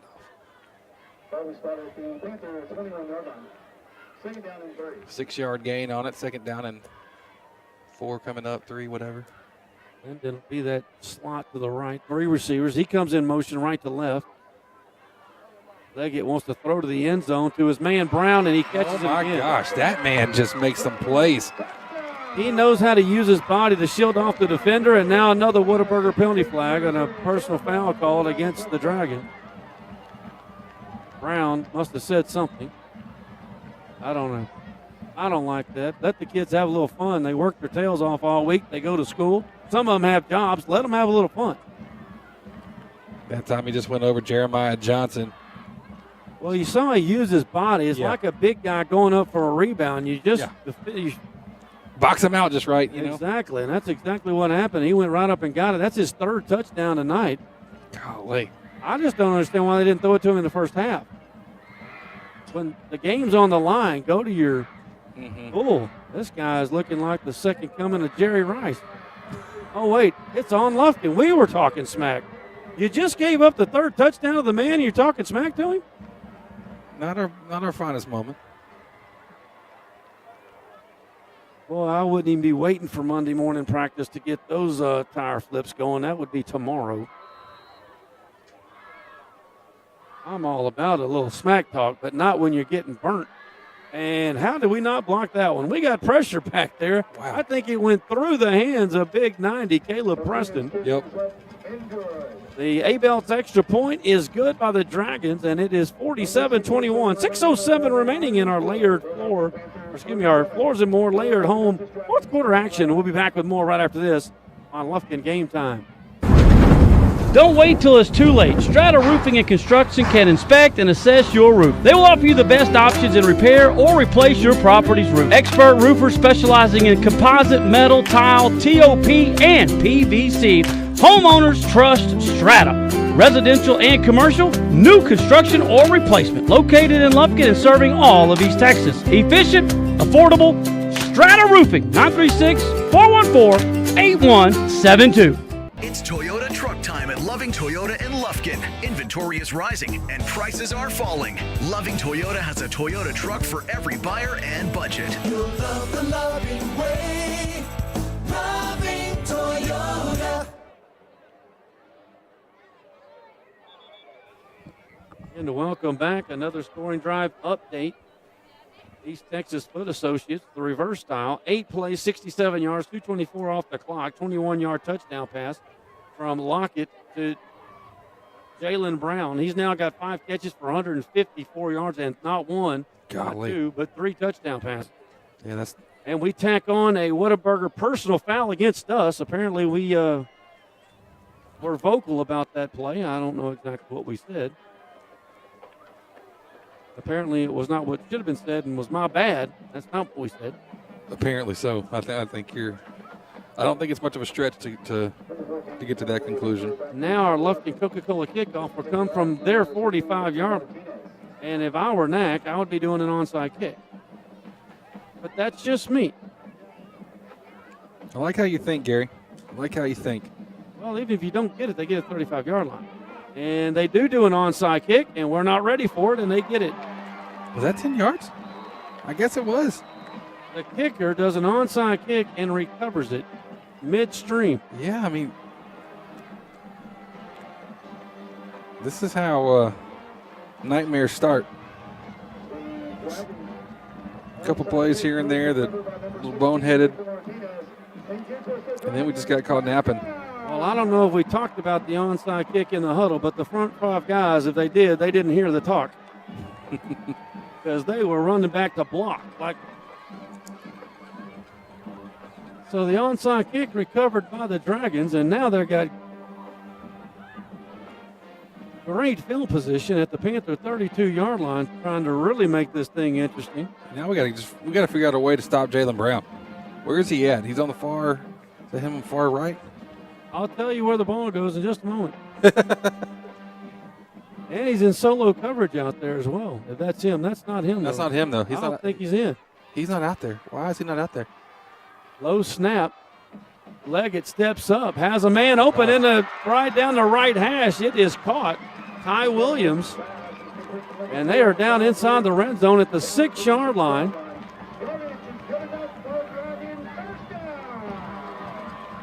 Well, Mac's showing a never say die mentality here. I mean, you'd like to think there's not enough time left, but it's football. 5:49 to go. We got to get some stops, but here comes a chance for Jeremiah Johnson, matched up once again with Brown here on the left side, far side of the field. One-on-one coverage. And he's going to run the fade route. Throws it to the man behind him. Boy, it hit the fullback, not James Williams, but it hit Sessions right in the mitts, and he dropped it. That's a big drop. That's a big drop right there. That was a touchdown. 100%. No real doubts about it. We'll play action rollout.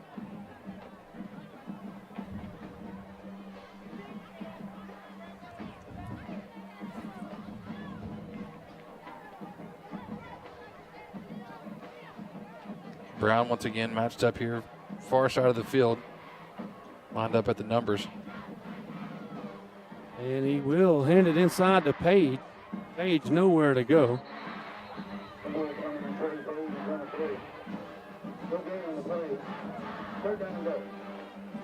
Ba-da-da-da.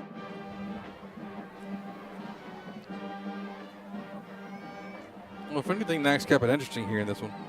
That is the check. I mean,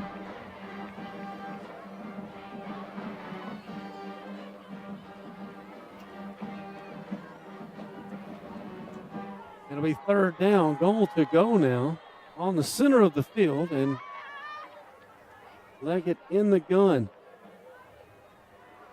2 receivers either side. Leggett looking for his main target, but now rolls the other way in the flat, and he's got a man. That's going to be another holding penalty on Lufkin. We are losing our discipline here at the moment. Instead of moving our feet and staying in coverage, we're grabbing jerseys. hope we're not tired. I mean, geez. Another flag against Lufkin, and that's going to be automatic first down, goal to go at about the 2. Pass interference against the Panthers gives us an automatic Dragon first down.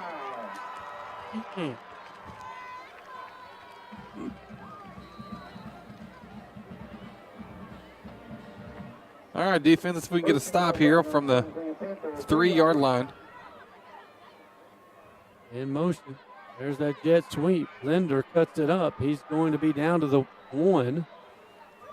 Clock now at 4:30 to go in the ball game. Number 2, O.J. Wheaton, number carry. Brought down at the 1-yard line, second and goal.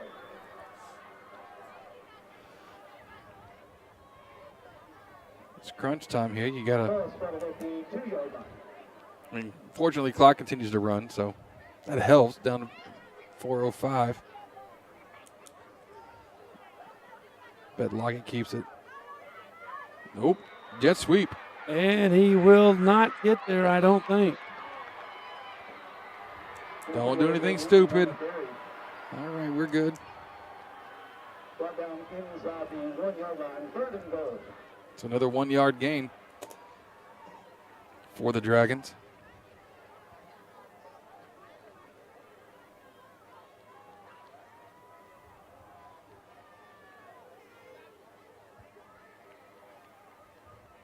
I'm surprised at how long Nac's taking to get a playoff here.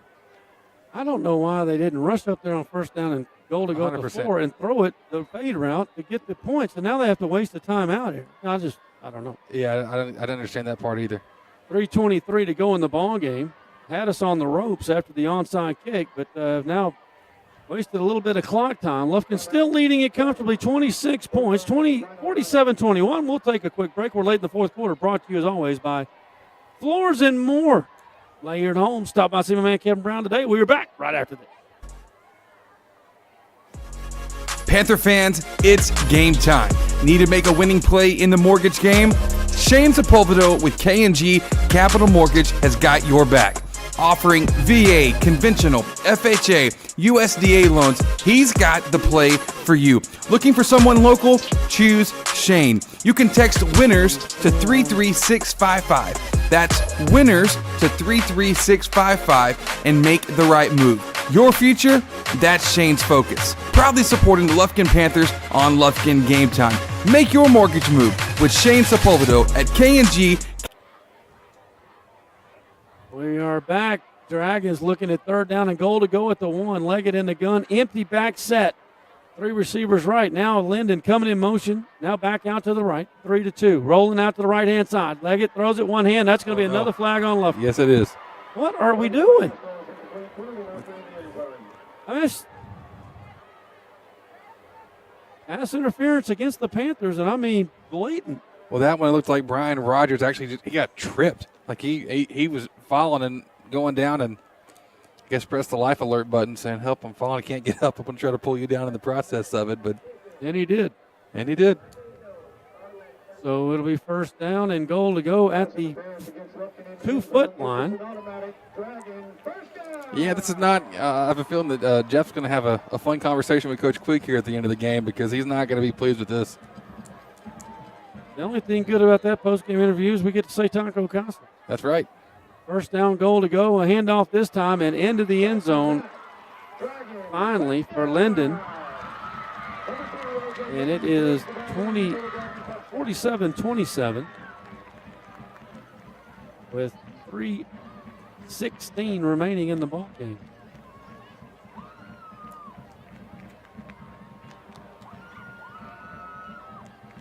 The A-Belts Pharmacy extra point coming up momentarily.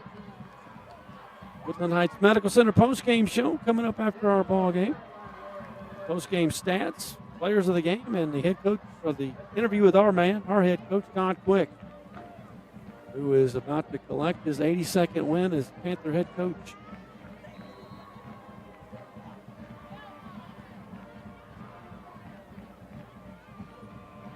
And the kick is up, and it is good.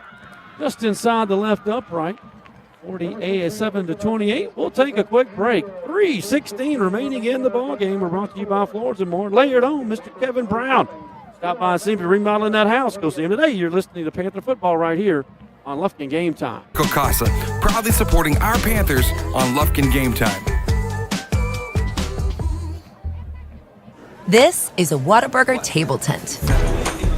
An orange and white trophy for your made-to-order burger. It means we cook your meal up fresh.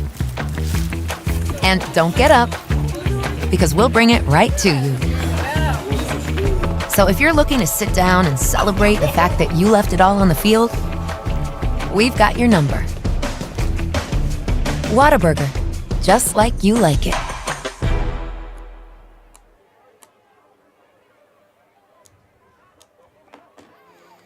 And we are back. Another scoring drive update. East Texas Foot Associates. 6 plays, 33 yards, 2:50 off the clock. It's a 2-yard run, 1-yard run by L.J. Linden. The A-Belts Pharmacy extra point is good, and Lufkin's lead is cut to 19.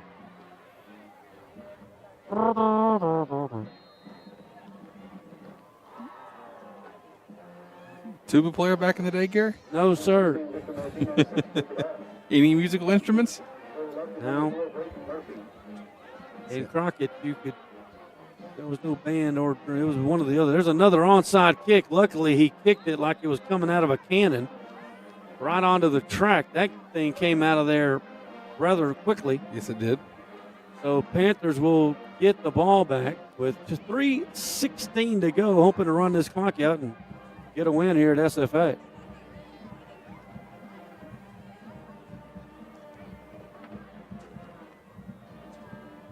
Does the ball get thrown one time on this drive?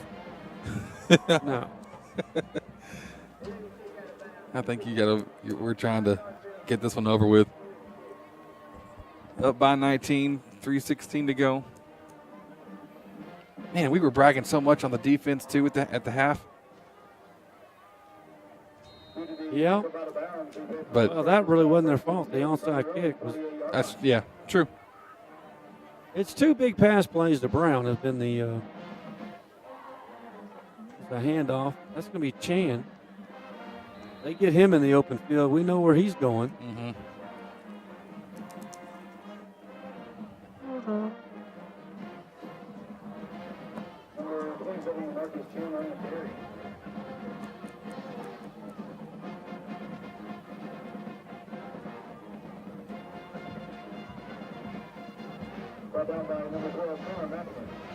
We got some scores from across the state and see what all went final.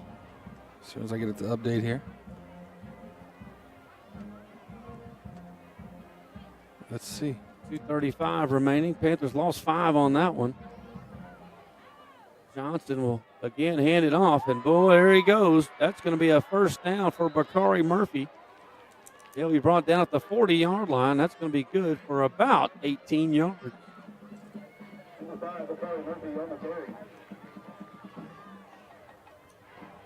And the Panthers will be down under 2 minutes to go in the ball game before this snap. Well, this is the formula here. You run the ball, get a first down. Maybe I think we need one more first down. Then we can milk it after that. True. Final scores here for you. Diboll defeated Kirbyville tonight, 28-14 for the Lumberjacks' first win on the season. Frisco Memorial lost to the Forney Jackrabbits, 62-0. Groveton beat Trinity 55-8. We fumbled it. Well, transition handoff there. No one was sure who was going to take it, so they both dropped it, and I believe the Dragons have got it back. That will be our first turnover of the year, and it is. And the Dragons have the football. The turnover chain is in effect here. It's a turnover belt in Nacogdoches. And that is Landon Sherrard, the sophomore, falling on it. It was the exchange between Murphy and Johnson that was the issue. There wasn't any pressure. McKinney North dropped tonight to the Northwest Texans, 31-28. North Mesquite lost to Mesquite Skeeters, 29-9. Chapel Hill's beating Van, 50-28. Spread option brought down. Cooper Conrad, still one of the few starters in the ball game. He brings him down. Longview defeated Marshall tonight. You knew they were coming back with a vengeance, 48-7 over the Marshall Mavericks. And South Oak Cliff beat Lancaster 42-21. Tyler beat Tyler Legacy, or is beating Tyler Legacy 28-14 at the moment. And Kilgore had a nail biter with Gilmer. They won 24-23 over the Gilmer Buckeyes. And then Carthage, of course, takes care of Pittsburgh tonight, 42-7.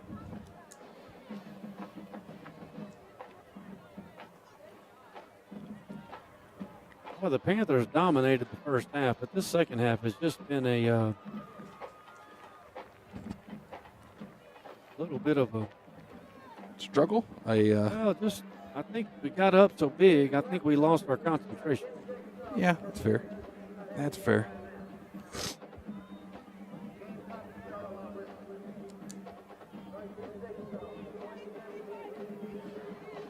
Clock is rolling at 1:25 into our Woodland Heights Medical Center post-game show, and we will do our best to get head coach Todd Quick. Jeff Todd will be on the sideline on the call.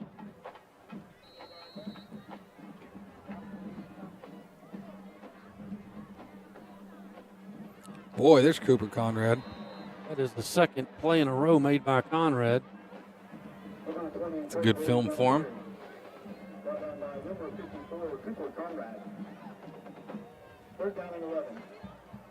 Dude works hard.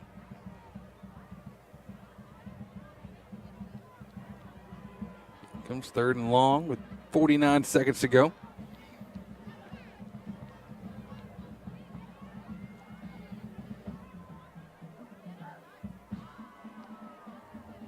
.38 seconds and rolling. Quick throw out to the right. That pass is caught by Calhoun. He will be thrown down inside the. He might have fumbled. Caleb Johnson, the backup quarterback for the Dragons, in here for the last couple snaps. Number 17, Caleb Johnson's pass is complete. Number 10, Quinn Calhoun.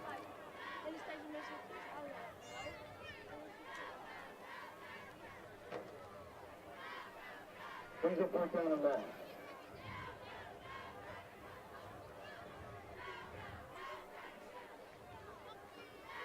I think if you're the Panthers and their coaching staff, you've got to be super pleased tonight with what you saw from TJ Hammond coming out here and providing a lot of defense. Ooh. Pass was intended for Brown, but that should do it on fourth down. The Panthers will take one knee, and that will do it here for a win tonight for the Pack. 47-28 should be the final.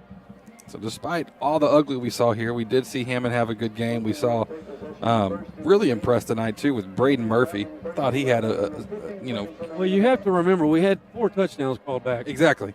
100%. That's the thing. And didn't Murphy have 2 of those? Yes. He could really be in contention for the, offensive player of the game today if Panthers led at 28-0 at the half. They had 48 total yards. Javion Johnson will take a knee here, and that will do it. The countdown is on, and the Panthers are going to improve to 2-0 just like we did a year ago on a 47-28 win. Again, it was 28-0 at halftime. The yardage total was 301 to 48. And I just think we lost a little focus there in that second half because we were laying it down good. But either way, the Panthers get a win. Anytime you get a win, it's a good thing to do. Coach Outlaw always used to say celebrate wins. They are hard to come by. Mm-hmm. And we will keep it right here as we move straight into our Woodland Heights Medical Center postgame show. And we'll have our Lufkin Panther School song here coming up in a moment. Fight song going on as we speak. As both teams meet at midfield. Good to see.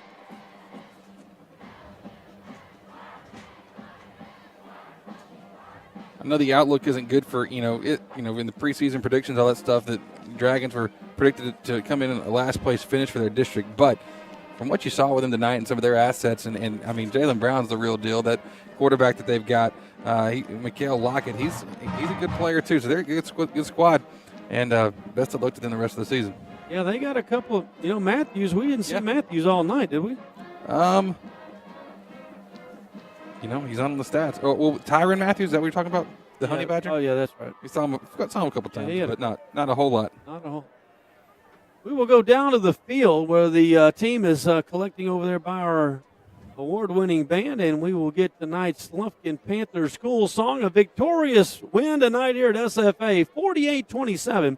Panthers improved to 2-0 before our final tune-up for District 7-5A starts 2 weeks from tonight at Longview. And we will go down to the field for our school song.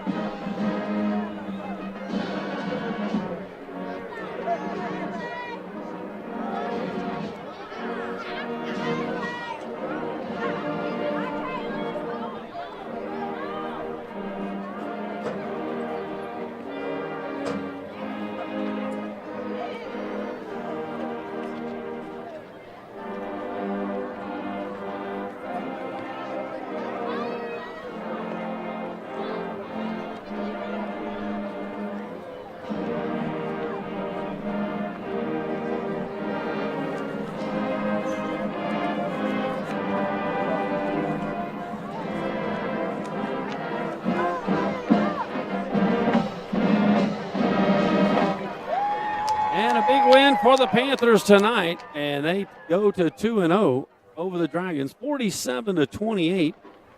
As Coach Quick's about to talk to the team, we will go down to Jeff Todd here in just a little bit. Let's jump right into our post-game stats, Chris, and roll through that. Here's our Woodland Heights Medical Center post-game show.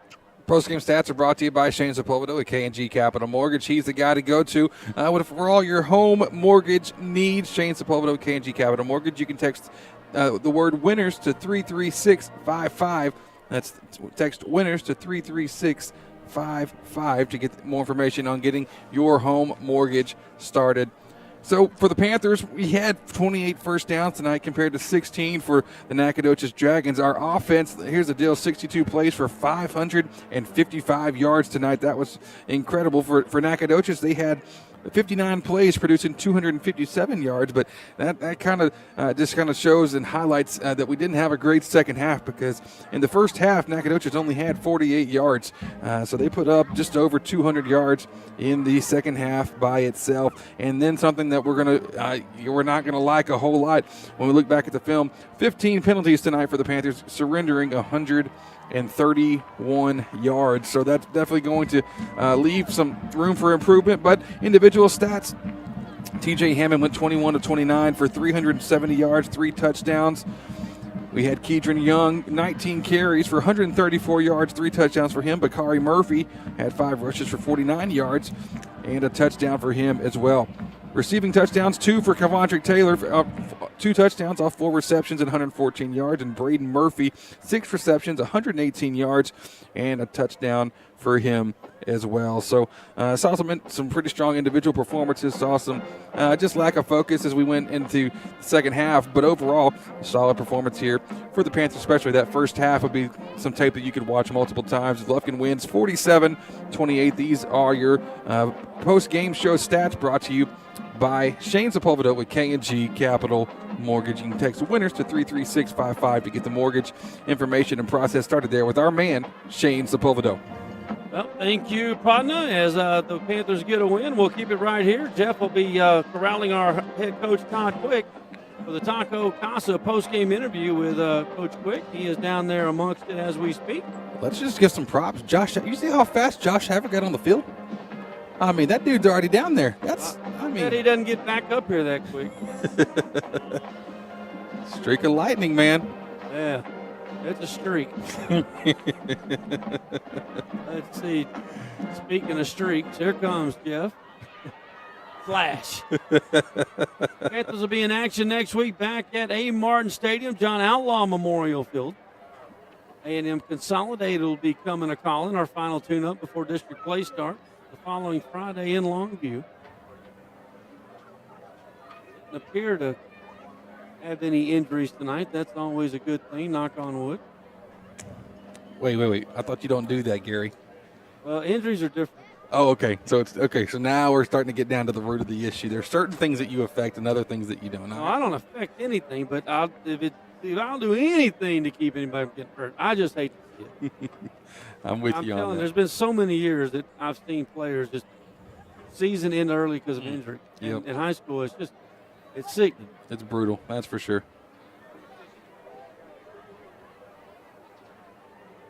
Once again, stop by Woodland Heights Medical Center. There when you need them. And, of course, we'll have our Commercial Bank of Texas players of the game. We know for a fact the offensive player of the game tonight is going to be T.J. Hammonds, the big man who did not play in the fourth quarter, was 21 of 29, 370 yards and not one, not two, but 3 touchdown passes. Now 5 on the year. T.J. Hammonds is our offensive player of the game, brought to you by Commercial Bank of Texas. And defensively tonight, a lot of kids played very well in that first half. But if you're going for the game, I normally like to go with the name I called out the most, and I think that would be Cooper Conrad. I think you're probably right. I was actually leaning that way too, but well, it's hard to tell, but because you're just really calling out the name of the tackler, which doesn't always give you the player of the game. But 9 times out of 10, you can go that way. And Cooper Conrad, we'll go with it tonight. Let's do it, Cooper Conrad. Senior defensive end is our Commercial Bank of Texas defensive player of the game. Todd Quick here with our Taco Casa post-game interview. Coach, you'll take the W, but I know there's a lot of things you're going to want to correct, especially there in that second half with the penalties and some of the mistakes. I don't know. They just hadn't reacted that way, and that's something we're going to have to fix. Get put in that position next time. We shouldn't react that way. So every moment's a teaching moment. They have to understand that they can't do something that affects the guy next to them or that affects the other side of the ball, or the kicking game. You can't do that. You can't. You just have to walk away and we instigated some of it. We just have to learn from it. We have to be better than this. We can't play teams in our district and win doing like that. They'll beat us. Yes, that's correct. Coach, with that said, there was some great plays made, some big plays made. A lot of guys stepped up and made some plays, and the run game kind of got going there in the third quarter. Well, that's what I told them. I said, guys, you should feel this way after that because we had guys that made plays all over the place, great plays, and we just got to get it cleaned up, and we will. We got a good group of boys. They want to be great. They're not okay with just being good. So they'll take coaching, and we'll correct it, and we'll do better as coaches. We'll get our stuff corrected, and then we'll come back and get it on. Coach, you could see it last week in that game, how proud they were after that game, how hard they worked after disappointment last year and all off season. And again, it's still early in the season. I know there's corrections to be made. Obviously, you're playing a rival, and there was a flow. These kids all know each other, so there was a lot of talking back and forth that kind of instigated it. But again, we'll take the W, and we're always going to celebrate a win. Always celebrate a win. Coach, as always, we appreciate your time. And back home next week against Consolidated, we'll be ready. Yeah, let's get it on. All right, thank you. Appreciate your time. That's Coach Todd Quick with our Taco Casa post-game interview. Well, thank you, Jeff. And, of course, our call to the sideline, as always, is brought to you by a whole host. As we like to wrap that up quickly, St. Louis, our Taco Casa post-game interview, and, of course, our CC Smokehouse called down to the sideline right here in Nacogdoches. Stopped in there for lunch today. CC Smokehouse, baby, my man Heath Clements and the guys. Well, once again, our Commercial Bank of Texas players of the game is T.J. Hammonds on the offensive side and the senior Cooper Conrad on the defensive side. Once again, Commercial Bank of Texas. We're partnered 2-0. We're rolling straight along, and we're back in the friendly confines of Abe Martin Stadium next Friday night, and hopefully be ready to roll and get to 3-0. I hope we do, man. We came out with a ton of energy. The tenacity in that first half was we're a tough team to beat whenever we play like we did in the first half. I mean, all the way around. It was actually, I can't even say all the way, 2/3 of the way, 3/4 of the way, because all we didn't have in the first half was the running attack, and then that got corrected in the second half, but a lot of other things fell off. So I think we're a tough team to beat when we play like we can on a regular basis. And so next week, another test, and then we're in for the big time. And, that's where we're going to in a couple weeks. No doubt about it. Well, we surely had a blast tonight for all the guys here at Jeff Bonnet at Jam Digital Media, bringing you all the sights and the sounds. Josh Havard, who will waller back up here his way from the booth down on the field. Of course, Jeff Todd bringing our coaches interview, and my man Chris up here in the booth with me. Thank you all for tuning in. The Panthers improved to 2-0 on the season with the win over the Dragons. And again, next up, a 7:30 kickoff next Friday night at Abe Martin Stadium with the Tigers of A&M Consolidated. You guys enjoy your long weekend. Enjoy Labor Day, everyone. We'll see you next Friday night from Abe Martin Stadium. I'm Gary Ivins Jr. for Lufkin Game Time.